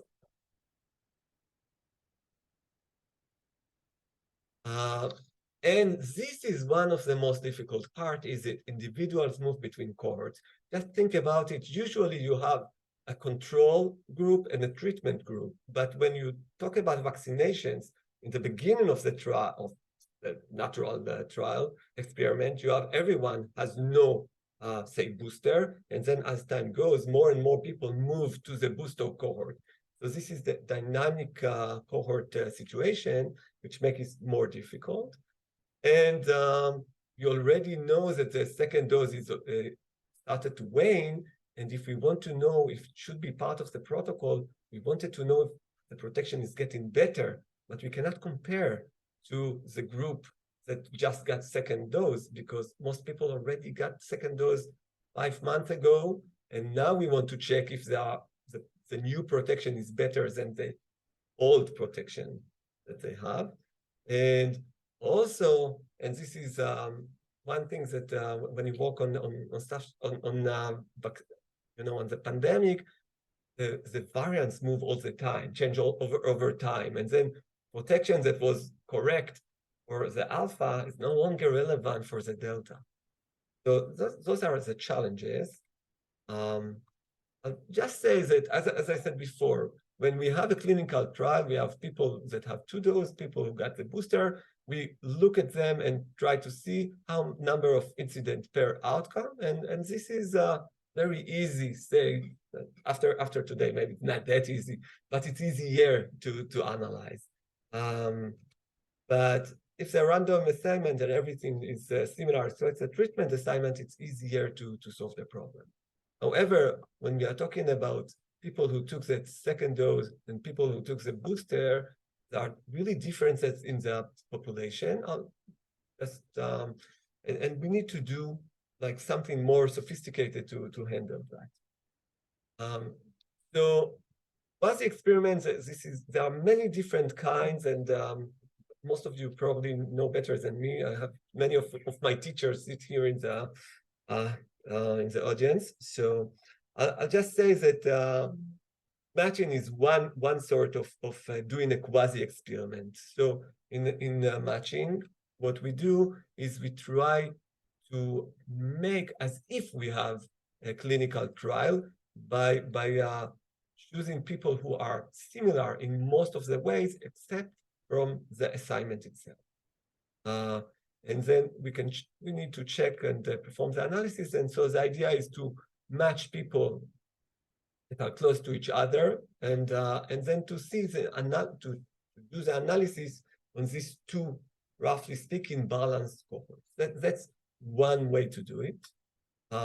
Another interesting way to do things was the experiments, like trying to get over the problems of using observational data, is to take, and this is done a lot in economics and less, I think, maybe in other fields as well, is to try to find a place when there is a discontinuity and to use that in order to check what happens in between the 2 sides of this discontinuity, where the discontinuity is not relevant to the treatment itself. So to the outcome itself, I mean. So in our case, we wanted to compare 2 doses to 3 doses, and we had like an experiment of nature that the laws, not the law, but children up to age 16 didn't get the first 2 vaccination until July or until maybe June, and they got it only then they were allowed to take the vaccination. And so they had new vaccination at June, new second dose vaccination, compared to those who are 16 to 18 who got the first 2 doses on January, and then 6 months later got the 3rd dose. So comparing children 14 to 16 that just got 2 doses to children who are 16 to 18, adolescents 16 to 18 that got the 3rd dose, using this idea of regression discontinuity, help us to understand if the booster is actually enhancing the protection. How much time do I have? So I'll just show a little bit of the result. And one thing that I really like about the data in Israel, especially about on COVID, other stuff are not as good, is that the data was collected routinely from all HMOs and all hospitals, about 30 of them. The data is linked using the person's identity number. All residents belong to an HMO. And at least for the COVID data, everything was documented, a lot of data, and we have more and more data as time goes, but the data is less and less informative. So not by itself, the fact that we have more data not always help. Okay, so we have good data, and we did the matching. So we did matching based on group, sex, place of residence, etc. And the problem, as I said, especially in such setting, is that we match people who are in the control, have only 2 doses, to people who are in the treatment, who have 3 doses. But people from the control moved after some time to the treatment. So you have to censor, and you have to handle this kind of study accordingly. So I think this makes it just more interesting in a way. Here, what we did is we calculated the Kaplan-Meier on the results, and this was done as a similar to Clalit study. I just want to say here, and this is related to what was said by Yoav and by Daniel in the beginning about robustness. This is just the 3rd way we did it. This is not the main results. We try to analyze the same data using 4 different methods. Matching was one of them. We tried to do regression, like survival analysis. And we tried to use other data to actually similar data and to analyze to get the same, to see what are the results and to compare. Because again, this is it's important not to use only one method if you want to understand really well. I have to say that the results are usually not the same, but if the protection is 5 times or 7 times better using the booster, doesn't really matter, because the treatment will be the same, or the decision will be the same. Okay, here are the results. As you can see, using the matching, you see 9 to 13 times better protection to people who got the booster compared to those who didn't get the booster. Using Poisson regression, we got similar results, not exactly the same. Anyone want to guess why people who are at age 30 to 40 are less protected than all others? So probably they get more infected by their kids. That's our guess. Anyway, the second thing that we did is comparing the fresh booster dose to the fresh second dose. And this is mostly, as I said, just I don't have enough time. So I'll just say we did it using the fact that the vaccination campaign for ages 12 to 15 started in June. And we compared, and again, you can see here that fresh booster compared to fresh 2 doses is much better. The number of confirmed infection is much less for people who got fresh booster. So in a way, booster not only restores the waning immunity, it's also getting you an enhanced protection. Okay, so I discussed quasi experiments and 2 applications of that, and I think I'll stop here. I'll send my colleagues.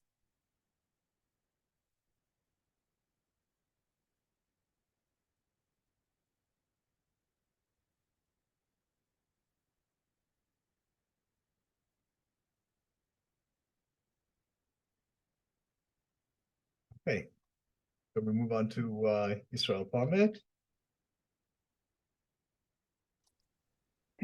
Ron, we can't see the camera. The Technion camera. You see it now? Oh, now we can. Yes. Yes. Okay, and let me get the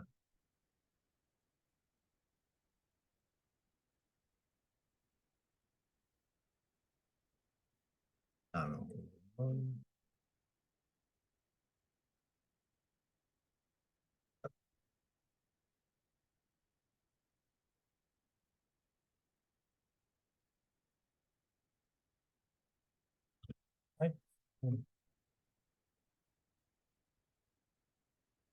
I'm Israel. So half of the people at least don't know me. Half of the people I know them. I'm not sure they know me. Just in the end. But before I start, I want to start with a few personal notes. I want to say many thanks to Ron for the invitation and give me the chance to be here today. And I'm very excited to stand here. And I came very early to make sure that the building is here. And that's it. I'm very excited to stand here today because it's not that often that I can speak in the present and in front of the two people that really I owe my career to, which is Yoav. I'm not even listening to me now. It's Yoav. It was my first statistical lecturer. And he infected me with the bug of statistics. So that's one person. The other person is David, which was my supervisor, my PhD supervisor. And in some sense, he supervised me not only in statistics and be a professor, but just being a human being, which is very hard to, it was a very hard task to do, knowing myself. And the third and other thing is, which is the third rib that goes in Hebrew. I don't know, in English it doesn't go like this. Tzela shlishit. No, but I will stay with the third rib because it looks nice to me. Is that I have the chance to be here, and it's a conference in the memory of Edna, which Edna also part of my career because she one that recruited me to BGU, to Ben Gurion University. So it's closed a lot of circles to me. So I'm really excited, and most likely I do stupid things when I'm excited. So we shall see where it's going to take me. This is the personal notes. If you have some question about it, I would be very happy to answer. And if not, I will go to my talk. My talk is everything but statistics. It's what I experienced as applied statistician, as a statistician helper, or statistic helper to all kind of research from archaeology to medicine to agriculture, psychology, physiotherapist, whatever. So I have all kind of insights. So I'll try to share my insight with you when we shall see where it goes. But when one first approached me and asked if I want to speak in this conference, I said, okay. 10 years ago, 5 years ago, he asked me a question about if I have some kind of method, what to do what I'm doing when I have to consult people. And I said, I don't know, I just do things. That was my answer, more or less. But Israel, can you, Israel, sorry, can you make sure we see the presentation in the Zoom? We can't see your presentation. I think it should, no? I think it should, but it stopped. Okay, I'll do share again.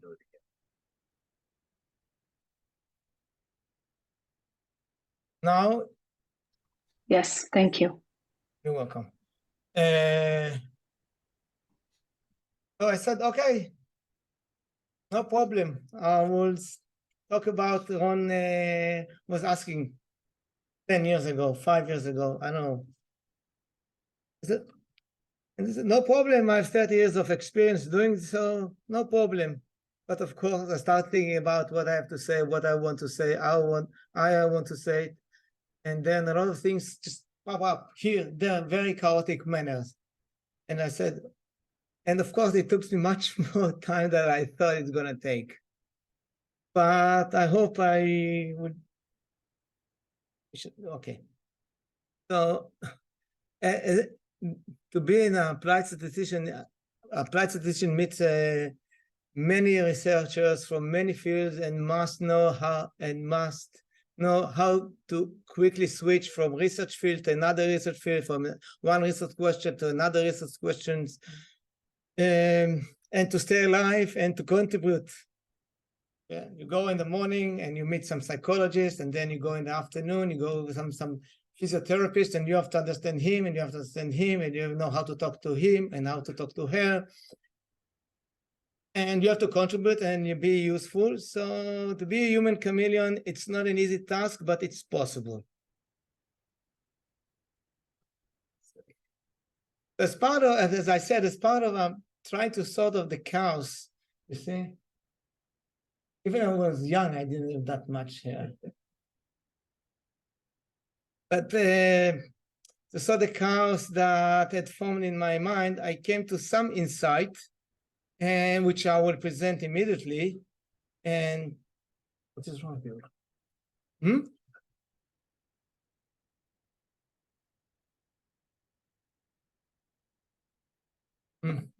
Sorry.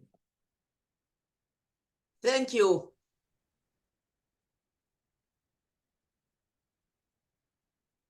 Okay, so I will present my insight very soon.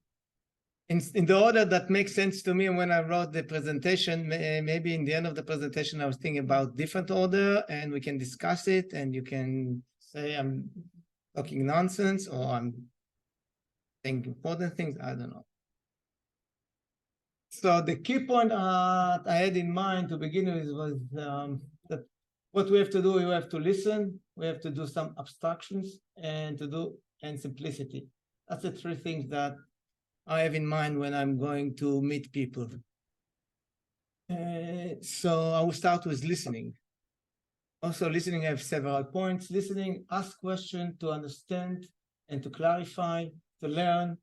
Don't be judgmental, don't be opinionated, and be cooperative. אל תתנסה, בקיצור. אתה סטטיסטיקאי, אתה לא יודע כלום, זה לא שאתה יודע הכל. That's the idea. So we have to listen to the researchers that we work with. We have to understand the research that they are trying to do. What are the questions? What are the hypotheses? What are the goals? We have to listen. And then if you want, we have to ask questions to clarify, not to express our opinion, not at start, that to begin with. Before I understand what is going on, I cannot be opinionated, I cannot criticize. I have to understand. It's not my research, it's not my field. I cannot intervene, not at the beginning at least. I have to listen, I have to understand, I have to learn. Learn by asking questions. So there is this research circuit that I looked in the internet, so I found this one. That was the nicest, I think, that I'd found. So research starts with some idea, which is not our job to do. It's the other researcher. We are there to help them. So it's their job to find the problem. Their job is to do some research, some literature review, what we know, what we don't know, and from the topic and the literature review to create some hypotheses, research goals, research targets, and things like this. Only in this stage, we are getting in the design stage. We have to step in, and not just even to step in, to be the leaders.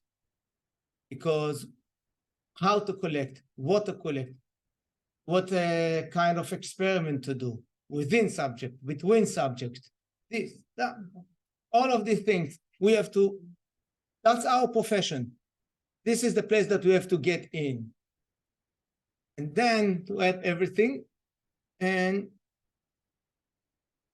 And our job not ends here. We are the leader from here to here.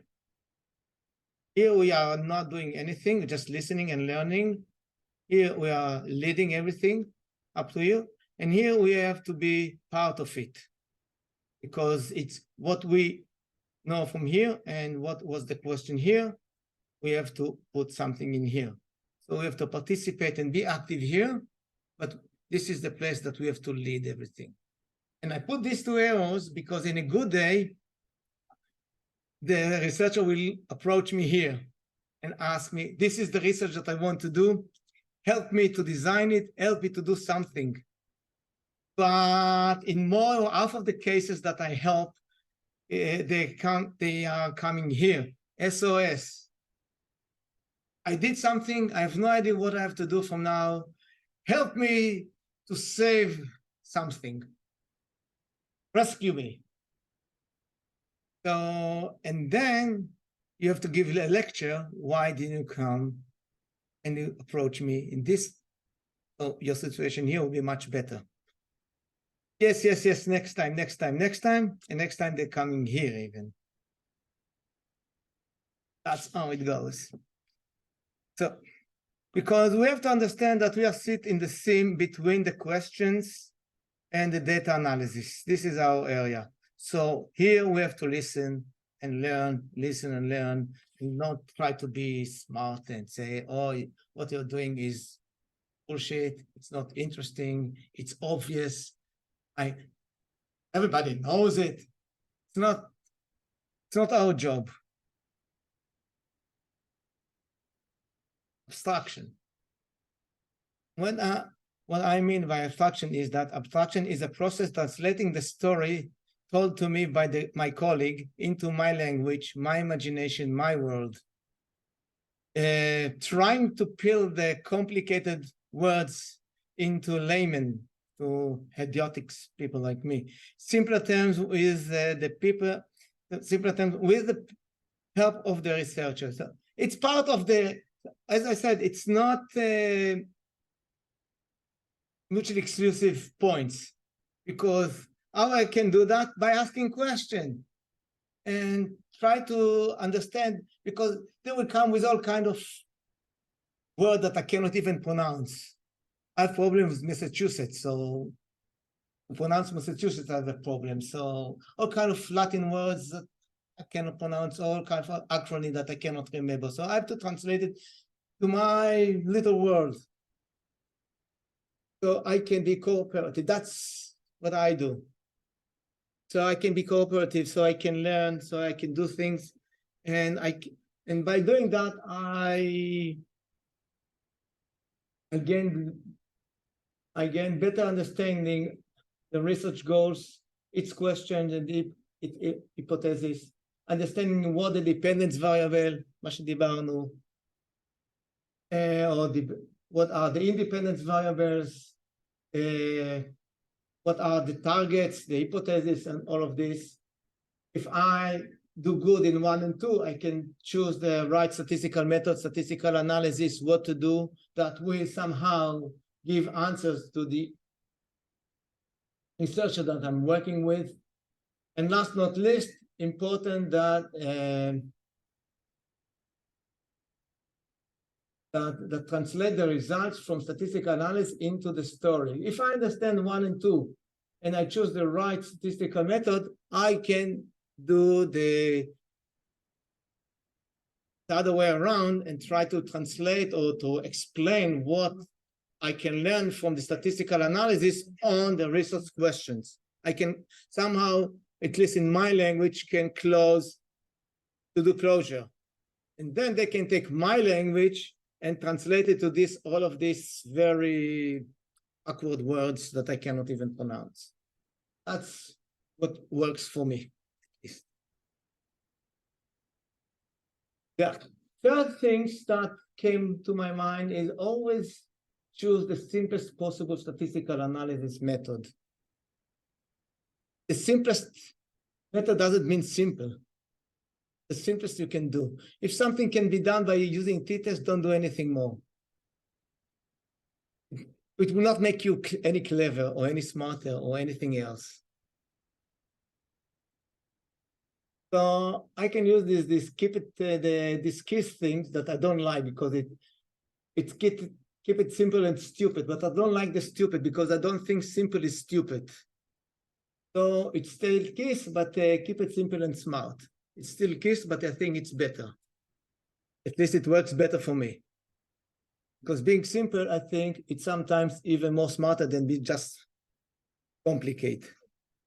Choosing the right statistical analysis would be the simplest possible. So it'd be, first of all, it'd be easier for me to do on our or any other software. That's not the issue. It'd be much easier for me to explain to the researcher what I'm doing and why I'm doing it. The simpler the method is, it'd be simpler for me, easier for me to explain. And I want them to understand. They have to write it. They have to present it in their conferences. I'm not presented it. So simplicity does not equal stupidity. Choosing the simple analysis method and not complicated, it does not equal stupidity. And on the contrary, it's smart things to do. It's wisdom to do simple things. So simplicity, as I said, complicated statistical, because I put two things in bold. The goal should be analyze the data in the simplest way that will appropriate for the problem. And somehow even related to the model are wrong, model are right. Sometimes אפשר לעגל פינות. It's not that bad. But we have to understand the researcher. If the researcher I can see that is good in statistics, I can go further with my method. If I can see that the researcher is struggling with t-test, so I can go any further than this. It's a communication. I have to learn the level, the statistical level of the people that are working with me, so I can go more or less with the things I will do. And another insight, it has to do with simplicity, that our job is to help to promote the research. Nothing more and nothing less. Statistics is the tool, it's not the goal. It's not some physician will not do research just to make statistics in the end. So it's not the goal. It's the tool for the other researcher to learn something. And so we have to be the tool as smooth as we can do. So that's, I will conclude now with the summary. So this presentation can be summarized in the following sentence. Remember the role of the applied statistician in the food chain, in the research cycle. Always put it in your mind, where you have to get in or you get out. The statistician should maintain humility and not be arrogant and condescending. It happened to me every now and then. What are you doing is not interesting. It's not my job to do. It's not my profession. I'm not a physician. I'm not a physiotherapist. I'm not the one who's going to judge if it's important or not important. I have to help them to perform their job. So they know what they do in their field, so they have to ask the questions. I have to help them to answer them. Our area of expertise is data, so we must be active and lead from design stage to the data analysis stage. But since we are responsible for the data analysis stage, we must be part of the writing team and summarize the research and the insight that can be learned from it. We have to follow the KISS idea with my change, doing as simple as possible, which means being smart. And every now and then, don't be afraid to use new methods gradually if they are good there is a good reason, because sometimes it's happened to me several times that in certain area they don't know even what is survival analysis is, and I thought it's very important to do it. So you have to fight for this sometimes. So don't be afraid to get to this fight if you think it's important and it will contribute to the results and to the discussion and things like that. That's all I have to say.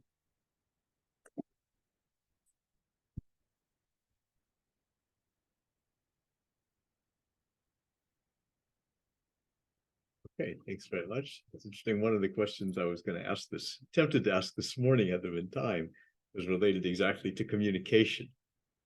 Perhaps communication in a more general sense about how how statistical results are communicated by the researchers or general scientific committee, which seemed to be a pretty common theme running through some of the talks this morning.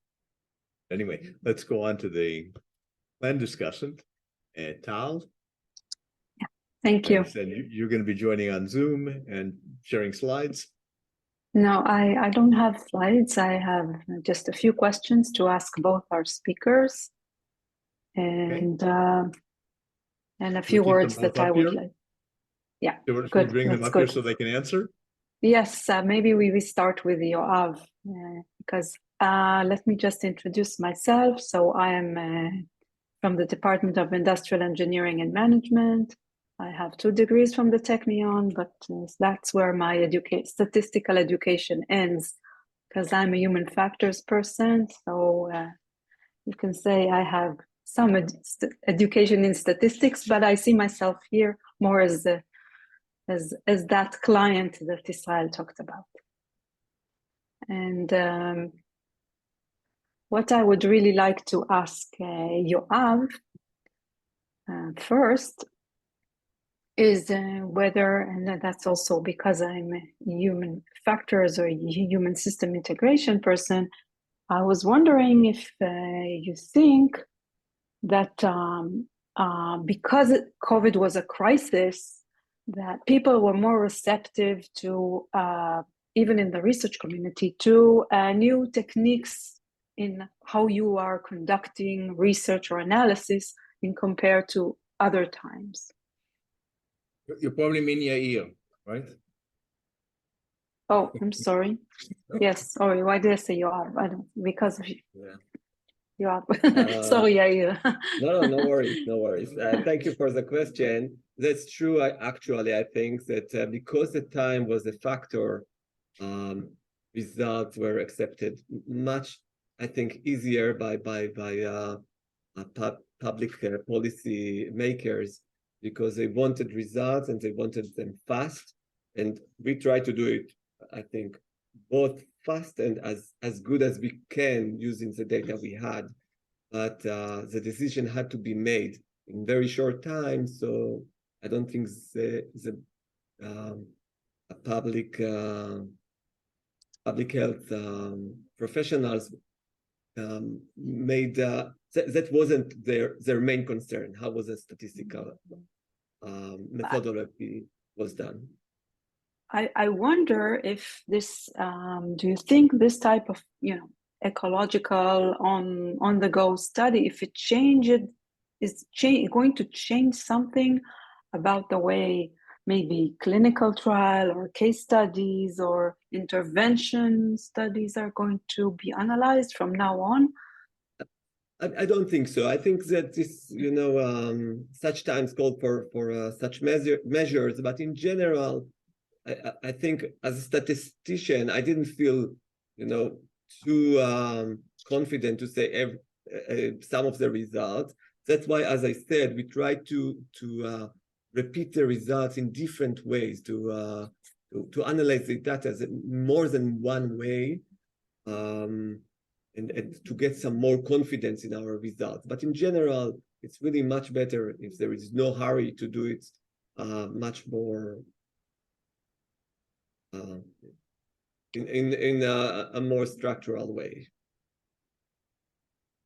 Okay, thank you. I have just one more question, because recently there were several studies that showed that a lot of the control studies in clinical trials were not conducted on the entire population. So, for example, women are not as present in many of the clinical trials.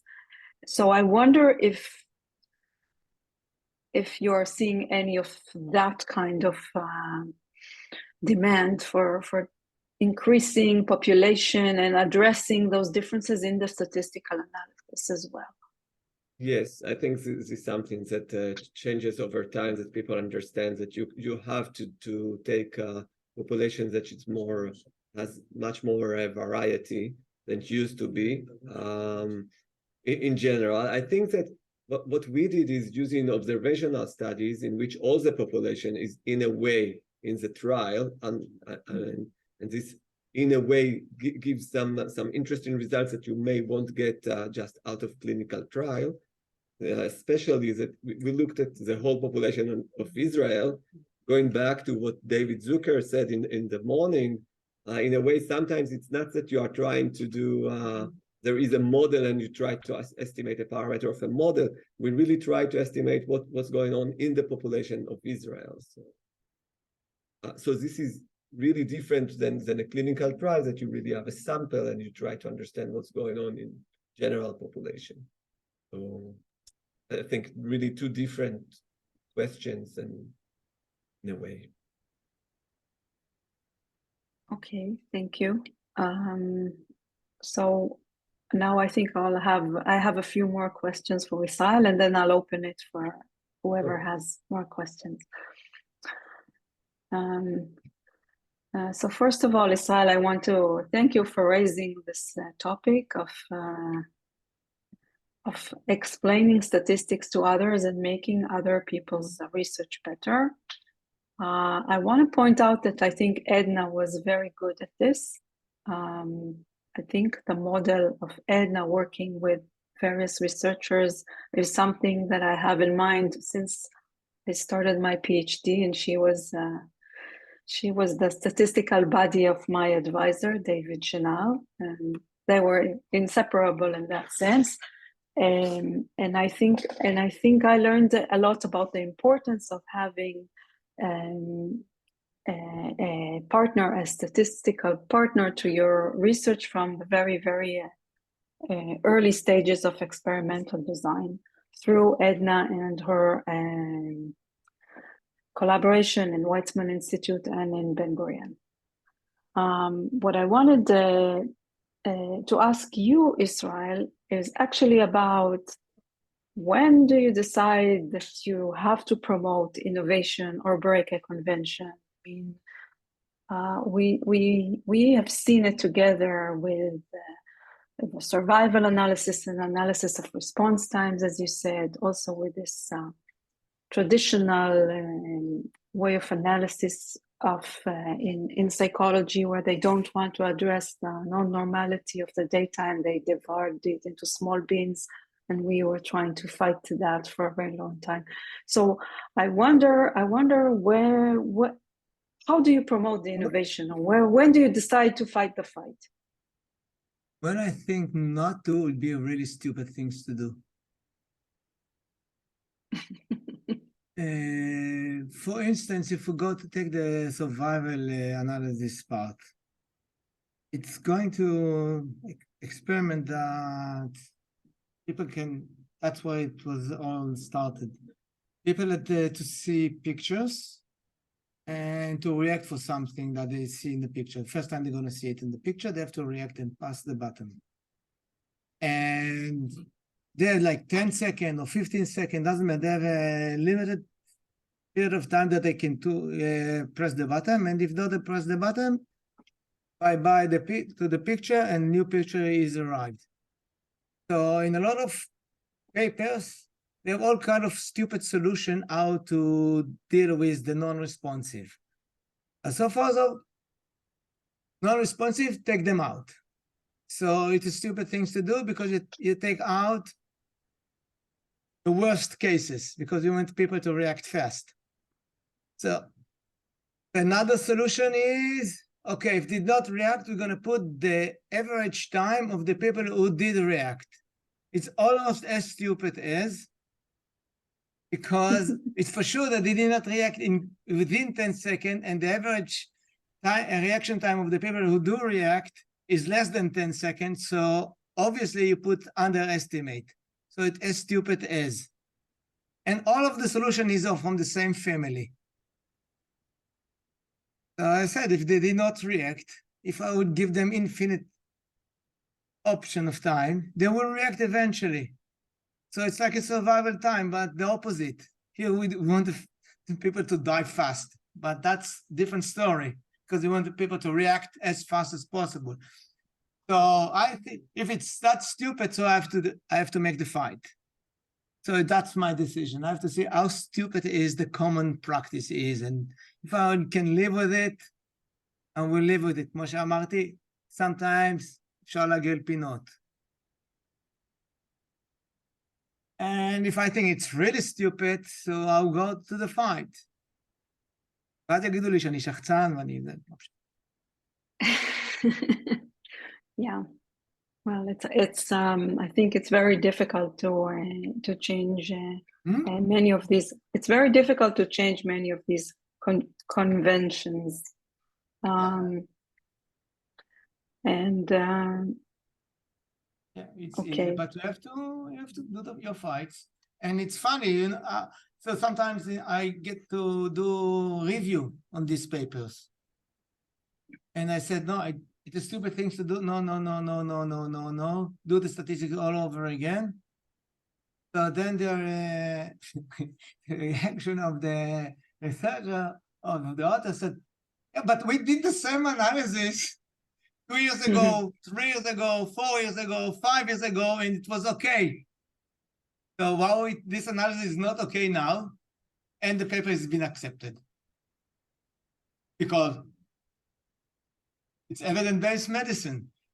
It works in the previous publication, so it has to work now. Yeah, that's true. It's hard because it's another thought that I had in mind. It's funny with the researcher in the universities or anywhere. They have to be abreast, לחבק, innovation. Yeah, embrace innovation. And to go for it. So as long as their research, they'll try to do that. When I'm going to face them a new statistical approach, oh no. All of a sudden, it's funny. It's like, I don't know. It's a dissonance in some sense. Again, okay. I think if there are other people in the audience that want to ask questions, this is probably the best time to do it. Okay, we do have a couple of questions in the chat, so I'm going to go back up to the chat and get a couple of those out. There are a couple of questions for Yair from his talk. And these are quick, so unless you have something to add, I'm just going to state them. So from Javi, Avi Morad asks, is the design you're describing, the quasi-experimental design for the booster, like prevalent new user design? Not sure. Can you hear Yair on Zoom? Okay, you're getting it okay. They can hear you. I just said I'm not familiar with this design, but Nirit just told me that they are connected. So apparently that's probably yes, but I was not familiar with it. I'm sorry, I cannot hear him. Okay. I just said that I'm not familiar with this design, but talking to Nirit, I understand that they are closely related or the same. Okay, thank you very much. And did you do the matching, did you do it with replacement or no? The matching? Good question. I have to say that doing matching in dynamic with the dynamic cohorts is complicated. It's not a lot of studies on methodological studies on that, and I think something that should be learned and understand better. May I just comment that Sami Suissa did a lot this design, yeah? And he has papers on it, okay? And we ourselves, we did something similar, but we did it with replacement. And then we took it into account in the analysis, in the survival, like taking clusters, yeah? Okay, the problem here is you want, on one hand, you want to do more than one participant, do matchings in more than one participant. I mean, 3 to 1 or something like that. However, because of the censoring, the question is what to do when you censor more than when you censor some of the people in the same group of 3 or 4. So there are questions needed to be yeah. Okay, answered. thank you. Very interesting. Thank you. Okay, we have a question from Tzipi Shochat, asking, is it possible to overmatch on quasi-experimental designs?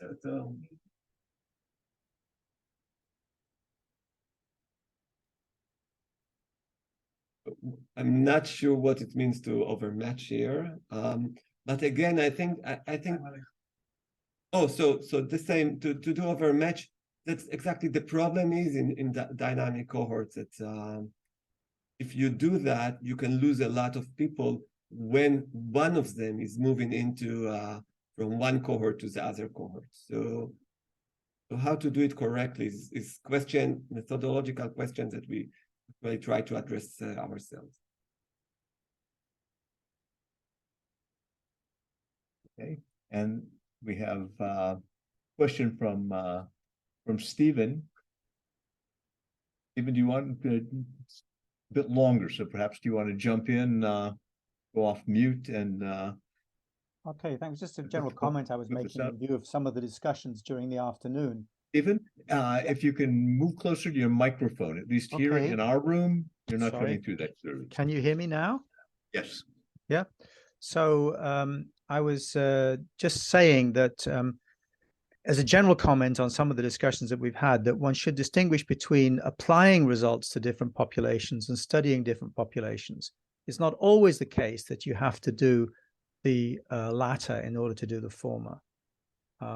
So a good example is that for a number of drugs, we know that the effect is somewhat related to body weight. And this explains a lot of the difference between the sexes.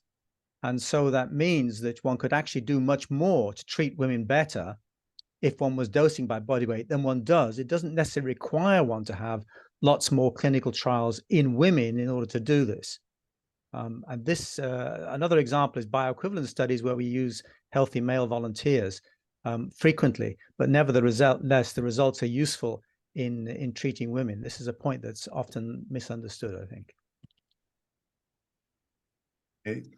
That has some bearing to my talk, so maybe I'll give a quick response from my standpoint. And in many ways, I think that's the idea, or at least the hope that I would have if you can actually inject that sort of variation into the experiment itself, that by having the fixed variation and that being something that you can then relate to other populations in the same way, as you said, that you could, if you had weight differences, you could then use those to effectively build in the difference between men and between sexes. But of course, having to balance that against the potentially limited number of factors that you would actually be able to insert in a design in order to study groups. Yeah, I just make one more comment. I think if the pandemic taught us anything, it's that you can't sample from the future. An implicit assumption that we make is that the future patients will be similar to the current generation, despite the fact that we know there are huge generation effects in life expectancy. So everybody matches by age if they can. Nobody considers generation because it's simply impossible. So it's swept under the carpet.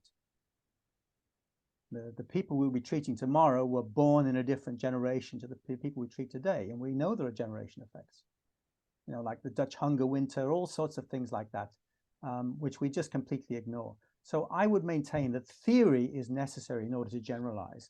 It's a mistake to think that sampling is necessarily the clue to it. Okay, Yoav, and I'm just going to point out, if any of you on discussion would like to ask questions, raise issues, or make comments, you have the reaction symbol for raising your hand, so please do that so that I will see you on the screen. Yoav, why don't you come up so that you can, everyone will hear you.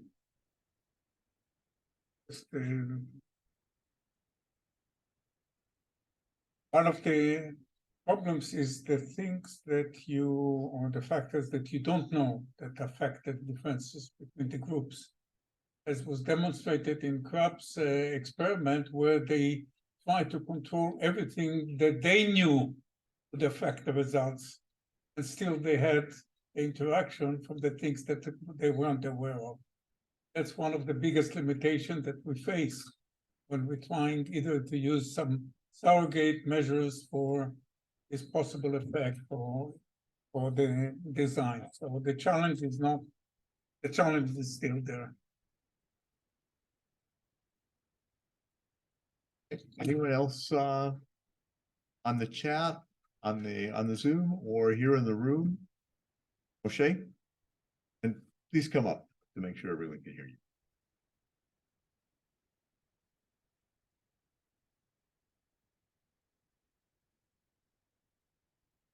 This is a question to you, Israel. I remember one time I was present at a graduation ceremony for master's students, and Henry Shafei was the speaker.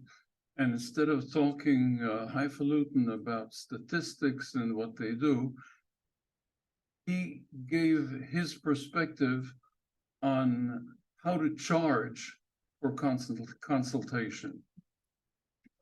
Do you have any ideas or anything to say about that?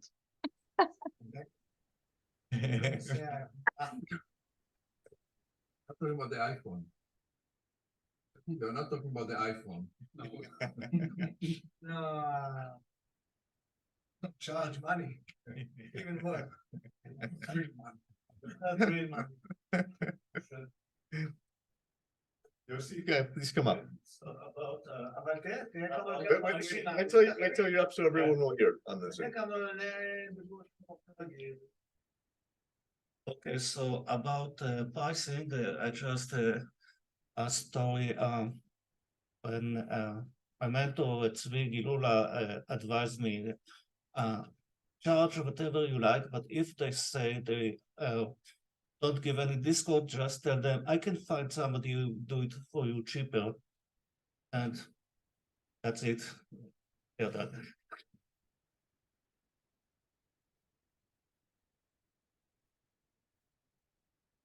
Okay, other questions, other comments? Okay, so we've had an excellent day thus far, and at this point, I want to invite Ron back up, and Ron is going to make some concluding comments on our day.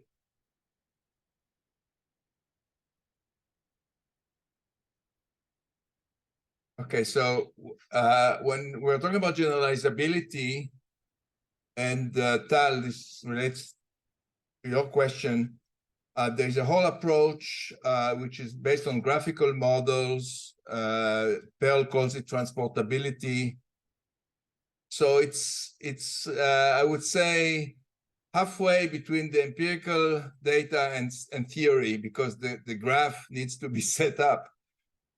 So there are attempts to put it in some kind of framework. Okay, so I have some remarks. I have to find them. Okay. Not here.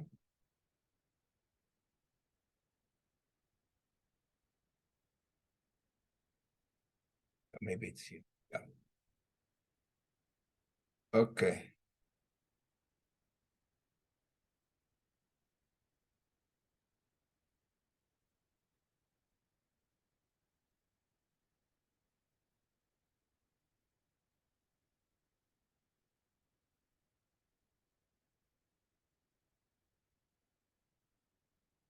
Okay, you see the slide? I mean, you're supposed to see the slide now. Yes, yes. Okay, thank you. So this was the opening slide. This was the opening slide.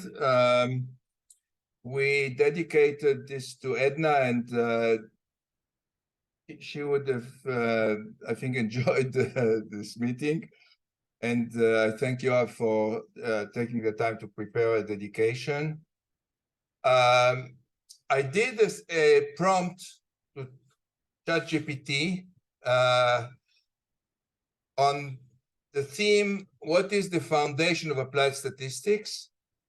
And it listed probability theory, okay, descriptive statistics, okay, inferential statistics, experimental design, regression analysis, multivariate analysis, statistical computing, ethics, and reproducibility. Overall, the foundation of applied statistics encompasses a diverse set of principal methods and practices that enable statisticians to analyze data effectively and derive meaningful insights to inform decision-making in various fields. To me, this sounds like a basket, a collection of things in a basket. And the life cycle that Israel presented is missing in this response of ChatGPT. Foundations, I think, are important. This is the talk that Nancy Reed gave at JSM last year. This was the David Cox talk. And this is the list she had. So probability analysis, applied mathematics. So this was related to modeling. Bayes, Neyman, Fisher, this is related to approaches to inference. Nature of uncertainty, nature of induction, interpretation, role of sufficiency, asymptotic theory, causality. So as you see, this seems a bit different from what ChatGPT gave us. And there's a fantastic book. It's a small book by Peter Huber, What Can Be Learned from the Past 50 Years.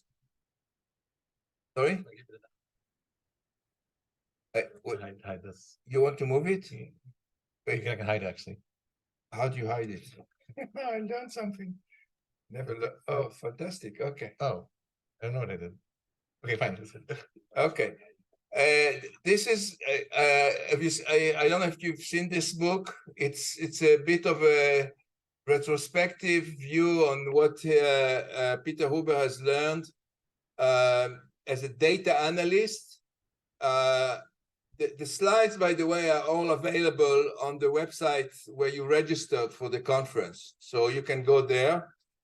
And in the opening part of the book, he states that my principal aim is to distill the most important lessons I've learned from half a century of involvement with data analysis in the hope to lay the groundwork for a future theory.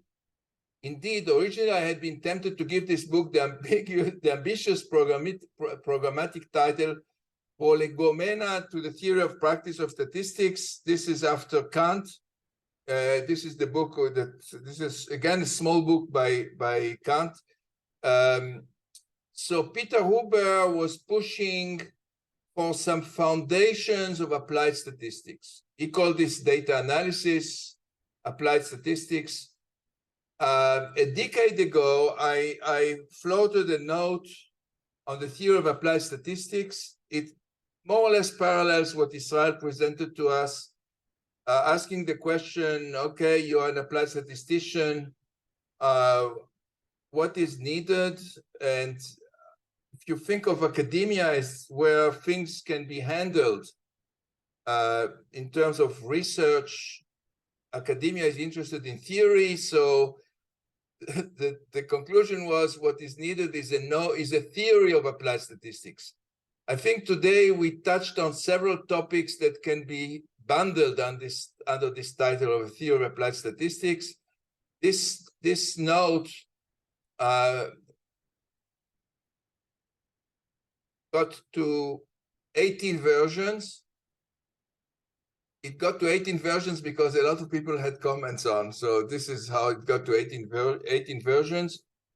The first paragraph in this note, I think, will resonate also on what Israel mentioned.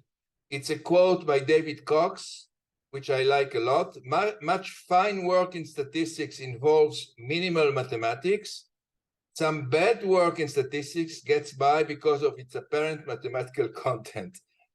So we are talking about fine work in statistics and not mathematics. That's the bottom line. You can download it from here. Again, the presentation is available.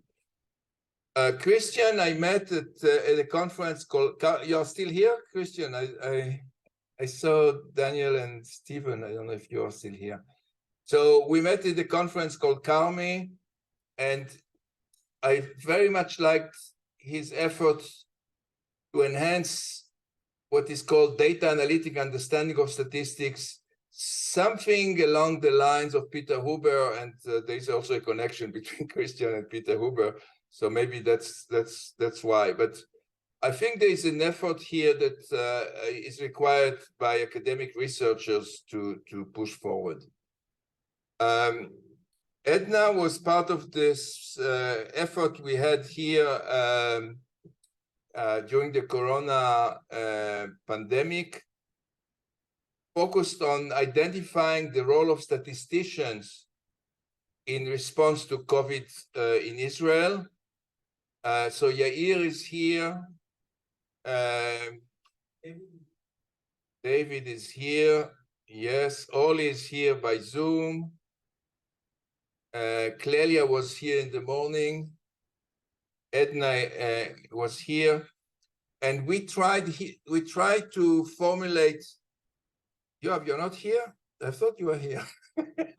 But I think you attended the meeting, or maybe you didn't participate in the writing of I don't know. So we tried to identify the role of statisticians. Basically, it talked about three phases. When the pandemic started, chaos, we have to organize the data. We don't have the data organized. Then we needed some planning activities, some modeling to help plan responses. And then the third phase, which is we have a vaccination, we have a booster, what's the effect? So we are taking a different role. So the role of statisticians sort of moved between first phase, second phase, and third phase. We talk about this in this paper. This paper was actually pretty well cited in Belgium. What's his name? Molenbergs. He took this idea and he did something similar to what happened in Belgium. Arnoldo in Norway did that. So this was maybe a first initiative to try to identify the role of statisticians in events like a pandemic. Okay, this was the paper got quite a wide perspective. If we are thinking of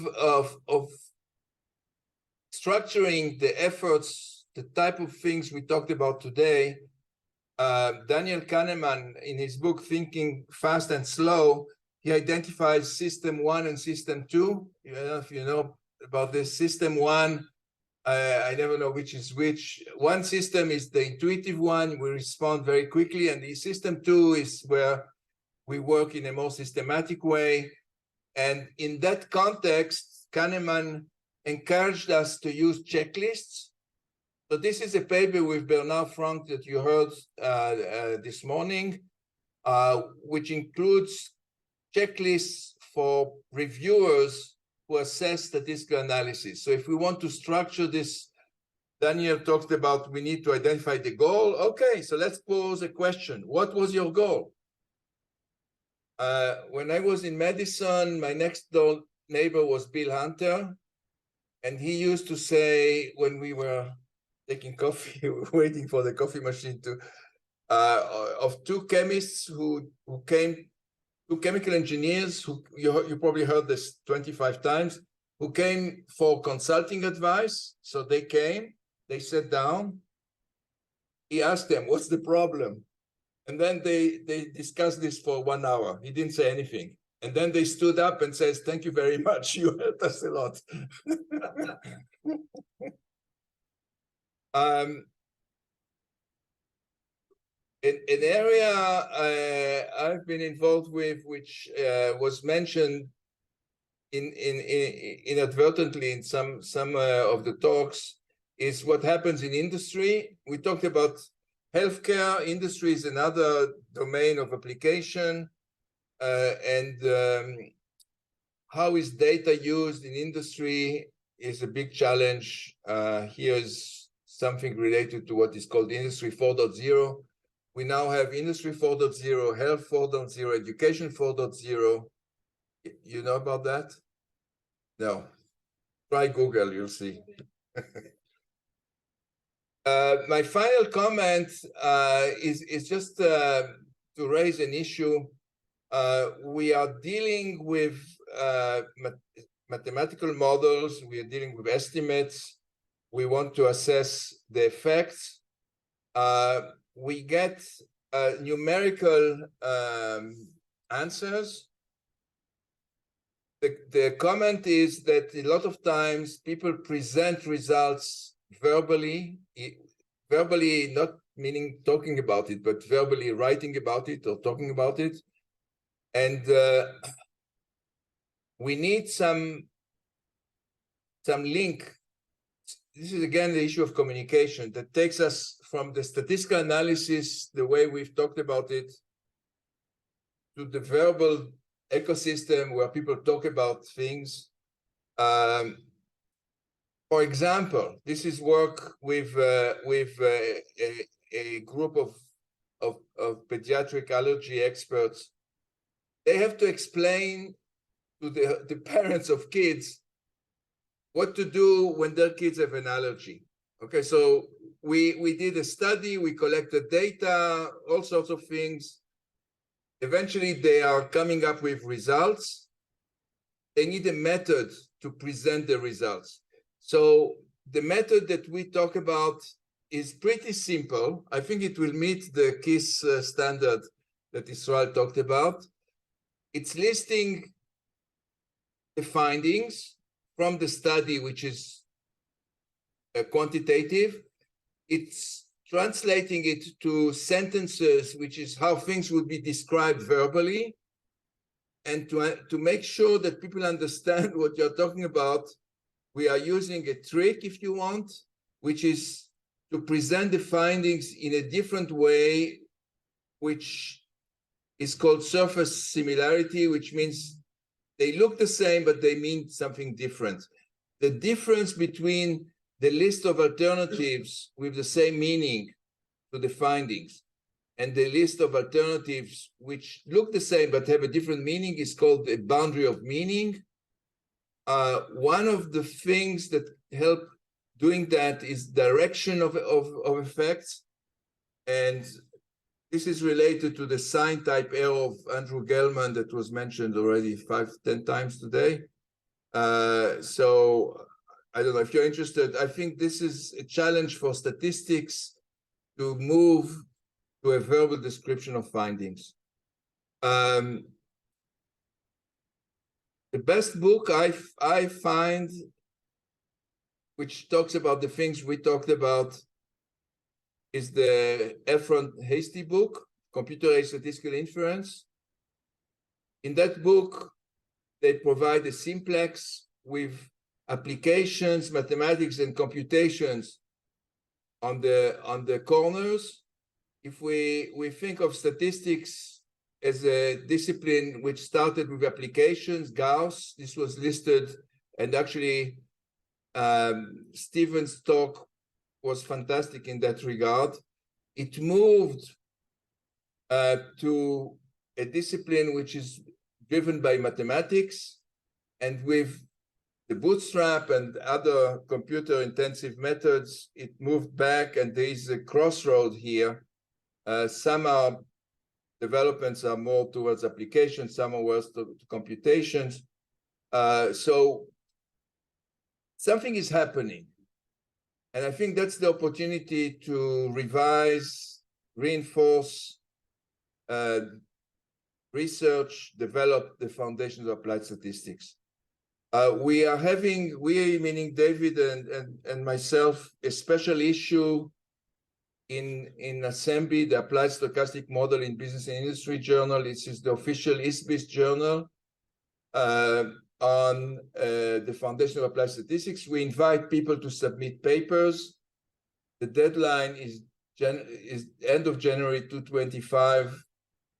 Plenty of time, okay? No rush, but the topic, as Israel found, I like the initial comment. Initially, yeah, we can talk about it, but then when you start thinking about it, it's becoming a heavier burden. So we have this special issue ahead. It's a nice target for people who want to spend time and provide some insights on the foundations of applied statistics.